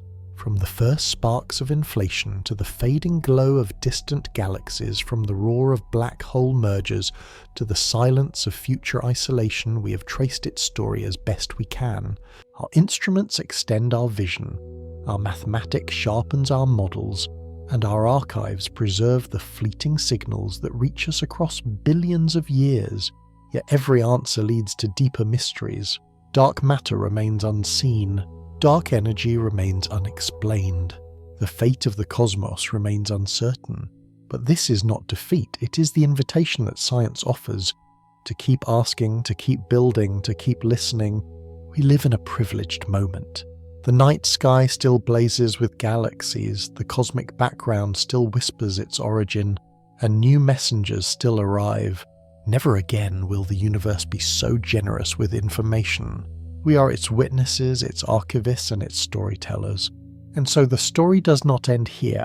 It continues every time we lift a telescope, refine an equation, or preserve a record. The cosmos is not only out there, it is within us, in our atoms, in our curiosity, in our drive to understand. Thank you for joining this journey through time and space. Stay with me because the universe always has another story to tell. For most of human history, darkness seemed like a safe and familiar place. We told stories under the stars and found comfort in their silent glow. Yet hidden between those stars are monsters, not made of flesh, not even of light, but of gravity, of radiation, of the coldest emptiness imaginable. Space is not peaceful. It is a battlefield of extreme energies and ancient ruins, a stage where entire suns are born and then ripped apart. If our eyes could see beyond visible light, the night sky would look nothing like the calm we know. It would blaze with invisible storms, bursts of gamma rays, clouds of lethal particles, relics of explosions so powerful they echo across millions of light years. Right now, the Earth rests in a narrow pocket of safety, a fragile island of warmth and air. But step beyond it and the quiet dark becomes a hostile ocean. Everything out there is moving, colliding, devouring. The stars may look peaceful, but they are only the surface of something terrifying. This is where our journey begins, past the thin veil of beauty into the real universe, a place stranger, darker, and far more dangerous than we ever imagined. The night sky feels calm only because we're blind to most of it. Our eyes were built to see a narrow band of light, a safe, familiar glow. But outside that fragile slice of reality, the universe is boiling. Invisible radiation flashes across the void. Shock waves ripple through intergalactic gas. Explosions brighter than entire galaxies roar in wavelengths our eyes can't detect. What we call darkness is not empty. It is alive with forces so violent they could erase entire worlds without warning. Gamma ray bursts fire like cosmic sniper shots. Black holes swallow light itself. Magnetars flex their invisible strength strong enough to rip atoms apart. If we could see everything that truly happens out there, the sky above us wouldn't look peaceful. It would look like a battlefield, a storm of light energy and gravity beyond comprehension, and we're standing on the edge of it, barely aware of the monsters watching from the dark. The only reason we're still here to look up is because Earth hides behind an invisible shield. A magnetic field deflects radiation. A thin atmosphere softens cosmic impacts and sunlight warms us gently instead of burning us alive. But that shield is paper thin on the scale of the cosmos. A few hundred kilometers above us it ends. Beyond that line there are no safe skies, only cold vacuum and radiation. The sun turns harsh, cosmic rays become constant. Temperatures swing between burning heat and killing cold. It is not a welcoming place. This thin border is the last calm shoreline before the black ocean. Step beyond it and the quiet night sky becomes a hunting ground. And waiting in that darkness, silent and patient, is the most terrifying predator in the universe. The first monster has no face, no surface, no mercy. A black hole. They do not shine. They do not roar. They do not announce their presence with light. A black hole is the purest shadow in existence, a tear in the fabric of space-time, a place where gravity grows so intense that nothing, not even light itself, can escape. Around it, the universe bends like soft metal under immense pressure. Inside time and space switch roles, and the idea of coming back stops existing. Black holes are born when massive stars die in violent supernova explosions. If the remaining core is heavy enough, it collapses under its own weight, falling endlessly inward. There is no solid object at the center, only a point, a singularity where the known laws of physics break down. Surrounding this point is the event horizon, a one-way border. Cross it and escape becomes impossible. But what makes black holes truly terrifying is not just their power, it's their silence. They drift through space like invisible traps. You wouldn't see one coming. There's no light to warn you, no glowing sign. A black hole can lurk in the dark, pulling in stars' gas, even entire clusters, swallowing everything without leaving a trace. They come in many sizes. Some are just a few times heavier than the sun. Others at the centers of galaxies hold the mass of millions or billions of suns. And they are always hungry. Anything that drifts too close is lost forever. The night sky is filled with these silent predators. Some shine indirectly through the violence they cause, others hide in perfect darkness. And the closer we get to one, the stranger and more horrifying reality becomes. Every black hole hides behind an invisible wall. It isn't made of stone or fire. It's a boundary in space-time, the event horizon. Cross this line and the universe gives you no way back. Not even light can outrun the pull once it steps past that edge. To an outside observer, anything falling toward the horizon slows down, stretching in both space and time. It fades, reddens, and seems to freeze just above the edge as if trapped forever. But from the point of view of the falling object, nothing special happens. 1 second you're outside, the next, the rest of the universe is gone. Time and space have flipped roles. The future lies inward and escape has been erased from reality itself. What makes this border terrifying is how ordinary it looks from far away. A black hole doesn't roar when you cross its threshold. It doesn't flare with light. It swallows you silently without drama. If Earth were to fall toward one, we wouldn't see the surface crumble. We'd watch it stretch slow and disappear into the dark. The event horizon isn't a wall you crash into. It's a promise the universe keeps. Once you pass through, your story ends in one direction, only down. The closer you get to a black hole, the more gravity stops behaving like anything familiar. It doesn't just pull, it stretches. If your feet were closer to the black hole than your head, the pull on them would be stronger, far stronger. Your body would be stretched along the direction of gravity and squeezed from the sides at the same time. Astronomers call this tidal force. The result has a name that sounds almost playful, but it isn't. It's called spaghettification. As you fall inward, this difference in gravitational pull grows exponentially. First, your body would elongate, then your molecules, then even your atoms would be ripped apart. The forces are so extreme that they shred matter at the most fundamental levels, and there's no sudden crash or burning impact. You wouldn't hit anything. You'd simply be pulled into a shape the universe doesn't forgive, stretched thinner and thinner as you accelerate toward the singularity. From the outside, it would look like you were frozen near the event horizon, and from your own point of view, you'd plunge inward faster and faster into a darkness no signal can escape. This is the true face of a black hole. Not fire, not explosion, but quiet, unstoppable gravity. A force that doesn't just crush planets or stars, it dismantles the very structure of matter itself. Black holes themselves emit no light, but their presence warps everything around them. When gas dust or even entire stars drift too close, they don't fall in quietly. They form a whirling storm, a disk of matter spiraling inward at a fraction of light speed.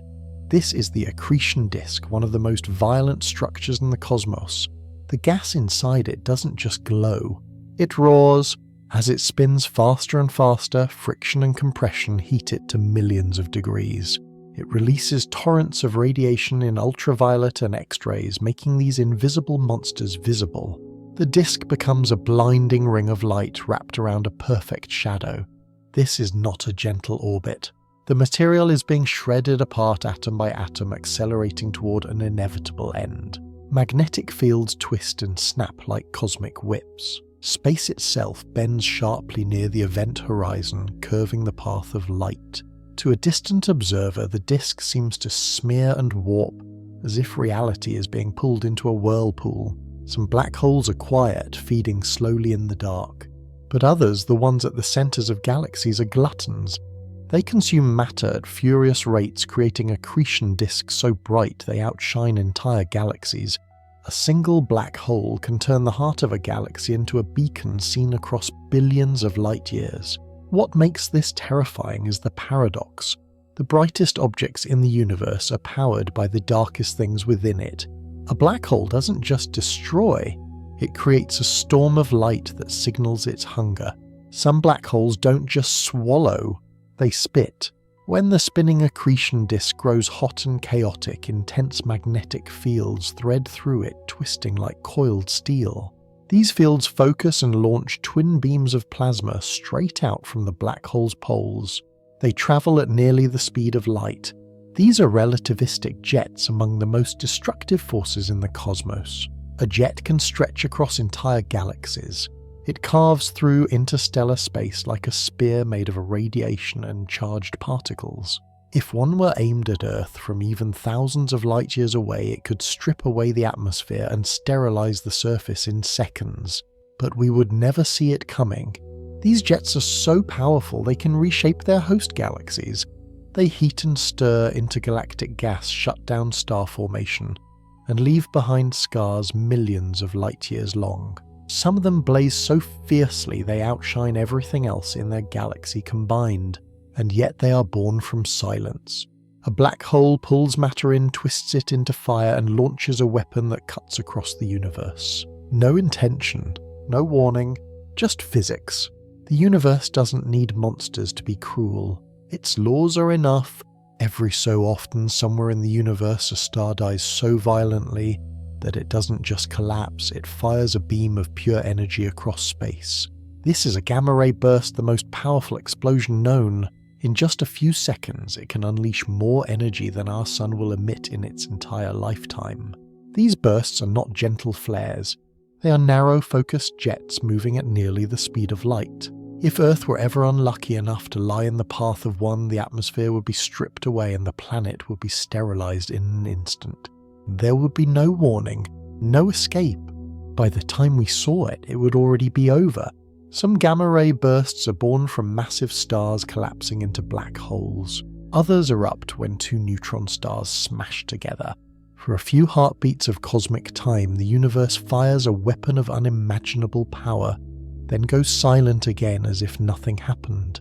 Astronomers have detected these bursts from billions of light years away. They are so bright that their light crosses the universe to reach us long after the galaxy that spawned them may have changed beyond recognition. And that is perhaps the most chilling part. These cosmic sniper shots don't need to aim. They only need to happen. If black holes rule through gravity, then magnetars rule through magnetic fury. A magnetar is a kind of neutron star, a dead collapsed core of a massive star, but with a magnetic field so intense that it makes even the strongest magnets on Earth meaningless. Its field is trillions of times stronger than Earth's, powerful enough to twist and tear atomic structures apart. Stand anywhere near it, even from a distance of hundreds of thousands of kilometers, and your body's atoms would be stretched and distorted by the magnetic force itself. Matter doesn't behave normally around a magnetar. Even empty space bends slightly under its influence. Sometimes the crust of a magnetar cracks under its own magnetic stress, releasing sudden bursts of energy called starquakes. In a fraction of a second, one of these bursts can outshine every other X-ray source in the sky. If one were close enough, it could fry electronics blind satellites or even damage Earth's atmosphere. Magnetars don't last long. Their intense fields decay over tens of thousands of years, a blink in cosmic time. But during their brief, violent lives, they are among the most dangerous objects in the universe. Not because they move fast or attack, but because they simply exist quietly, warping everything around them. These are stars so extreme that even black holes give them respect. Before a star becomes a magnetar or collapses into a black hole, it can take on a form that defies everything we know about matter, a neutron star. These are the remnants of massive stars that exploded as supernovae, leaving behind cores so dense that gravity forces electrons and protons to fuse into neutrons. What remains is a sphere no wider than a city yet heavier than the sun. A single teaspoon of neutron star material would weigh billions of tons on Earth. Its gravity is so intense that if you stood on the surface, if that were even possible, you would be crushed flat in less than a heartbeat. Time itself would run slower at your feet than at your head. Space is bent so sharply that light struggles to escape. But neutron stars aren't just dense, they're fast. Some spin hundreds of times each second, whipping their magnetic fields through space like lighthouses of death. Their beams of radiation sweep across the cosmos, and if those beams pass over Earth, we detect them as pulses, rapid rhythmic bursts that beat like cosmic drums. These stars are stable only because the pressure of neutrons pushes back against gravity, but they live on the edge. Add too much mass and that balance collapses. The neutron star implodes and a black hole is born. They are neither living nor dead, just frozen monuments of stellar violence marking the line between matter as we know it and something far stranger. Sometimes two neutron stars locked in a deadly orbit spiral closer over millions of years. They circle faster and faster, whipping space itself into ripples. Then in their final seconds, they crash together in a colossal explosion called a kilonova, a moment so violent it forges the heaviest elements in the universe. Gold, platinum, uranium. This is not just an explosion of light. It is an event that shakes space-time. Gravitational waves burst outward, carrying the signature of the collision across galaxies. The energy released is beyond comprehension enough to momentarily outshine entire galaxies in the infrared. For any world near such an event, there is no survival. A storm of gamma rays, radiation, and high-speed debris would scour everything in its path. Planets would be stripped bare, atmospheres obliterated, oceans boiled. Yet from that destruction comes creation. Every gold ring, every trace of heavy metal on Earth is the relic of a cosmic disaster like this long before our planet formed. These collisions are rare, but their echoes shape galaxies. The universe does not forge beauty gently. It forges it with unimaginable violence. When a massive star reaches the end of its life, it doesn't fade away quietly. Its core collapses in an instant and the star erupts outward in a supernova, one of the brightest and most destructive events in the universe. In a few seconds, it releases more energy than the sun will emit in billions of years. The collapsing core triggers a shockwave that rips through the star's layers, blasting them into space at incredible speeds. Radiation floods outward, lighting up its host galaxy like a cosmic flare.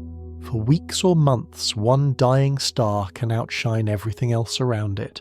But for any nearby worlds, this is not a spectacle. It's the end. A supernova within a few dozen light years could strip Earth's ozone layer and flood the planet with deadly radiation. Even farther away, it can disturb atmospheric chemistry and trigger mass extinctions. The universe doesn't need to aim, its reach is enormous. Yet supernovae are also the reason we exist. They scatter the heavy elements that make up planets, oceans, and life itself. Iron in our blood, calcium in our bones, oxygen in the air, all born in dying stars. These explosions are both executioners and creators, carving the universe into something new. Every glittering star we see carries a quiet promise. One day it will either fade into darkness or end in fire. A supernova is devastating. A hypernova is worse. When an extremely massive star, dozens of times heavier than the sun, collapses, its death doesn't just tear itself apart. It detonates with a force that dwarfs ordinary supernovae, releasing up to 100 times more energy. Hypernovae are believed to be one of the main engines behind long-duration gamma-ray bursts. Those deadly focused beams that can sterilize entire worlds from thousands of light-years away. For a few terrifying seconds, they outshine everything else in their galaxy. The light they release travels for billions of years, carrying the fingerprint of destruction across the cosmos. Near the collapsing core, space and matter are ripped into chaos. A black hole often forms at the center, surrounded by a searing maelstrom of plasma. Twin jets punch through the dying star, drilling their way into the surrounding space like cosmic weapons. Any nearby planet is simply erased. What makes hypernovae so frightening is their combination of scale and speed. They give no warning, no time to react. A star can burn steadily for millions of years, and then in less than a heartbeat it becomes a cosmic cannon firing energy across the void. These are not rare curiosities. They are part of the life cycle of the universe, scattered among distant galaxies waiting to detonate.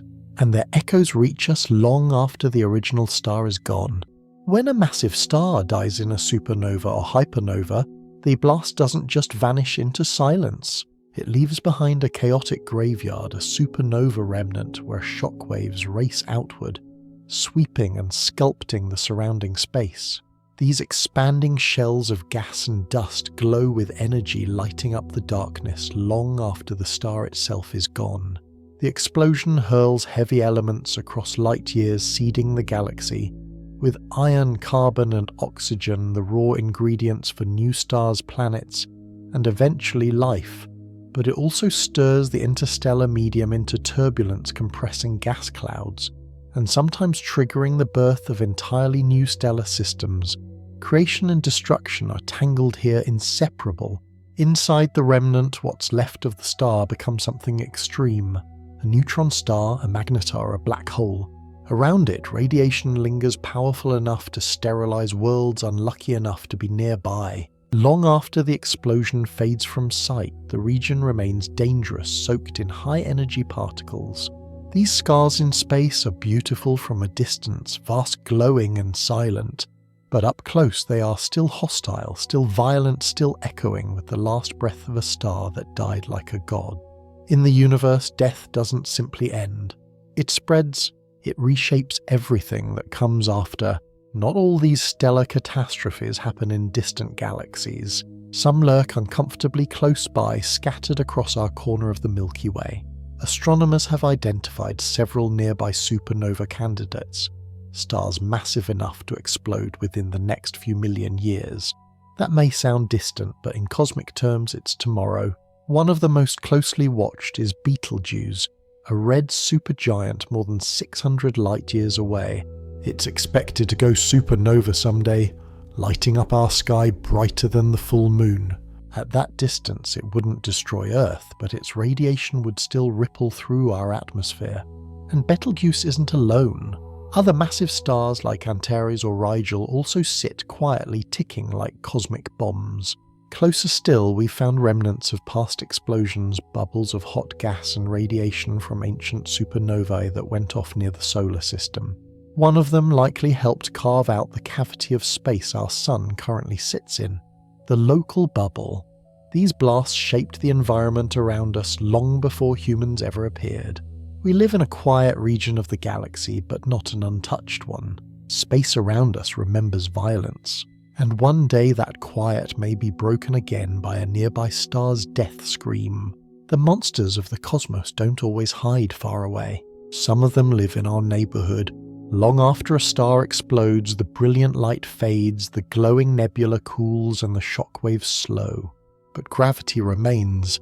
The core left behind, whether a black hole, a neutron star, or a magnetar, continues to shape everything around it for millions, even billions of years. These stellar remnants are like cosmic traps left in the dark. A black hole that formed long before humanity existed could be wandering through interstellar space right now, invisible to telescopes unless it disturbs something nearby. A neutron star, barely 20 kilometers across, can still bend the path of light from distant stars, warping space with its intense mass. The terrifying part isn't their violence in the moment of birth. It's their endurance. Long after the flash is gone, they remain silent, patient waiting. A star can die in seconds, but the remnants it leaves behind can outlast entire civilizations. The night sky we see is full of their ghosts. Behind many faint points of light lie these dark legacies, relics of stars that burned, exploded, and left behind something far stranger than what came before. This is how the universe keeps its scars. Not on its surface, but in its gravity. A black hole doesn't need to shine to be deadly. Most drift silently through the galaxy invisible unless they reveal themselves by warping nearby starlight, or pulling matter from a passing cloud. These are the dark wanderers, remnants of ancient stars long dead, moving unnoticed through interstellar space. Unlike stars, they emit no steady light. They could be anywhere, even closer than we realize, and we might never know until something crosses their path. A star passing too near could be torn apart in what astronomers call a tidal disruption event, where stellar material is shredded and whipped into an accretion disk, briefly lighting up the black hole like a flare in the night. But not every encounter is that dramatic. Many black holes may simply pass by, bending the fabric of space-time, tugging at orbits, disturbing the invisible structure of our region of the galaxy without a sound. This is what makes them terrifying. They don't need to roar to kill. They wait in the dark, patient, invisible, and unstoppable. And somewhere out there, countless of these cosmic predators are still roaming. Most of the monsters in the cosmos don't shine. They don't glow like stars or flare like supernovae. They slip through the galaxy without a trace, their presence betrayed only by how they bend the space around them. These are the dark wanderers.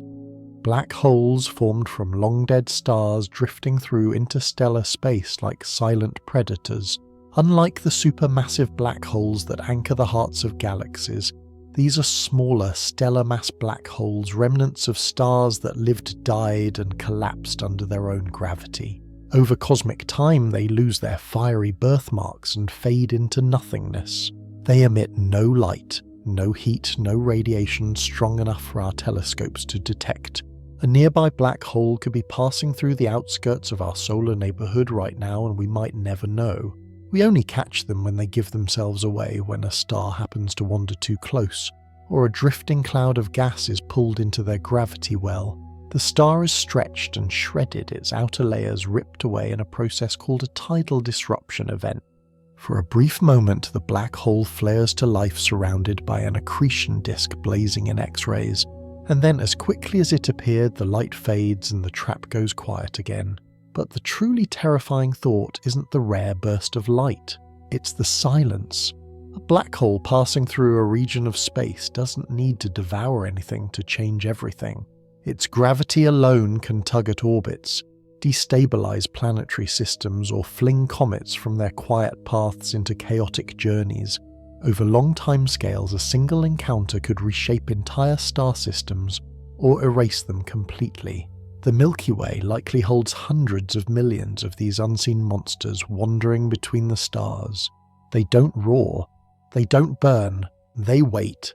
And because they are invisible, there is no warning, only the sudden moment when something begins to fall.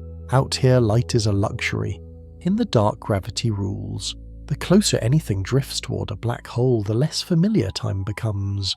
This isn't science fiction, it's a direct consequence of how gravity bends space-time. As you approach a massive object, time slows down. Near a black hole, it stretches to the breaking point. From a distance, an object falling toward the event horizon seems to move slower and slower. Its signals are redshifted, its image fades, and it appears to freeze just above the edge. But this is only an illusion seen from afar. From the object's own perspective, nothing unusual happens at all. It simply keeps falling, and in a heartbeat the rest of the universe is locked behind it. This warping of time isn't subtle. Near a supermassive black hole, minutes close to the horizon can equal years or centuries for observers far away. A human standing safely distant would watch someone fall and vanish in silence, frozen in time. But the person falling would never feel that pause. For them, the flow of time remains smooth and cruel. This means that black holes don't just consume matter, they consume time itself. Anything that crosses their threshold is dragged into a future that can't be shared with the rest of the universe. Whatever story begins at that edge ends alone inside a world where time has lost all meaning.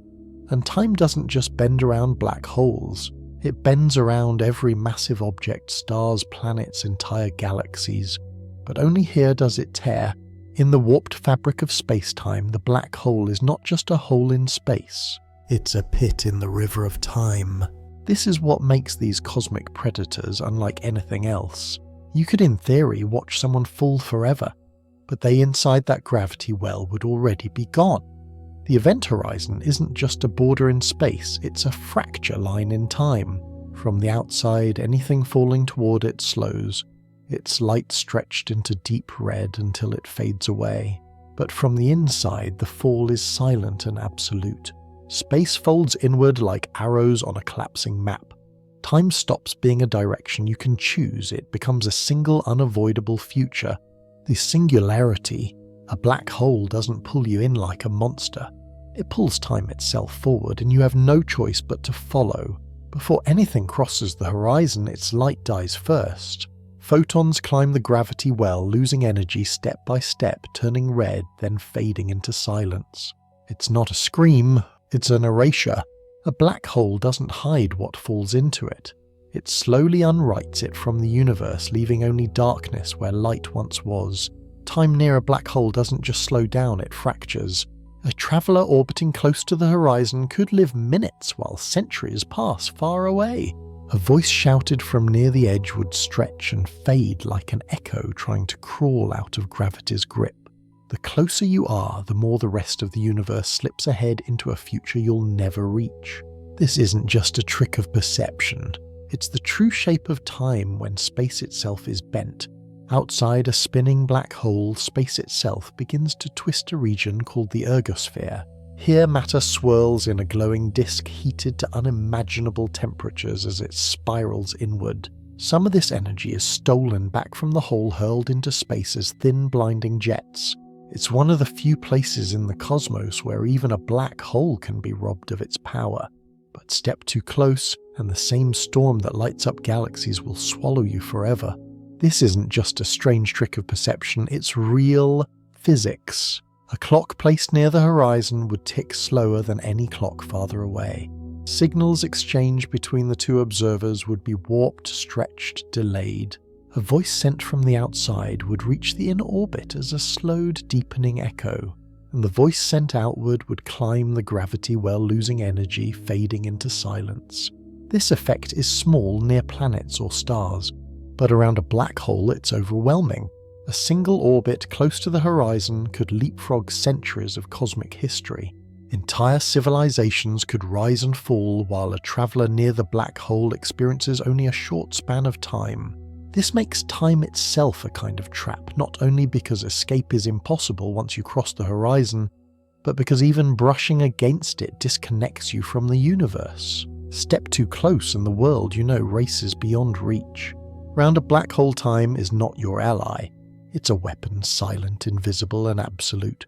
Far from the blazing hearts of stars and the violent flare of black holes, there are places in the cosmos where almost nothing happens. No light, no heat, no sound.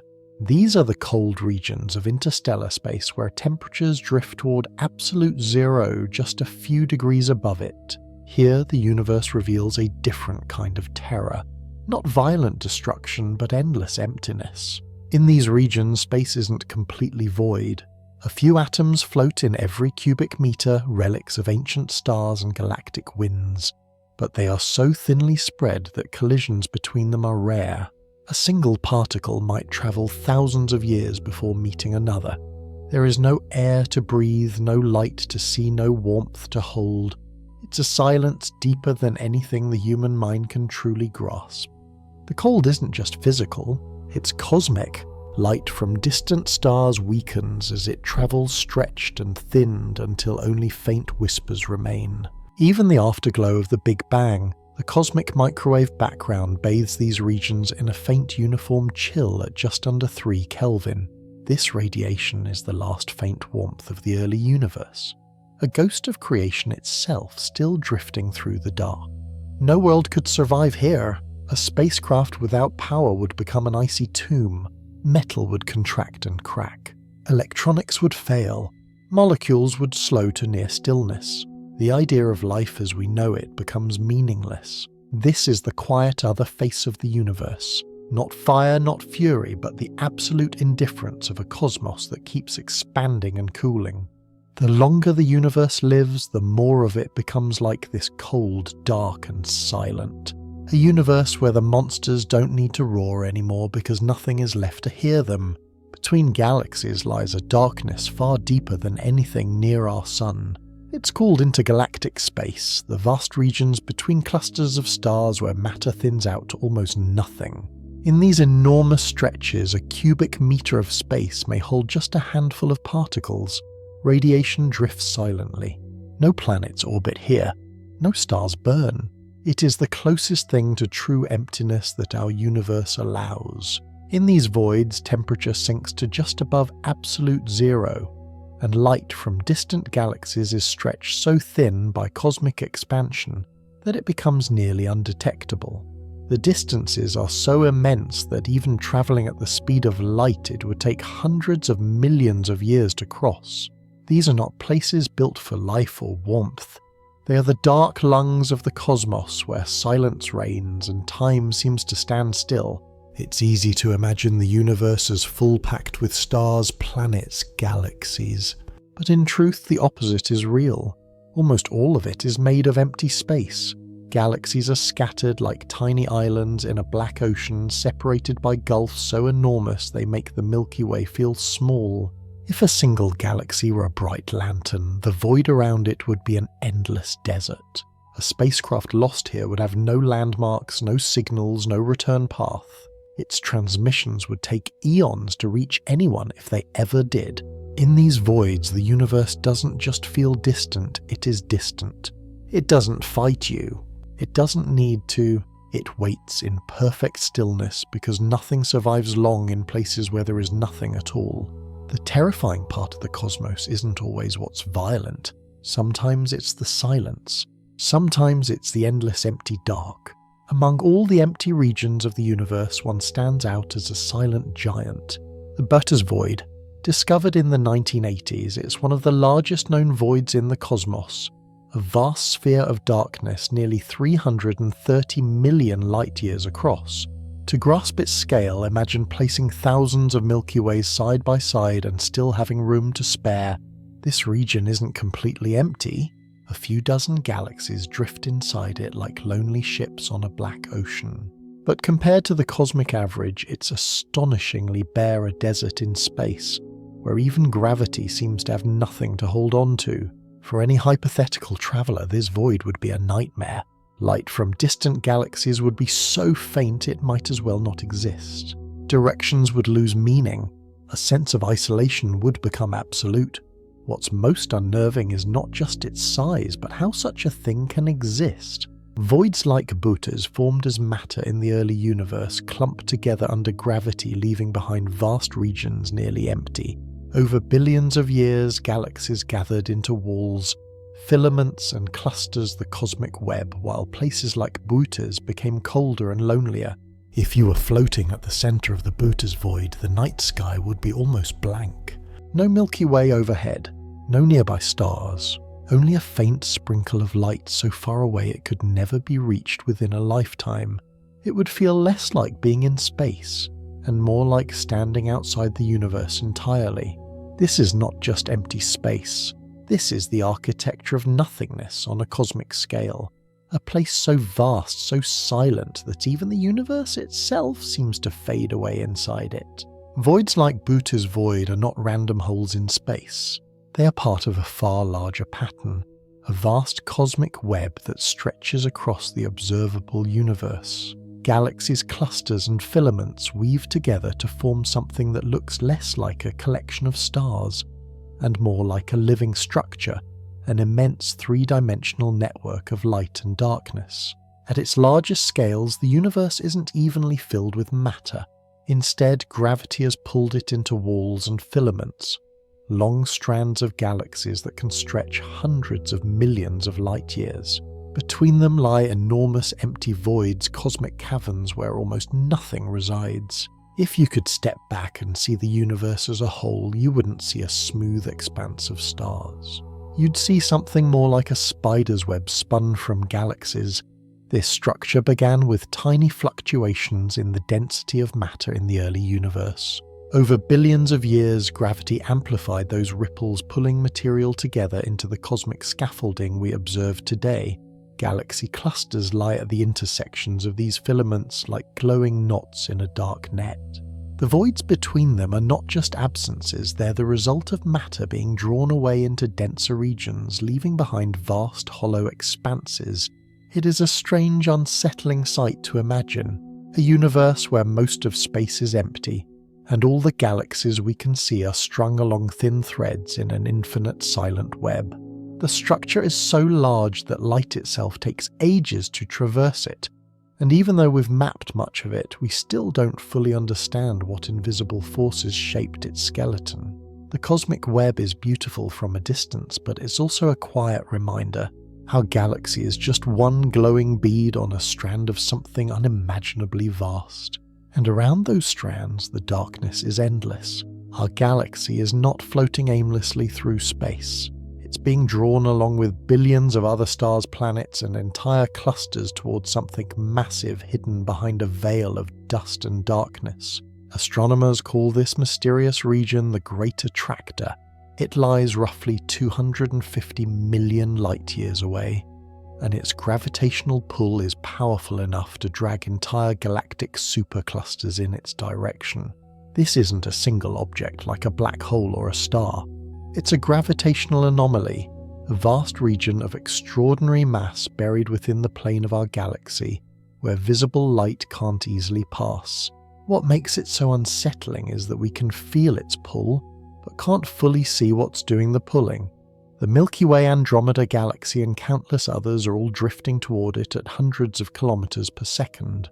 The space around this region isn't calm. Galaxies are streaming through the cosmic web like rivers, their motions subtly bent by the Great Attractor's gravity.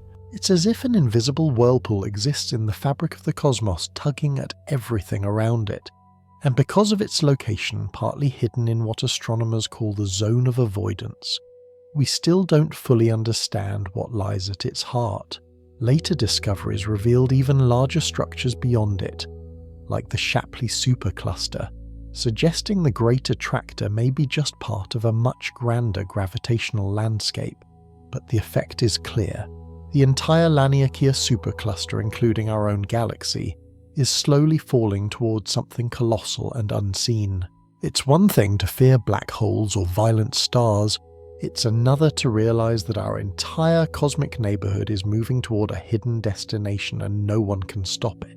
The Great Attractor isn't the end of the story. Beyond it lies an even more massive structure, the Shapley supercluster, a colossal concentration of galaxies and dark matter more than 500 million light-years away. It contains thousands of galaxies, each home to billions of stars. Its gravitational pull is so overwhelming that it tugs on entire galaxy clusters, reshaping the large-scale flow of matter through the universe. What makes Shapley terrifying isn't just its size, it's the way its gravity extends across hundreds of millions of light-years, bending the motion of galaxies like invisible hands. We are not standing still in the cosmos. Our galaxy, along with the entire Laniakea supercluster, is slowly drifting toward it at hundreds of kilometers per second. Whether we want to or not, we are part of a gravitational current that has been flowing for billions of years. Shapley is so massive that it warps the cosmic web around it. Galaxies don't orbit it like planets around a star. Instead, their paths are subtly bent and accelerated by its sheer weight. Over time, these movements sculpt the invisible architecture of our region of the universe. And yet we have never truly seen Shapley in full. It lies partly hidden, and its exact boundaries remain difficult to map. This is a different kind of fear, not the fear of sudden destruction, but of inevitable motion. We are passengers in a silent river of galaxies drifting toward a gravitational giant we can't escape and can barely comprehend. This journey is slow on a human timescale, but relentless on a cosmic one. The universe does not need to chase us. It only needs to keep pulling. All the flows of galaxies, the pull of the Great Attractor, the distant tug of the Shapley supercluster, the rivers of motion threading through the cosmic web converge into one grand structure. The Laniakea supercluster. This is the vast cosmic basin that our galaxy calls home. Laniakea spans more than 500 million light-years, encompassing around 100,000 galaxies. Every one of them, including Milky Way, moves not at random but along curved invisible highways of gravity. These highways are shaped by the distribution of both matter and the elusive dark matter that outweighs it.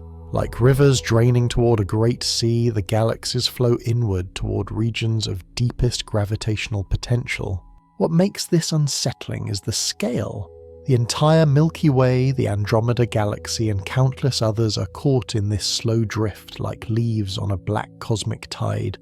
There is no engine pushing us forward, no choice, no control. We are being pulled along by gravity written into the structure of the universe itself. If you could step far enough away to look at Laniakea in its entirety, it would look like a vast branching basin of galaxies with filaments like rivers and clusters like lakes all draining toward gravitational depths. But from where we stand inside one of its spiraling currents, it's impossible to feel the motion directly. We are travelers who don't even sense the journey. Laniakea is not a monster in the traditional sense. It won't burn or crush us, but it reminds us of something more chilling. The universe is not still. Everything is being carried somewhere, and in the end we're passengers on a current far larger than ourselves. Even as galaxies stream along the strands of the Laniakea supercluster, most of space remains utterly empty. Between these filaments and clusters lie immense interfilament voids regions where gravity is weak, and the cosmic expansion pushes galaxies farther apart instead of pulling them together. This is where the true quiet of the universe lives. In these places, temperatures hover just above absolute zero. No stars form here, no galaxies grow, no gravitational structures take shape. Over billions of years, the cosmic expansion will make these voids grow larger, still isolating clusters of galaxies like shrinking islands in an ever-widening ocean of black. The edges of these voids are shaped by invisible hands, not only by the mass of galaxies themselves, but by dark matter, the hidden scaffolding beneath the cosmic web. This unseen mass defines the contours of the universe, creating gravitational valleys, where galaxies gather, and high plateaus where they flee. If we could map dark matter directly, we would see not a blank void, but an intricate, ghostly landscape of gravity stretching across the cosmos. Floating in the middle of one of these voids would be unlike anything imaginable. No nearby stars, no planets, no sense of direction. The night sky would contain only a faint smear of distant light too far to ever reach. This is the universe stripped of everything, warm, everything familiar. A place where expansion itself wins, not because it's violent, but because there is nothing left to resist it. The cosmic web gives the illusion of a crowded universe, but the truth is more haunting. Most of existence is emptiness growing larger every day. Beneath everything we can see stars, galaxies, and glowing filaments. There exists a hidden structure shaping the cosmos. It isn't made of light or ordinary matter. It's made of something we can't touch or observe directly. Dark matter. Dark matter is thought to make up about 85% of all matter in the universe. It doesn't emit or absorb light, but its gravity is unmistakable. It sculpts the cosmic web, draws galaxies together, and holds entire clusters in its invisible grip. Without it, the large-scale structure of the universe simply wouldn't exist. The filaments we see are just faint traces of light wrapped around this ghostly framework. Astronomers can't see dark matter directly, but they can map its influence. They watch how galaxies move, how light from distant sources bends a phenomenon known as gravitational lensing. Like wind-shaping dunes, dark matter shapes the cosmos even if we can't see the wind itself. The haunting truth is that almost everything we can see is just a thin layer clinging to something far bigger and more mysterious. Every galaxy, including Milky Way, orbits inside a massive halo of dark matter. These halos stretch far beyond the visible edges of galaxies like vast unseen spheres of gravity, and yet we still don't know what dark matter actually is. It could be undiscovered particles, exotic physics, or something stranger still. All we know is that it shapes the universe while remaining hidden like a skeleton beneath skin. When you look up at the stars, you're not seeing the true shape of the cosmos. You're only seeing the faint glowing threads draped over something much darker, much deeper, and far more powerful. If dark matter is the skeleton that holds the universe together, then dark energy is the force pulling it apart. This mysterious component makes up nearly 70% of the cosmos, and yet we don't know what it is.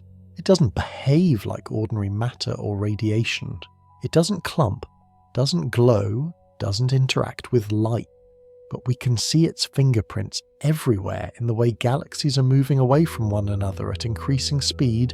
For billions of years, gravity has pulled matter together. building galaxies and clusters weaving the cosmic web. But something changed. About 5 billion years ago, the expansion of the universe began to accelerate. Instead of slowing down under the weight of its own mass, the cosmos started to speed up as though pushed by an unseen hand. That push is attributed to dark energy. The terrifying part is its quiet inevitability. As the expansion accelerates, galaxies drift farther and farther apart. Light from distant galaxies stretches, fades, and eventually disappears beyond the cosmic horizon. One day, countless galaxies will slip away faster than light can reach us. The universe will grow darker, colder, and more isolated. We don't know what dark energy really is. It could be a property of space itself, a field filling the universe, or a sign of deeper physics we haven't yet uncovered. What we do know is that it dominates everything. The stars, galaxies, black holes, all of them are just a thin layer of matter carried along by something far larger. The greatest threat in the cosmos may not be something violent or sudden. It may be this, a slow, unstoppable expansion that rips the universe apart not with fire, but with silence. The universe wasn't always cold. In its early ages, galaxies bloomed with newborn stars burning bright and fierce. But stars are not eternal. Over time they exhaust their fuel and die. One by one the night sky will dim. In the far future, the last great epoch of stellar birth will end, and the long winter of the cosmos will begin. When star formation slows, the brilliant spiral arms of galaxies will fade. Nebulae will disperse into the void, their raw material for new stars spent. The great furnaces of the universe will cool, leaving only faint red dwarfs burning slowly in the dark. These small stars can live for trillions of years, far longer than anything shining today. But even they will eventually go dark. As the last stars die, the night sky will lose its constellations. What remains will be cold remnants, white dwarfs, neutron stars, black holes drifting in silence. The Milky Way will no longer glow as a river of light. It will be a graveyard of stellar corpses orbiting through a frozen void. For any civilization that might exist in that distant future, the cosmos will look fundamentally different. No bright galaxies, no nearby suns, just scattered embers slowly fading away. Energy, once plentiful, will become the rarest resource in the universe.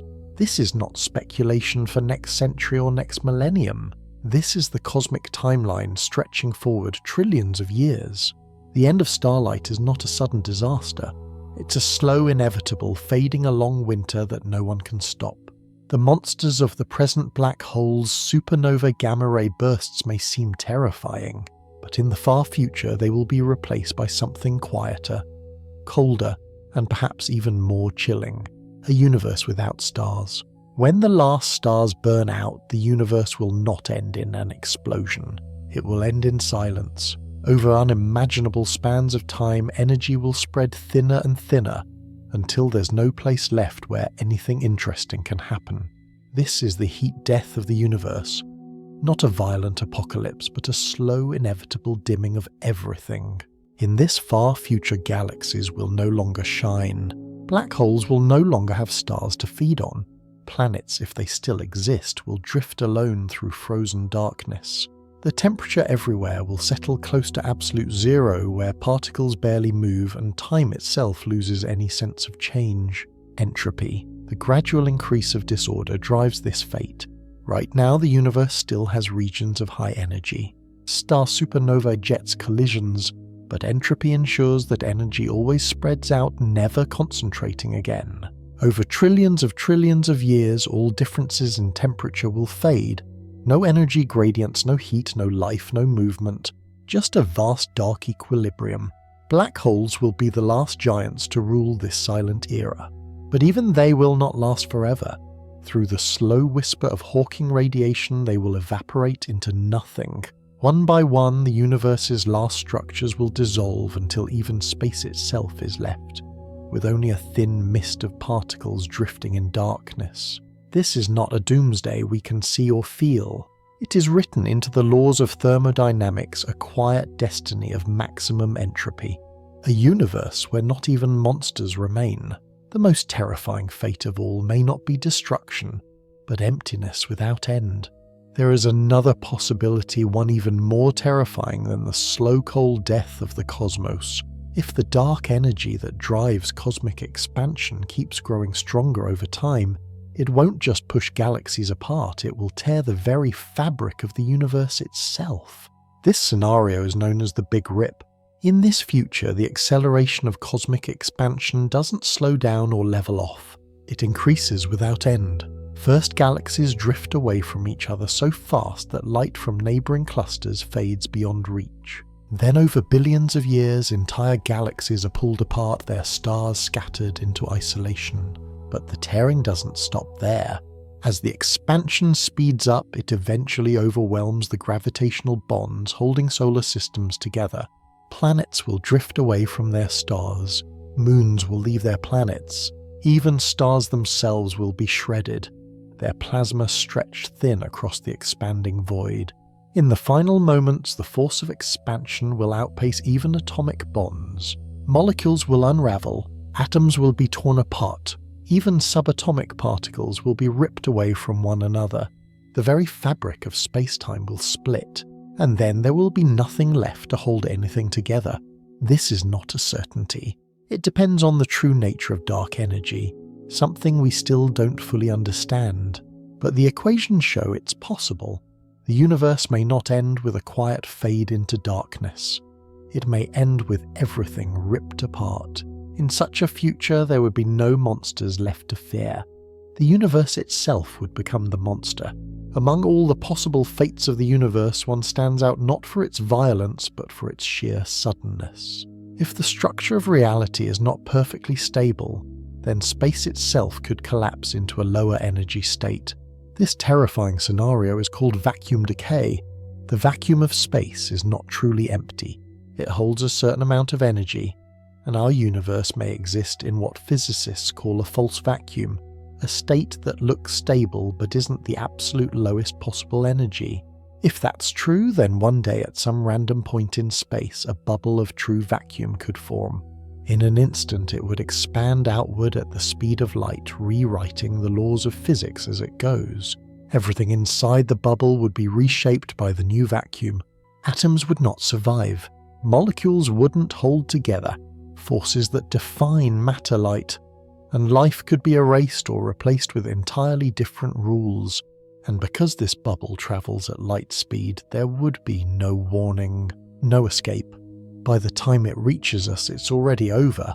This sounds like science fiction, but it's a serious possibility within modern quantum field theory.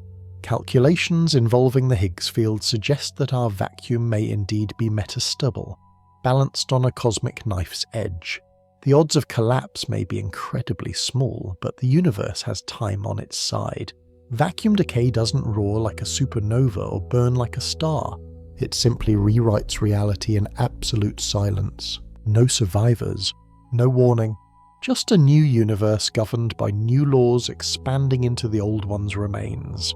The most terrifying threats are not always the loudest. Some of them travel at the speed of light and make no sound at all. The universe is not silent. Even when stars don't shine and galaxies seem still, space-time itself can ripple. These waves are faint but real disturbances created when massive objects collide, twist or merge. They are called gravitational waves, and they carry the imprint of some of the most violent events in the cosmos: when two neutron stars spiral into each other, or two black holes merge, their immense gravity shakes space-time like a drum.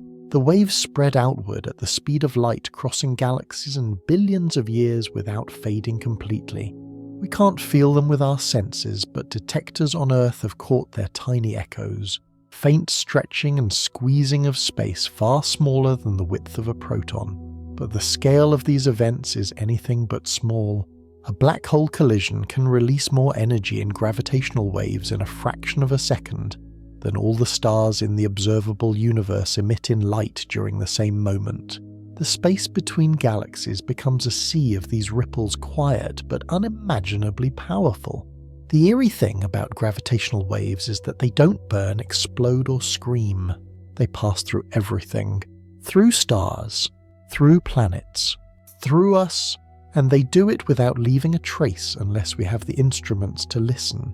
They're invisible messages from cosmic disasters long past reaching us, millions or billions of years after the fact. The universe doesn't just contain storms, it is a storm, a vast ocean of space-time where unseen waves are always moving even when the night looks calm. We are floating inside that sea, carried by the echoes of collisions we will never witness. Even in the quietest corner of the cosmos, we are not truly alone. At every moment, trillions of particles are streaming through your body without leaving a mark. They are called neutrino ghost-like messengers created in the cores of stars in supernovae in the first seconds after the Big Bang itself. Neutrinos are strange. They are incredibly light, almost massless, and barely interact with ordinary matter. A wall of solid lead light years thick would hardly slow them down. They slip through planets, stars, and galaxies as if they were made of mist. Right now, every second, billions of neutrinos pass through your body, through the Earth, and continue into the night without even noticing we exist. The cosmic neutrino background, a relic from the early universe, still fills all of space. It's like a faint afterglow, colder, quieter, and harder to detect than the cosmic microwave background. Long before stars formed, neutrinos were already out there flooding the cosmos. In a sense, they are older than light itself. They may not burn like gamma rays or tear space like black holes, but their very nature is unsettling. They are everywhere. They move almost at light speed, and for most of the universe's history, they have been silent witnesses to everything. They remind us that even in emptiness, something is always passing through. We live inside a sea of invisible particles, a tide that flows through galaxies, through stars, through us. A tide that began in the first heartbeat of the cosmos and will continue long after the last star fades. Every second, Earth is bombarded by a rain of high-energy particles from deep space. They travel at nearly the speed of light, tearing through the void like invisible bullets. These are cosmic rays, fragments of atoms accelerated to extreme energies by violent astrophysical events like supernova gamma-ray bursts and supermassive black hole jets. Most of these particles are harmless at ground level where Earth's atmosphere and magnetic field shield us, but in space or on a world without protection they are dangerous. They rip through living cells, damage electronics, and leave a constant invisible storm of radiation. An astronaut on an unshielded spacecraft would face a relentless cosmic rain, a quiet, steady assault from across the galaxy. Some cosmic rays carry energy so high they defy easy explanation. A single particle can strike with the force of a baseball pitch compressed into something smaller than an atom. Scientists still debate how the universe accelerates matter to such speeds. Perhaps shock waves from distant supernovae, perhaps powerful jets from galaxies, perhaps something stranger. These particles are ancient. Some began their journey before Earth existed. They've crossed billions of light years, dodged stars and nebulae, curved through magnetic fields, and finally collided with the thin shell of our atmosphere, where they trigger brilliant showers of secondary particles. We live beneath this invisible storm, usually unaware of its presence. But in the vastness of space, cosmic rays are constant companions. They are neither loud nor dramatic. They are quiet, persistent reminders that the universe is not a gentle place, and that even in darkness something is always moving. Before the first stars were born, there was a time when the cosmos was completely dark. After the Big Bang, the universe expanded and cooled. For hundreds of millions of years, there were no suns, no galaxies, no light. Hydrogen and helium atoms drifted in the cold, silent void. This era is known as the Cosmic Dark Ages. In that time, the universe was transparent but black. Light from the early plasma had stretched into long, invisible microwaves. No new sources of brightness had appeared yet. If a human could stand in that young universe, though of course none existed, they would see nothing at all. Just infinite darkness. The only activity came from the slow pull of gravity quietly gathering matter into the seeds of galaxies. Over time, these clumps grew denser, Hydrogen clouds collapsed and the first stars flickered to life. Their light pierced the dark like sparks in a black ocean. They reionized the surrounding hydrogen, turning the universe transparent again and transforming it forever. But before those first lights, the universe was an empty stage waiting in silence. A darkness so deep it's hard to imagine, not the night sky we know dotted with stars, but a sky with nothing at all. And as the cosmos continues to expand and cool in the distant future, astronomers believe it will eventually return to a similar state. Not a beginning this time, but an end. Another dark age when all light has faded and the universe becomes what it once was. A silent, starless void. The long cosmic night finally ended when the first stars were born, roughly a few 100 million years after the Big Bang gravity gathered hydrogen into massive clumps, and deep inside these clouds the pressure became unbearable. Nuclear fusion ignited and the first stars burst to life. Brilliant, short-lived giants far larger and hotter than our sun. This moment is known as cosmic dawn. Their light did more than just shine. It transformed the universe. These early stars flooded space with ultraviolet radiation, stripping electrons from surrounding hydrogen atoms in a process called reionization. The fog that once filled the cosmos cleared and light could finally travel freely. The first galaxies began to form and the dark universe became a glowing web of matter and energy. But these were not gentle suns.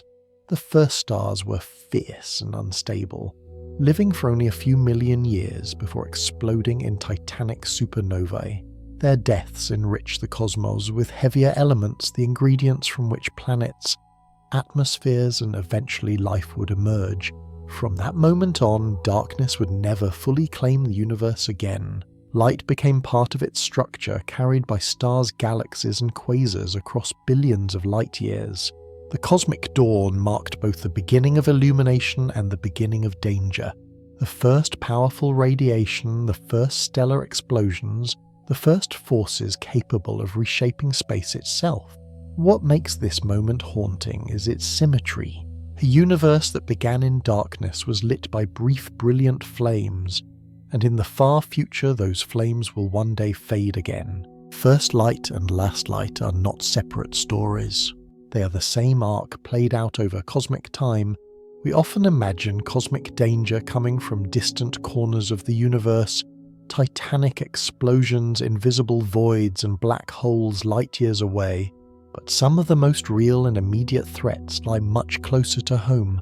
In the quiet darkness of our own solar neighborhood, there are objects moving silently following orbits that sometimes cross dangerously close to Earth. These are near-Earth object asteroids, comets, and other space debris whose paths intersect with our planet's orbit. Most are small, harmless pebbles that burn away in the atmosphere, but a few are big enough to reshape the planet's surface, disrupt the climate, and wipe out entire species. The Earth has already faced these threats before. 66 million years ago, a single impact at what is now Chicxulub crater ended the age of the dinosaurs. The blast unleashed energy equal to billions of nuclear bombs, filling the atmosphere with dust and ash, triggering global cooling and collapsing ecosystems in a matter of months. And that was just one rock. Today, thousands of near-Earth objects have been detected and tracked, but not all. Some are small enough to evade early detection, but still large enough to cause regional devastation. Others approach from the direction of the sun, hidden in its glare until it's too late to react. A collision with even a modest-sized asteroid could flatten entire cities or darken skies for years. We often look outward with wonder, imagining alien horrors at the edges of the universe, but the most realistic cosmic threat might not come from a distant galaxy. It could be quietly orbiting nearby, waiting for its path to cross ours at the wrong moment.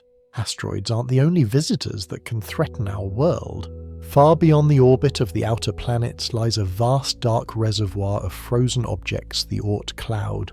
From this deep and ancient reservoir, icy bodies sometimes fall toward the sun, drawn in by its gravity. When they do, they streak through the solar system as comet beautiful in the night sky, but potentially deadly. Unlike most asteroids, comets are unpredictable. Their long looping orbits can last thousands or even millions of years, and many approach the inner solar system without warning. A single large comet moving at incredible speed carries energy that could devastate the planet. Unlike a slow rocky asteroid impact, a cometary strike would unleash explosive force, far greater enough to trigger global firestorms and atmospheric collapse. What makes comets especially dangerous is how hard they are to spot.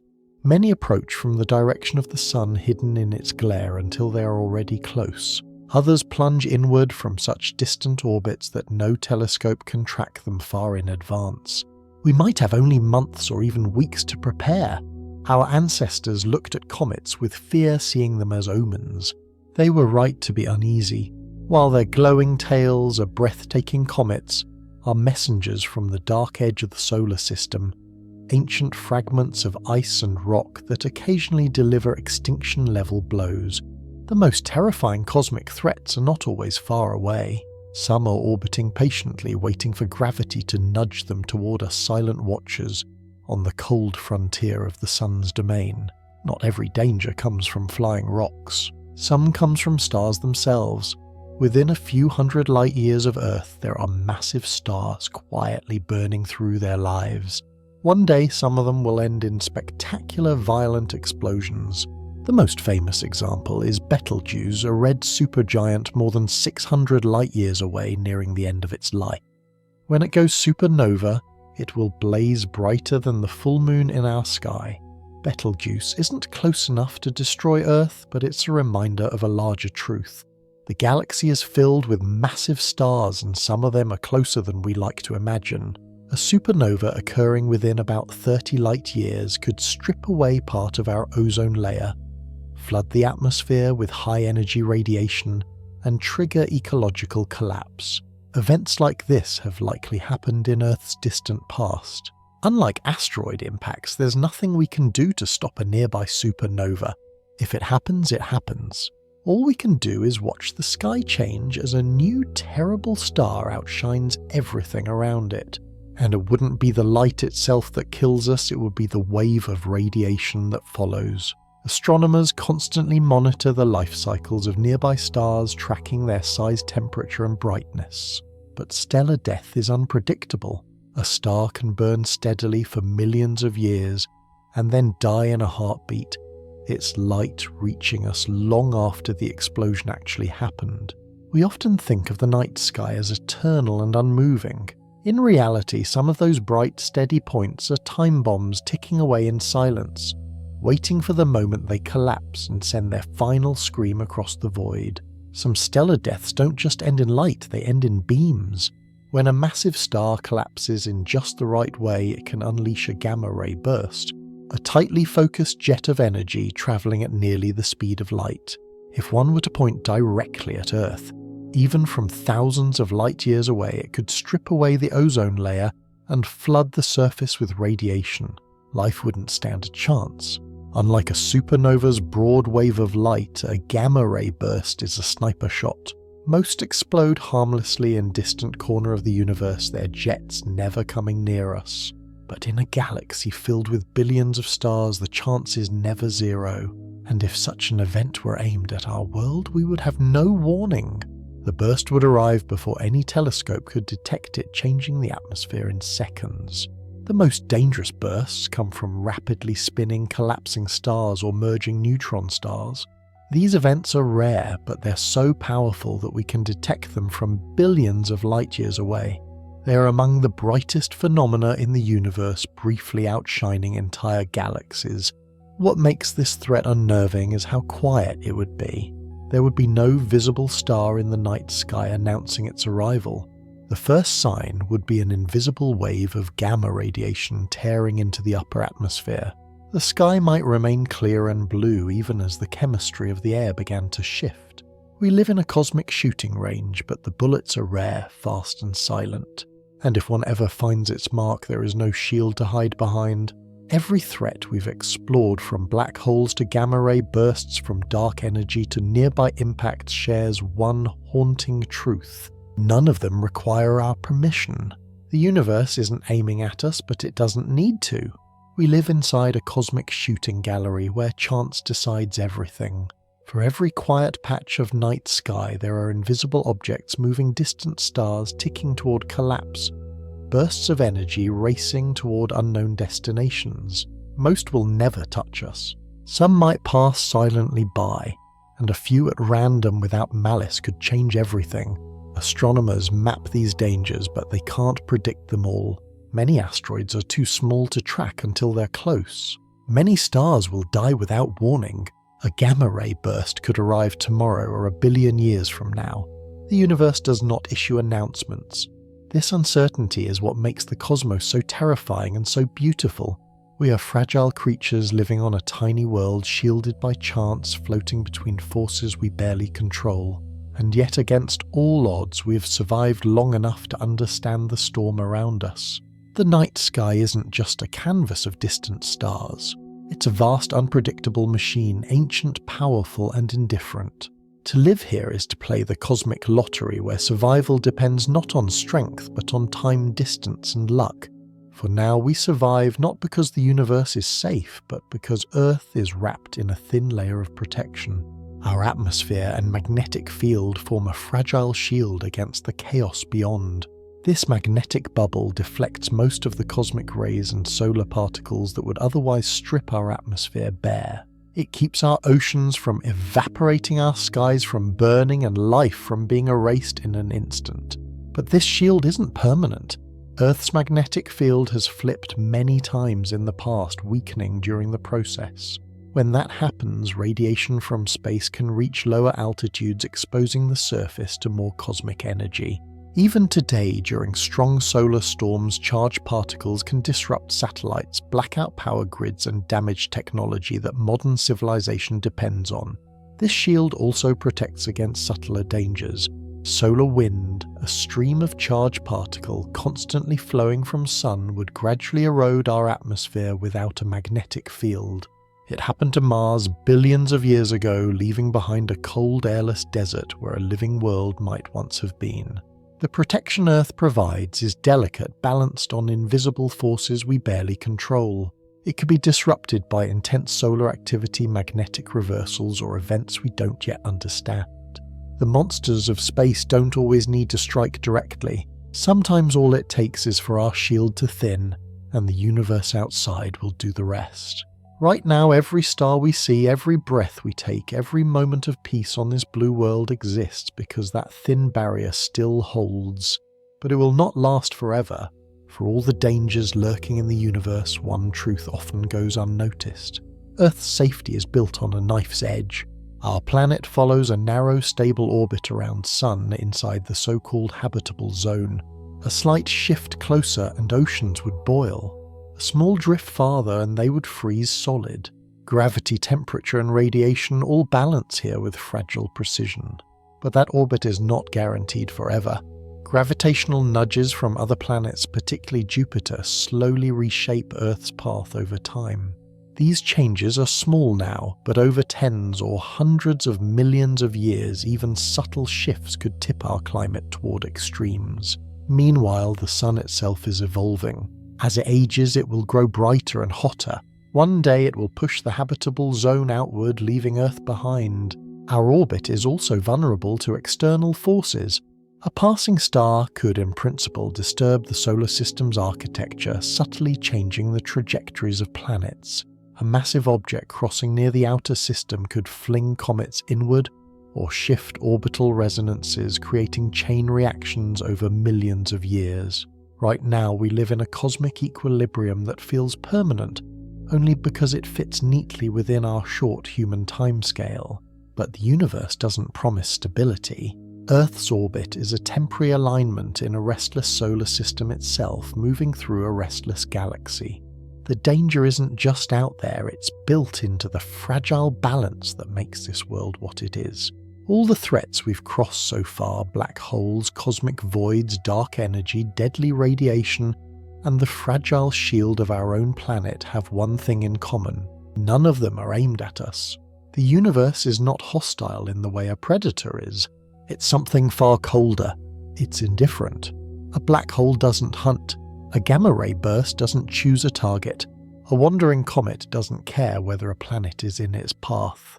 These forces existed long before Earth formed and will continue long after it's gone. Life here survives not because the cosmos is gentle, but because for a fleeting moment we happen to sit in a narrow band of safety. Our world orbits a stable star, our atmosphere shields us from radiation, our galaxy hasn't yet torn itself apart, but this balance isn't permanent. It's borrowed time written on a cosmic clock far bigger than us. A single ripple, a star's death. A shift in orbit, a passing object could break it in an instant. For most of the universe, danger isn't an event. It's the background. It's the default state of everything that exists. Life is the anomaly here, fragile temporary clinging to a calm patch in an endless storm. The deeper we look into space, the clearer this truth becomes. The universe does not protect us. It doesn't need to.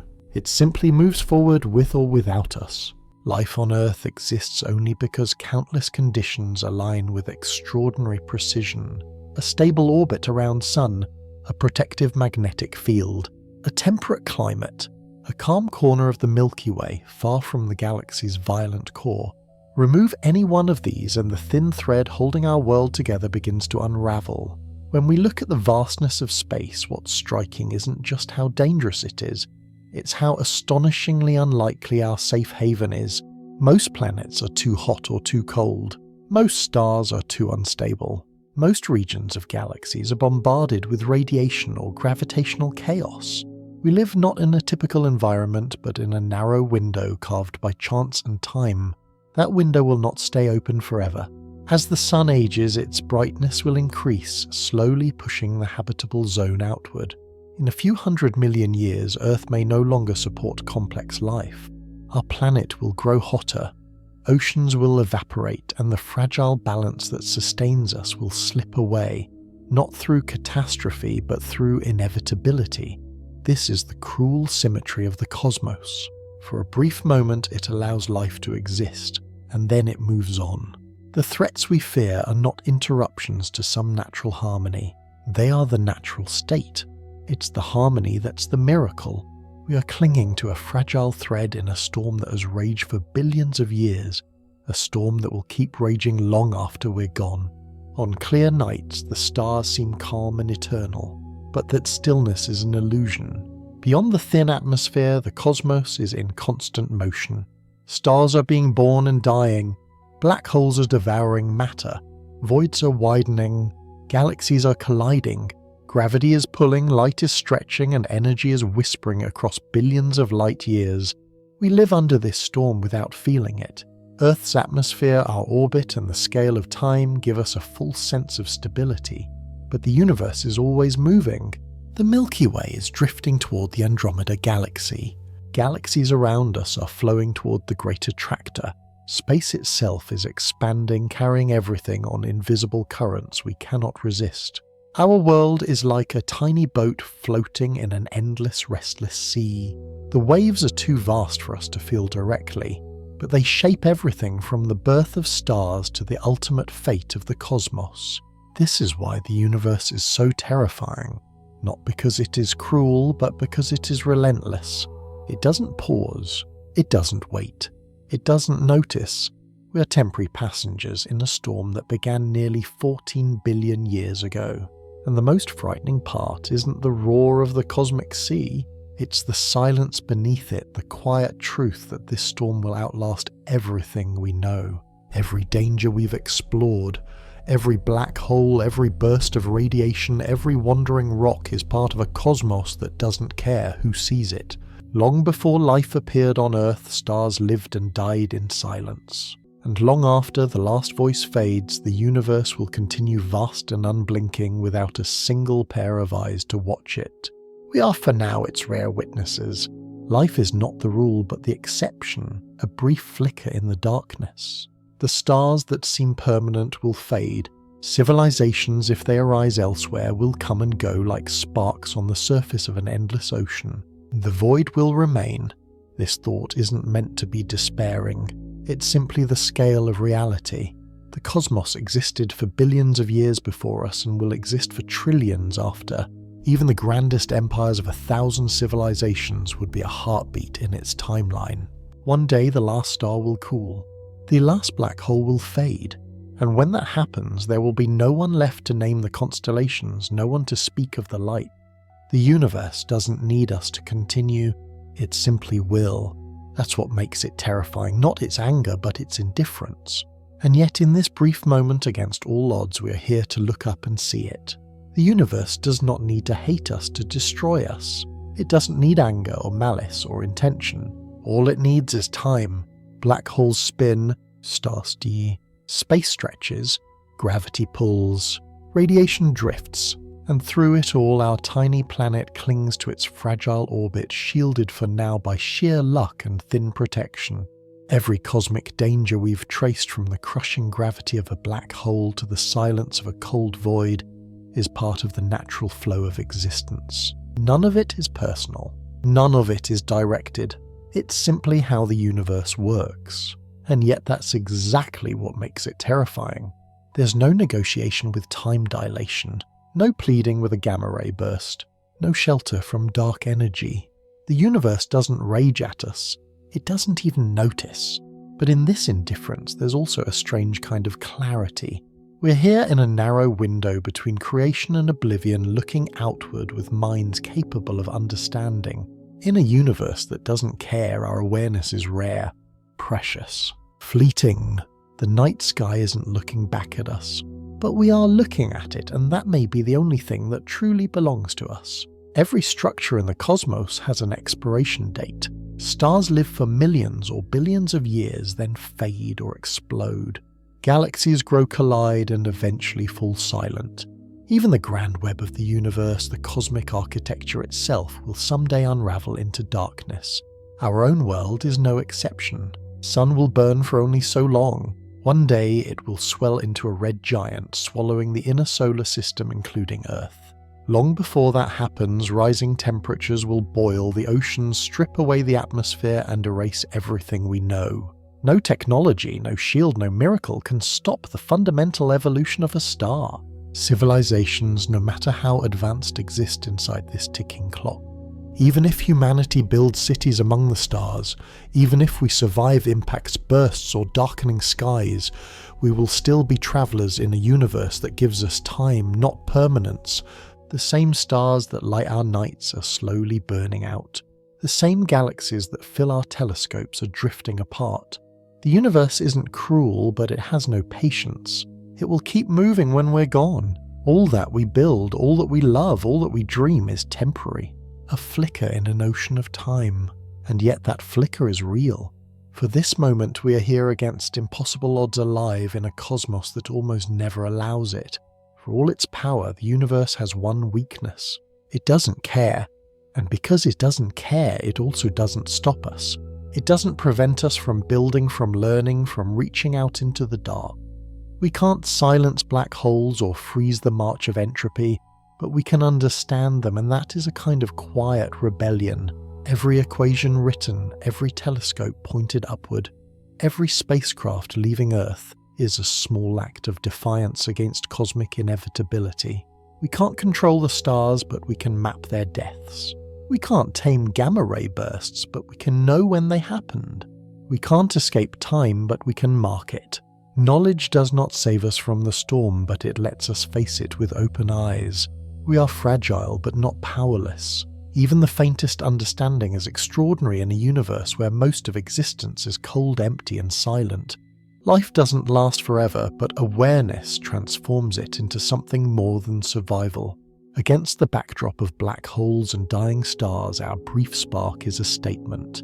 We were here, we saw it, and in a cosmos where almost nothing sees back, that might be the most remarkable thing of all. For billions of years the universe existed in silence. Stars burned, galaxies collided, black holes devoured everything around them, and no one was there to notice. Then, on a small world orbiting an ordinary star, something extraordinary happened.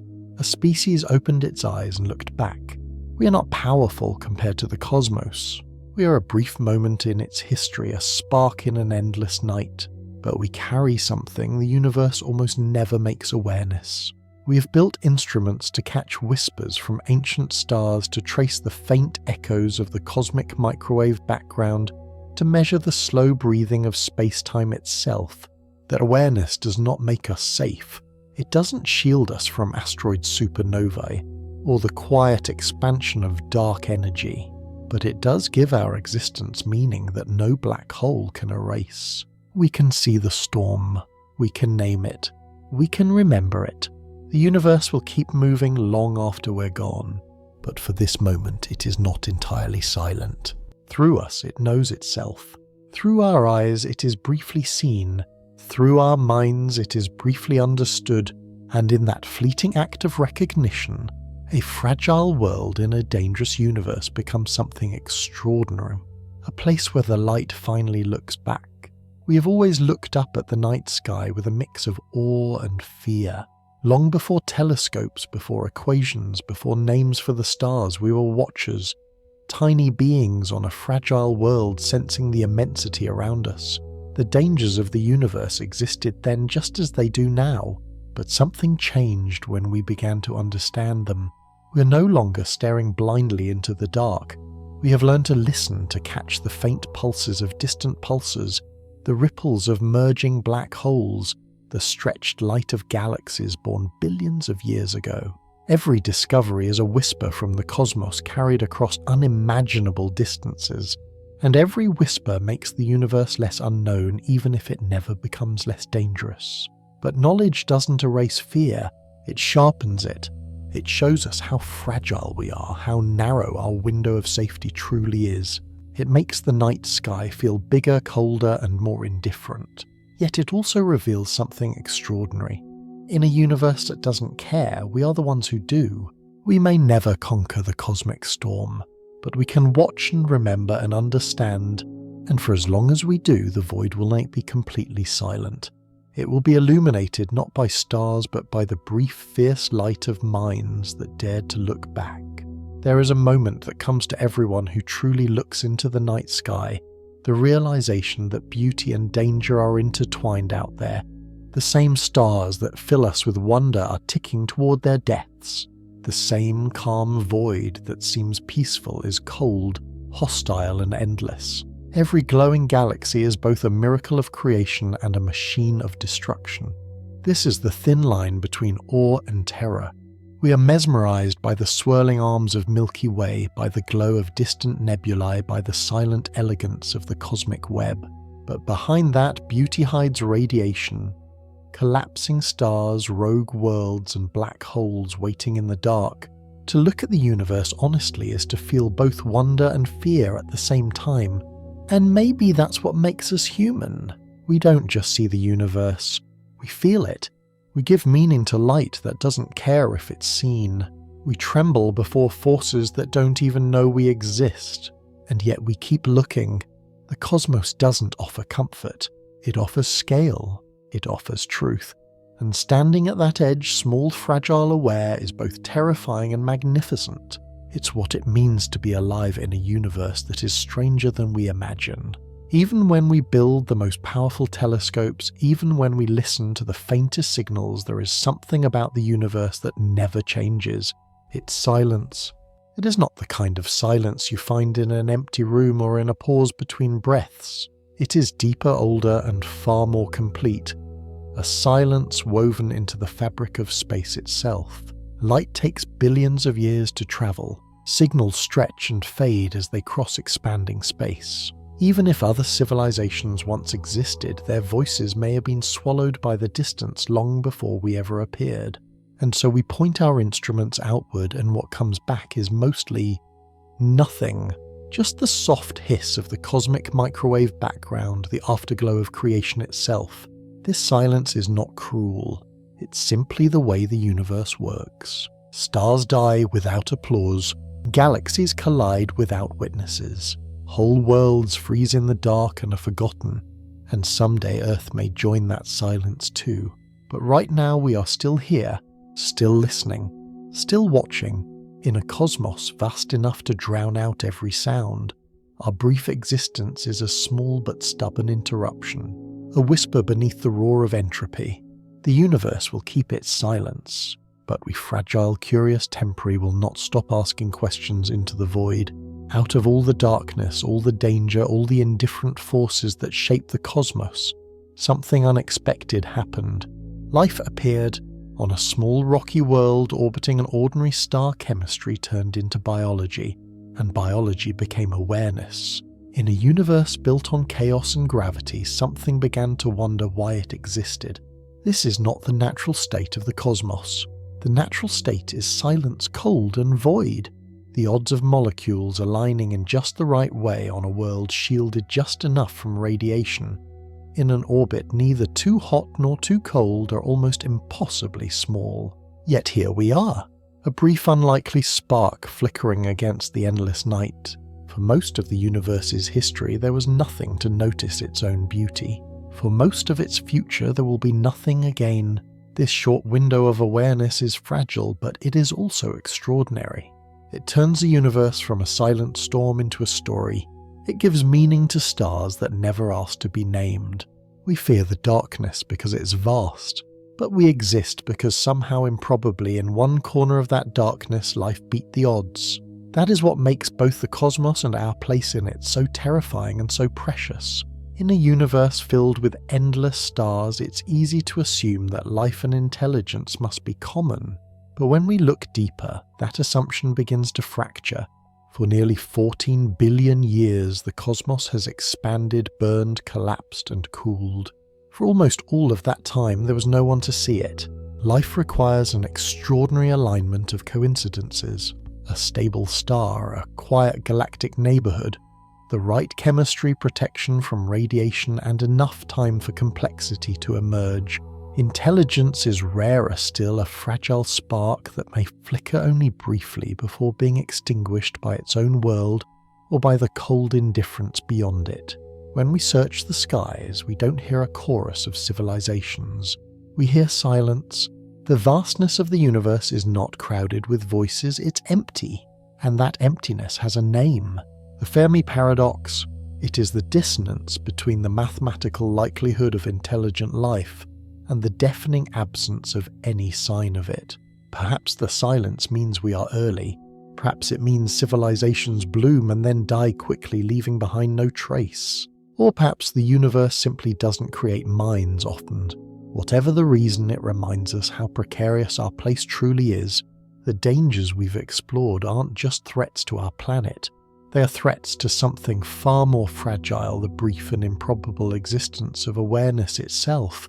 If intelligence is rare, then survival is rarer still. Civilizations may emerge from the darkness, build their worlds, lift their eyes to the stars, and then vanish. They might be wiped out by impact starquakes, their own wars, or the quiet, unstoppable ticking of cosmic time. The Fermi paradox may not be a question of where they are, but how briefly they last. To endure in this universe requires more than intelligence. It requires resilience against threats that do not care. Wandering comets, shifting stars, radiation storms, the collapse of entire systems. A single failure, one unanticipated event can end millions of years of progress in a heartbeat. Perhaps the cosmos is littered with civilizations that reached out once, briefly, then fell silent. Their signals are still racing outward at light speed, fading across the void long after their creators are gone. We may never hear them. We may only pass through their ghost light. For now we are still here, but everything that threatens them threatens us too. We are not separate from the forces that silence civilizations, we're standing in their path. This is the paradox of survival in an indifferent universe. To endure, a species must be aware of dangers it did not create, and find a way to outlast a cosmos that offers no mercy. Most fail. Few ever get the chance to try. Among the many attempts to explain the Fermi paradox, one idea casts a particularly long shadow. The Great Filter. It suggests that somewhere along the path from simple life to a long-lived civilization, there is a barrier, a point at which most species fail. The filter could be at the beginning.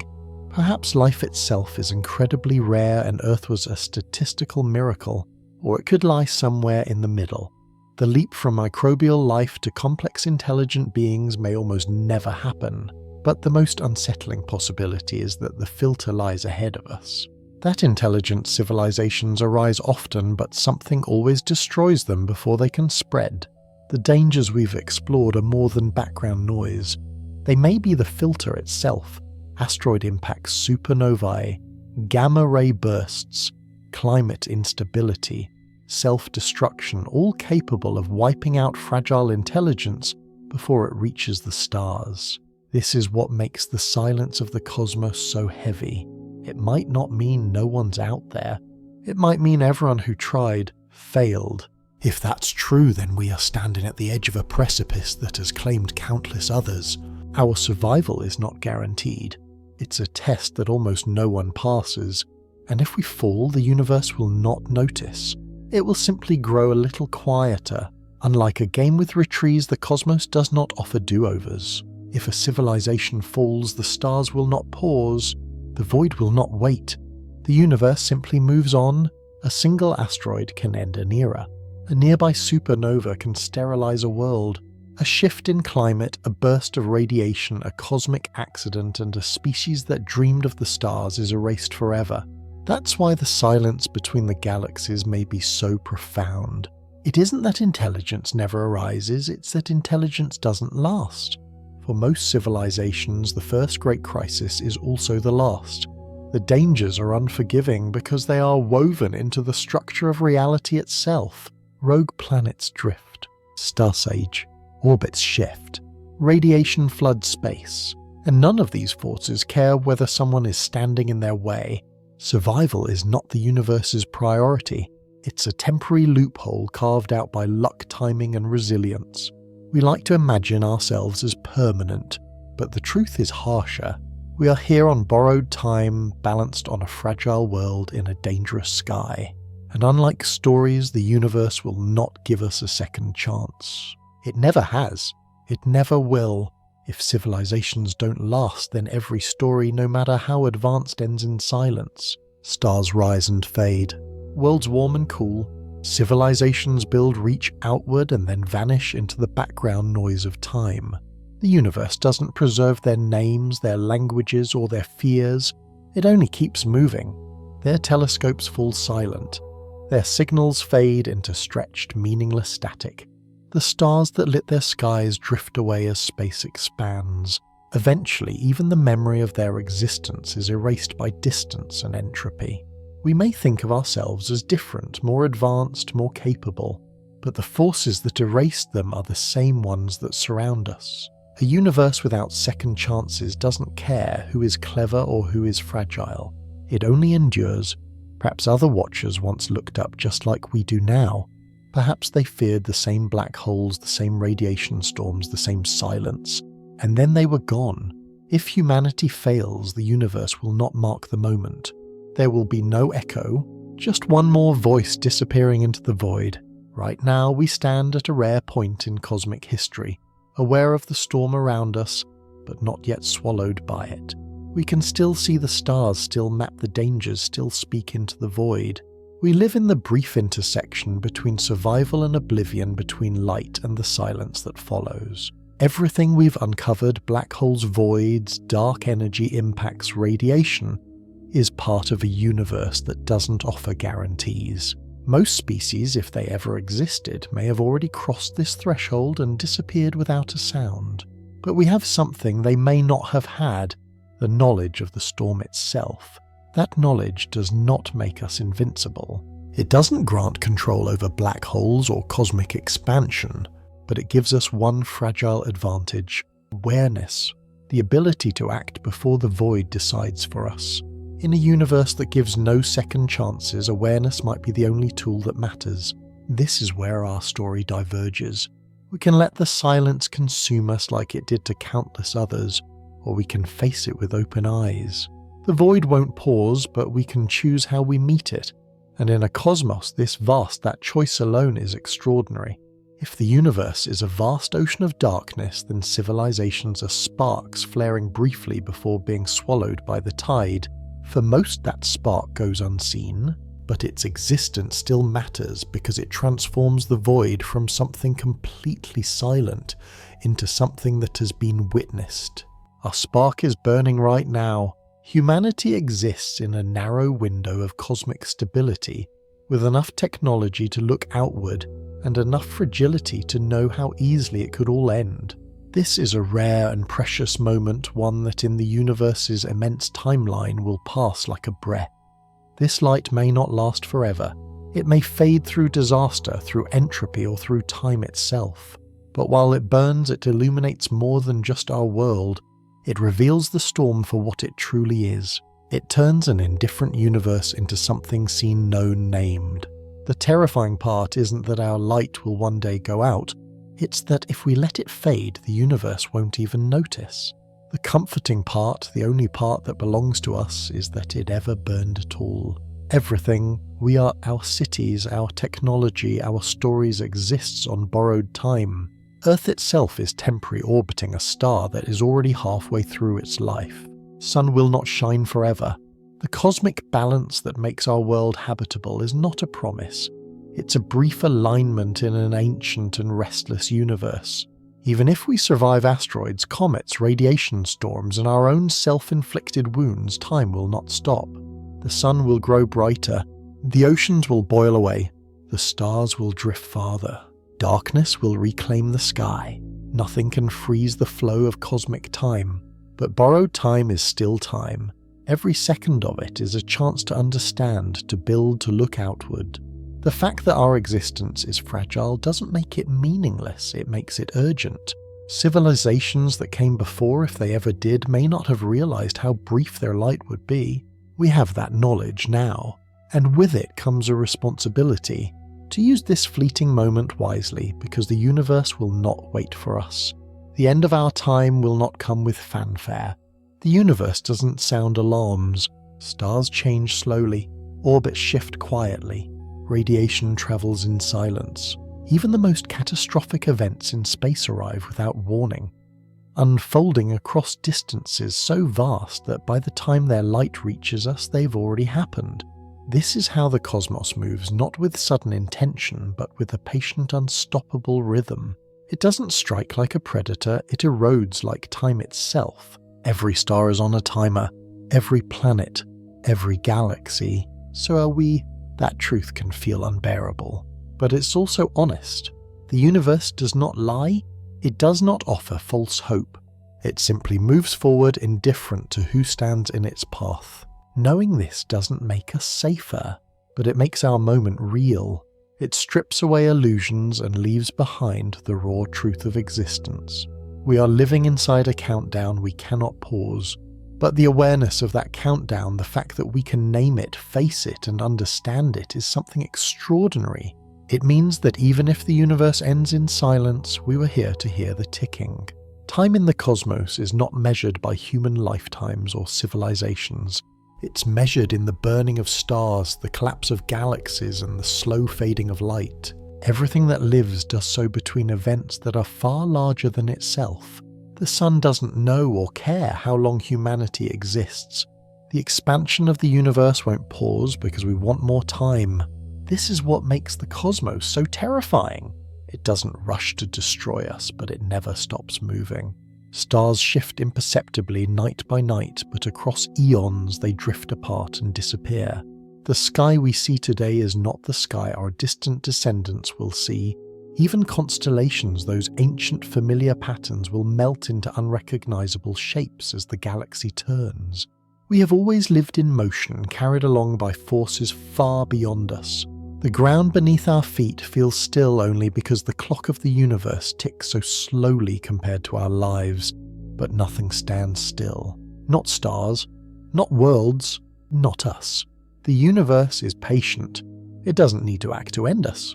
It simply waits, and in time everything changes. That's the quiet power of the cosmos, not its violence, but its endless, unstoppable flow. Every star that has ever shone, every galaxy that has ever formed, every world that has ever existed is temporary. The universe is built on impermanence. Even the most colossal structures, superclusters, filaments, the great cosmic web itself, are slowly unraveling as space expands. There is no fortress in the cosmos that lasts forever. For humanity, this truth is both sobering and defining. Civilizations rise believing the world is solid and the sky eternal, but the continents shift, the stars move. The night sky that guided our ancestors will vanish into something unrecognizable. We will change or we will disappear. This impermanence is not a flaw in the universe, it is the universe. It's what allows stars to form and die, what gives birth to new worlds, what makes evolution possible. The same forces that one day will erase us are the same forces that allowed us to exist at all. It's a strange kind of weight knowing everything ends, but it's also clarity. Against this backdrop, what matters is not how long we last, but what we choose to do with the time we have. In a universe built on impermanence, meaning is something we create, not something we're given. There will come a time unimaginably far away when the universe is nearly empty, when the last galaxies drift beyond the cosmic horizon, when the last stars fade to black dwarfs, when black holes themselves begin to dissolve into nothing through the slow whisper of Hawking radiation. If any intelligent beings still exist in that distant future, they will live in a universe very different from ours. Their night sky will hold no bright constellations, no spiral galaxies, no starlight. It will be a cold, dim void where most of cosmic history has already passed. They will not be able to see the Big Bang's afterglow. They will not know the universe was once full of light. To them it will have always been dark. They would be the last observers, witnesses to the fading of everything. Their telescopes would look out into a blank, silent cosmos, unable to find the evidence of its fiery birth. Even the cosmic web itself would have been stretched too far to be seen. And if no one remains by then, if life vanishes before that distant epoch, then the universe will fade without witnesses. The great story of stars and time will end as it began, in silence. That is the weight of living in a mortal cosmos. We are not just fragile creatures. We are fragile observers standing in a brief moment when the universe can still be seen, named, and understood. The story of the cosmos begins with light, but it ends in darkness. Stars are temporary engines burning through their fuel to shine across the void. One by one they will die. The brilliant beacons that once filled the night sky will fade into cold embers. Galaxies will empty. Black holes will slowly evaporate. Eventually the universe will enter a time with no starlight at all. Astronomers call it the degenerate era, when the cosmos is ruled not by living stars but by the long shadows of their remains. White dwarfs, neutron stars and black holes. As eons pass, even those remnants will vanish. Hawking radiation will dissolve the last black holes. Matter itself may decay. Space will stretch colder and darker than any night we can imagine.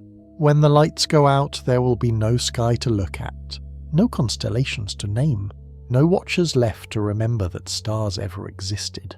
The terrifying thing isn't that the universe ends with a bang, it's that it ends with silence.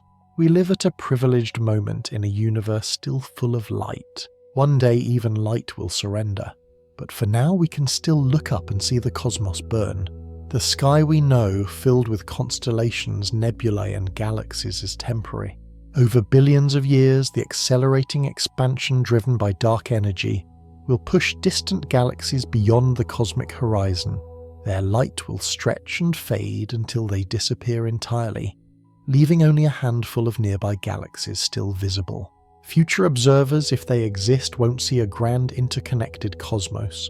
Their telescopes will show only a cold void surrounding a few dim points of light. The cosmic microwave background will have redshifted out of detectability, erasing the evidence of the Big Bang itself. To them, the universe will appear small, quiet, and eternal, its true history hidden beyond reach. The night sky has always been our greatest source of wonder. It's how we've measured time, found our place, and begun to understand where we came from. But the sky is not fixed. It's changing slowly, silently every moment. One day, the stars and galaxies that taught us to look outward will no longer be there. The universe won't end with a single cataclysm. It will fade from view piece by piece until only darkness remains. We live in a rare cosmic moment, a time when the universe is still visible, a time when the sky still speaks, and that too will pass. When the last galaxies vanish beyond the horizon, When stars fall silent and black holes dissolve, something else will fade with them. The memory of the universe itself. Every story ever told by civilizations, every observation, every theory, every trace of cosmic history is bound to fragile vessels. Data can be preserved, structures can be built, but nothing lasts forever against entropy. Over immense timescales, everything we record will be erased, whether by decay collisions or the slow expansion of space itself. Even if distant civilizations endure longer than we do, they too will face the same darkness. One day there will be no evidence left that the universe ever contained light galaxies or observers. The cosmic background will be gone. The Great Web will be invisible. Every clue that once revealed the story of creation will be erased. This is perhaps the most haunting truth of all. Not just that everything ends, but that everything's forgotten. The universe will not remember us. It will not carry our names, our knowledge, or our fears. It will simply fall silent again as it was before the first star was born. We are living in one of the few eras when the cosmos can still be seen, measured, and understood. One day not even memory will remain. In the final ages of the cosmos, not only will stars and galaxies disappear, so will the evidence that they ever existed. With nothing left to carry memory, the story of the universe will end not in destruction, but in forgetting. No light, no structure, no observers, just the quiet, absolute stillness of a cosmos that has outlived everything it created. Even if civilizations arise again, if some improbable pocket of physics gives birth to new stars in a distant epoch, they will have no way to trace the past. The records of this universe, the glowing web of galaxies, the microwave background, the fingerprints of creation will be gone. It will be as if none of this ever happened. This is the ultimate terror of the universe. Not rage, not violence, but erasure. A story without a narrator. A beginning that leaves no trace at the end. We live now in one of the few eras when the cosmos can be remembered, mapped, and understood. For a brief moment we hold the past in our hands. One day that chance will vanish too, not with a bang, but with the quiet weight of nothing left to remember. In the far future, when the last stars burn their final fuel, the universe will not end suddenly. It will fade. One by one, the remaining embers will dim into black dwarfs. The glow of galaxies will dissolve into darkness. Space will stretch so wide that even the closest neighbors will vanish beyond sight. If any observers exist, then they will stand beneath a sky with no constellations. Their telescopes will find nothing beyond their own dying star. No echo of the Big Bang. No trace of cosmic history. They will live in a universe where it seems as though they are alone, not just in their galaxy, but in existence itself. This isn't a poetic image. It's the physical future predicted by cosmology. The degenerate era will be followed by the black hole era, and finally by the heat death of the universe, a time when energy is too spread out to do anything. No light, no life, no sound. The last light in the cosmos will shine for no one. It will fade in silence, and the universe will return to what it was before stars ever formed. Endless indifferent darkness. We exist now in the golden age of light, a brief moment between chaos and silence. The terror of the universe is not just what's out there, but how easily it all slips away. When the final star goes dark, the cosmos will enter an era unlike anything we can truly imagine. There will be no sunrise, no galaxies shimmering in the distance, no faint cosmic glow. The long night will begin a time when the universe is ruled not by light, but by cold, by gravity, and by the slow erosion of everything. Black holes will remain as the last great architects of structure. For unimaginable spans of time, they will drift silently, swallowing what little remains until even they begin to evaporate through the faint whisper of Hawking radiation. With their death, the last sources of heat and energy will vanish. This era isn't just dark. It's empty. There will be no stars to navigate by, no clues to trace cosmic origins, no witnesses to tell that galaxies once filled the sky. It will be a universe stripped down to its bones, featureless, silent, infinite. What makes this terrifying isn't only the scale of it, but its certainty. Unlike black holes or impacts, this isn't a possibility. It's the natural end written into the structure of time itself. The long night is coming, and nothing can stop it. We by accident of history live in an age when the universe still burns brightly. That is both a gift and a reminder. In the long night, even time seems to lose meaning. There will be no great events left, only the slow unravelling of what remains. The last black holes will take unimaginable spans to evaporate. When they finally release their final breath of hawking radiation, there will be nothing left to shape. No stars, no planets, no structure. This era is sometimes called the Dark Era, a time when the universe is a thin fog of scattered particles drifting endlessly through ever-expanding space. Energy will be so dilute that nothing complex can ever form again. No spark will reignite. No star will return. Every trace of what once existed, galaxies, civilizations, even the memory of creation itself will have been erased. The cosmos will not end in flames or collapse. It will end in quiet, perfect stillness. And this is perhaps the most chilling truth of all. The universe doesn't need to destroy us. It only needs to outlast us. It doesn't rage, it endures. And in the end it wins not by force but by time.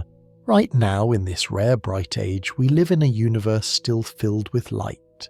That will not last, but knowing the ending makes the present moment, this fragile spark in an endless timeline, even more extraordinary. When the last remnants of heat fade away, the universe will become a place where nothing new can ever happen again. No light will travel, no stars will ignite, no structures will form. The vast, once brilliant cosmos will have fallen into a final endless stillness. This is the heat death of the universe, not a violent collapse but a quiet surrender. Energy will be spread so thin across infinite space that nothing will have the strength to change. No gravity to pull, no fusion to burn, no life to observe. It's hard to imagine this kind of silence. Every part of our world is alive with motion waves, wind starlight, the hum of the universe itself. But in the end, even those faint background signals will fade into nothing. Time will stretch on, but nothing within it will move. It will be a universe that still exists but no longer happens. That is the last terror of the cosmos. Not destruction but absence. A sky without stars. A universe without stories. A silence so complete it erases the idea of sound, and yet we live now in the opposite of that ending, in an era of light motion and awareness. Against the certainty of silence, every flicker of existence becomes a kind of defiance. At the very end of all things, the universe will not roar. It will not collapse or scream. It will simply fade. A scattered haze of particles will drift through endless darkness. No star will burn. No black hole will remain. No trace of what once was will survive. This is the true weight of the heat. Death of the universe. The final irreversible quiet. Entropy will have done what no disaster, no black hole, no cosmic collision ever could. It will have erased everything. Not just life, but the possibility of life. Not just stars, but the possibility of light. If any mind were to exist in that moment, it would look upon a sky with nothing left to see. Time would still pass, but it would mean nothing, because nothing could change. The story of the universe would not end with a final word. It would end with silence. But that silence hasn't come yet. We stand far from it in an age where galaxies still shine and stars still burn. We have the rare privilege to look at the universe while it is still alive with light. And that makes this moment our moment immeasurably precious. At the heart of everything we've explored, the collapsing stars, the fading galaxies, the ultimate darkness, lies a single force. Time. Time is the most patient ruler in the universe. Black holes may tear, radiation may burn space, may stretch, but it is time that wins in the end. Unlike any other force, time doesn't act. It doesn't push, pull, or burn.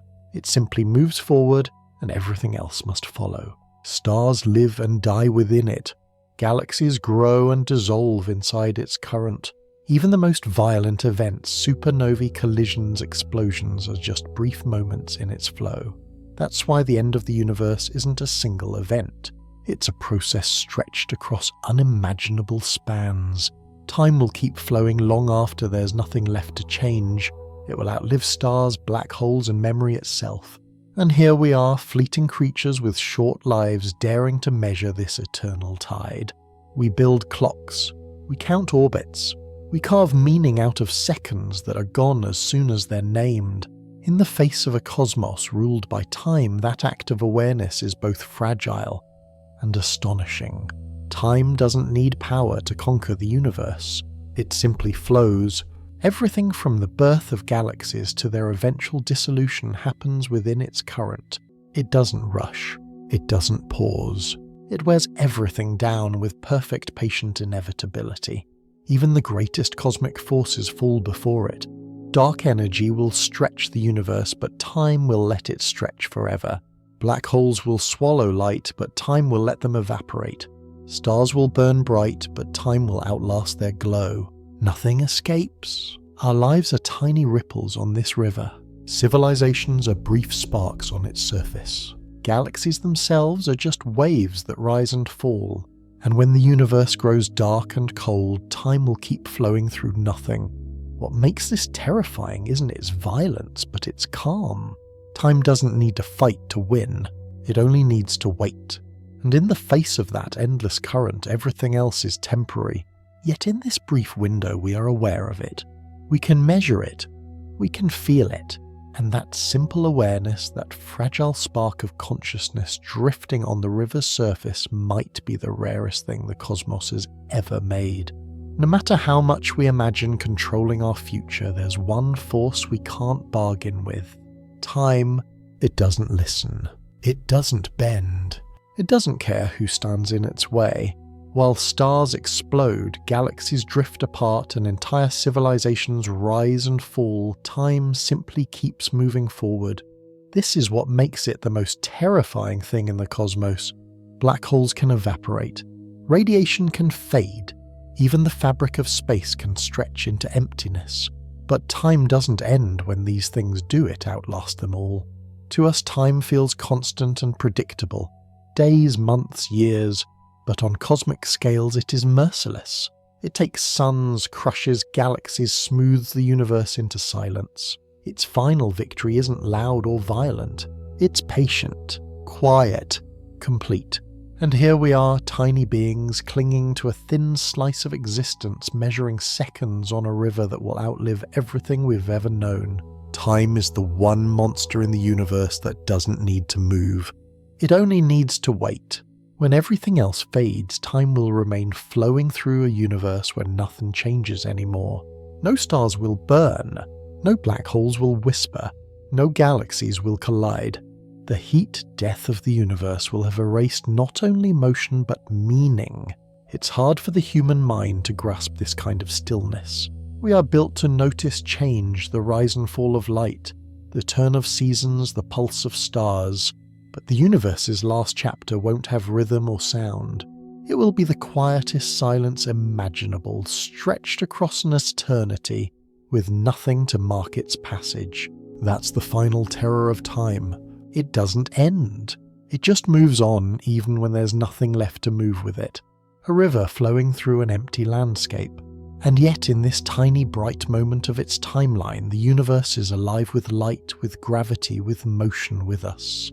We are here at a rare point in history, not the beginning, not the end, but in between. In the only chapter where the universe can be seen, after every star has faded, every black hole has dissolved, and every trace of life has vanished, the universe will be ruled only by time and silence. This is the final truth behind everything we've explored. The universe is not cruel. It is not kind. It is indifferent. It will not remember us nor anything that came before. It won't mark the passing of galaxies or the extinguishing of the last light. It will simply exist empty, still, and vast beyond comprehension. For some, that is the most terrifying idea of all. A universe without witnesses, without memory, without meaning. But in a strange way, it's also what makes this moment so precious. Against the weight of that indifference, our awareness, however brief, is extraordinary. We are here now, in the light, in the motion, in the story. The universe may not care, but we do, and that difference, however small, is everything. In a universe destined for silence, meaning doesn't come from the stars or the void. It comes from us. The cosmos won't remember our cities, our names, or our fears. But while we are here, we can look at the night sky and give it shape. We can turn chaos into constellations. We can turn silence into stories. That is something no black hole, no gamma ray burst, no cold expanse of space can take away. The universe may be indifferent, but the act of caring, of noticing, of understanding is uniquely ours. It's our small species on a fragile planet creates significance in a place that offers none by itself. Meaning is not written into the fabric of the cosmos.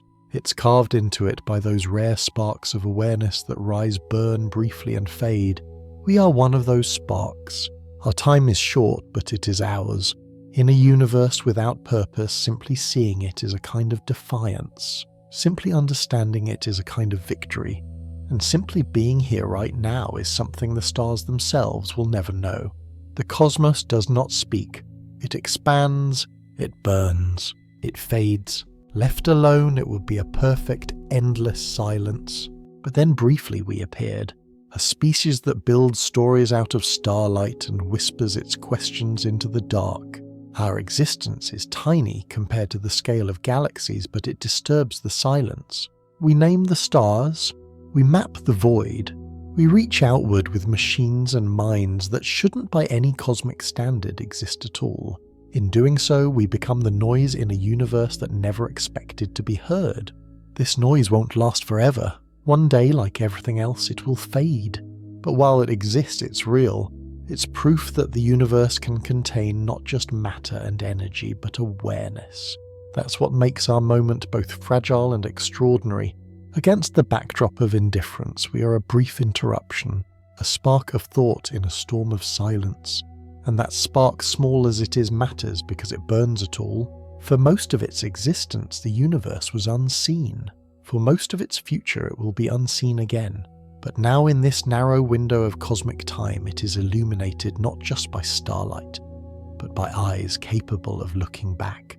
We stand in an age where galaxies still shine, where the cosmic microwave background still whispers of the beginning, where the night sky still tells the story of what came before. Future observers, if any exist, won't have this view. For them, the evidence will be gone. The sky will be quiet. The universe will appear eternal, small and empty. We are among the lucky few to see the cosmos while it can still be understood. To measure its age, to glimpse its structure, to watch its light before it vanishes into redshift and darkness. This privilege is temporary like everything else. But it is real. The universe has existed for billions of years without witnesses. It will exist for trillions more after we are gone.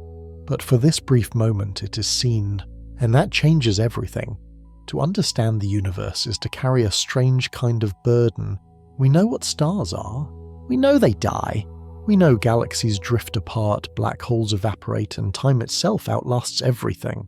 We know the ending not of us, but of everything. Awareness doesn't protect us from the storm. It doesn't shield us from supernovae or the cold expansion of the cosmos. But it gives the void a witness. It turns what would have been pure silence into something with weight, with context, with meaning. That awareness is fragile. It lives inside soft, perishable brains on a single small planet circling an ordinary star. And yet it holds the story of galaxies, of space-time, of the birth and death of everything. In the scale of the cosmos, it is barely a whisper. But it's a whisper the universe didn't expect. That is both terrifying and beautiful, to be aware in a universe that is not aware of us. To know the storm even if we can't stop it. To carry the weight of understanding in a place built on silence. This moment, our moment, is not just another point on the cosmic timeline. It's a rare chapter in the universe's story. A window when stars still shine, galaxies still speak through their light, and life can still ask questions about where it came from. For most of cosmic history, there was no one to watch. For most of its future, there will be no one to remember. But we exist now in the brief intersection between beginning and silence, where the universe is not only visible but knowable. That's what gives this era its weight. It's not guaranteed. It's not permanent. It's a fragile alignment of time matter and chance, the kind of moment that may never repeat again. And even if it does, no two witnesses will ever be the same. The terrifying thing is how easily this chapter can end, but the miraculous thing is that it exists at all. We live at the edge of something vast and unstoppable, and we can see it. That alone makes this moment more extraordinary than any star. We exist in a universe stretched between two eternities. The one before we arrived and the one after we're gone. For billions of years before us, the cosmos spun in silence. For trillions more, it will return to that silence. But in this thin slice of time, we're here aware, fragile, temporary. Every star we see is part of this moment. Every measurement, every discovery, every glance at the night sky is a whisper carved between two vast voids of quiet. We cannot stop what's coming, the fading, the darkening, the inevitable silence. But we can give meaning to the present. That's what makes this moment so powerful. It's not infinite. It's not permanent. It's ours.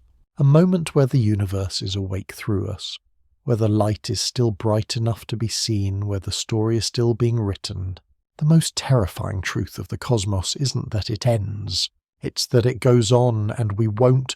But in this breath between eternities, we have something the universe itself does not. The power to know it. No matter how far the darkness spreads, there will always have been this moment. A time when the universe burned with stars, when galaxies filled the sky, when minds rose from fragile worlds to look outward. This is the light at the heart of the storm. Not eternal, not invincible, but real. The cosmos will forget it. The stars won't remember. Time will erase every trace. But that doesn't diminish its significance. The universe doesn't need to remember for something to have mattered. Meaning lives in the moment itself, in the act of seeing, of understanding, of existing at all. When future darkness falls, this light will have already been cast.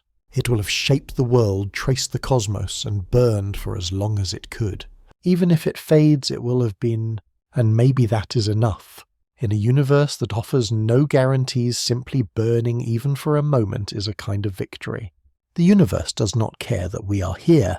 It has no memory, no intention, no mercy, and yet here we stand, breathing beneath starlight billions of years old. That act alone, to exist, to see, to understand, is defiance. Against silence, against time, against the weight of inevitability. We can't control the black holes, the dark energy, or the fading of the stars, but we can stand beneath them and know that might be the most powerful thing the cosmos ever produces. Not endless empires, not immortal structures, but a fleeting awareness capable of grasping infinity. Our existence does not change the fate of the universe, but it changes what it means. For a brief moment the storm has a witness. When the final light fades, there will be no one to speak, no one to listen. The universe will return to what it was before stars were born, a silent expanse without memory. But before that silence comes, we have this language, thought, wonder, fear, and understanding. We give the void a voice, even if it will not last. We name the stars, even though they will die.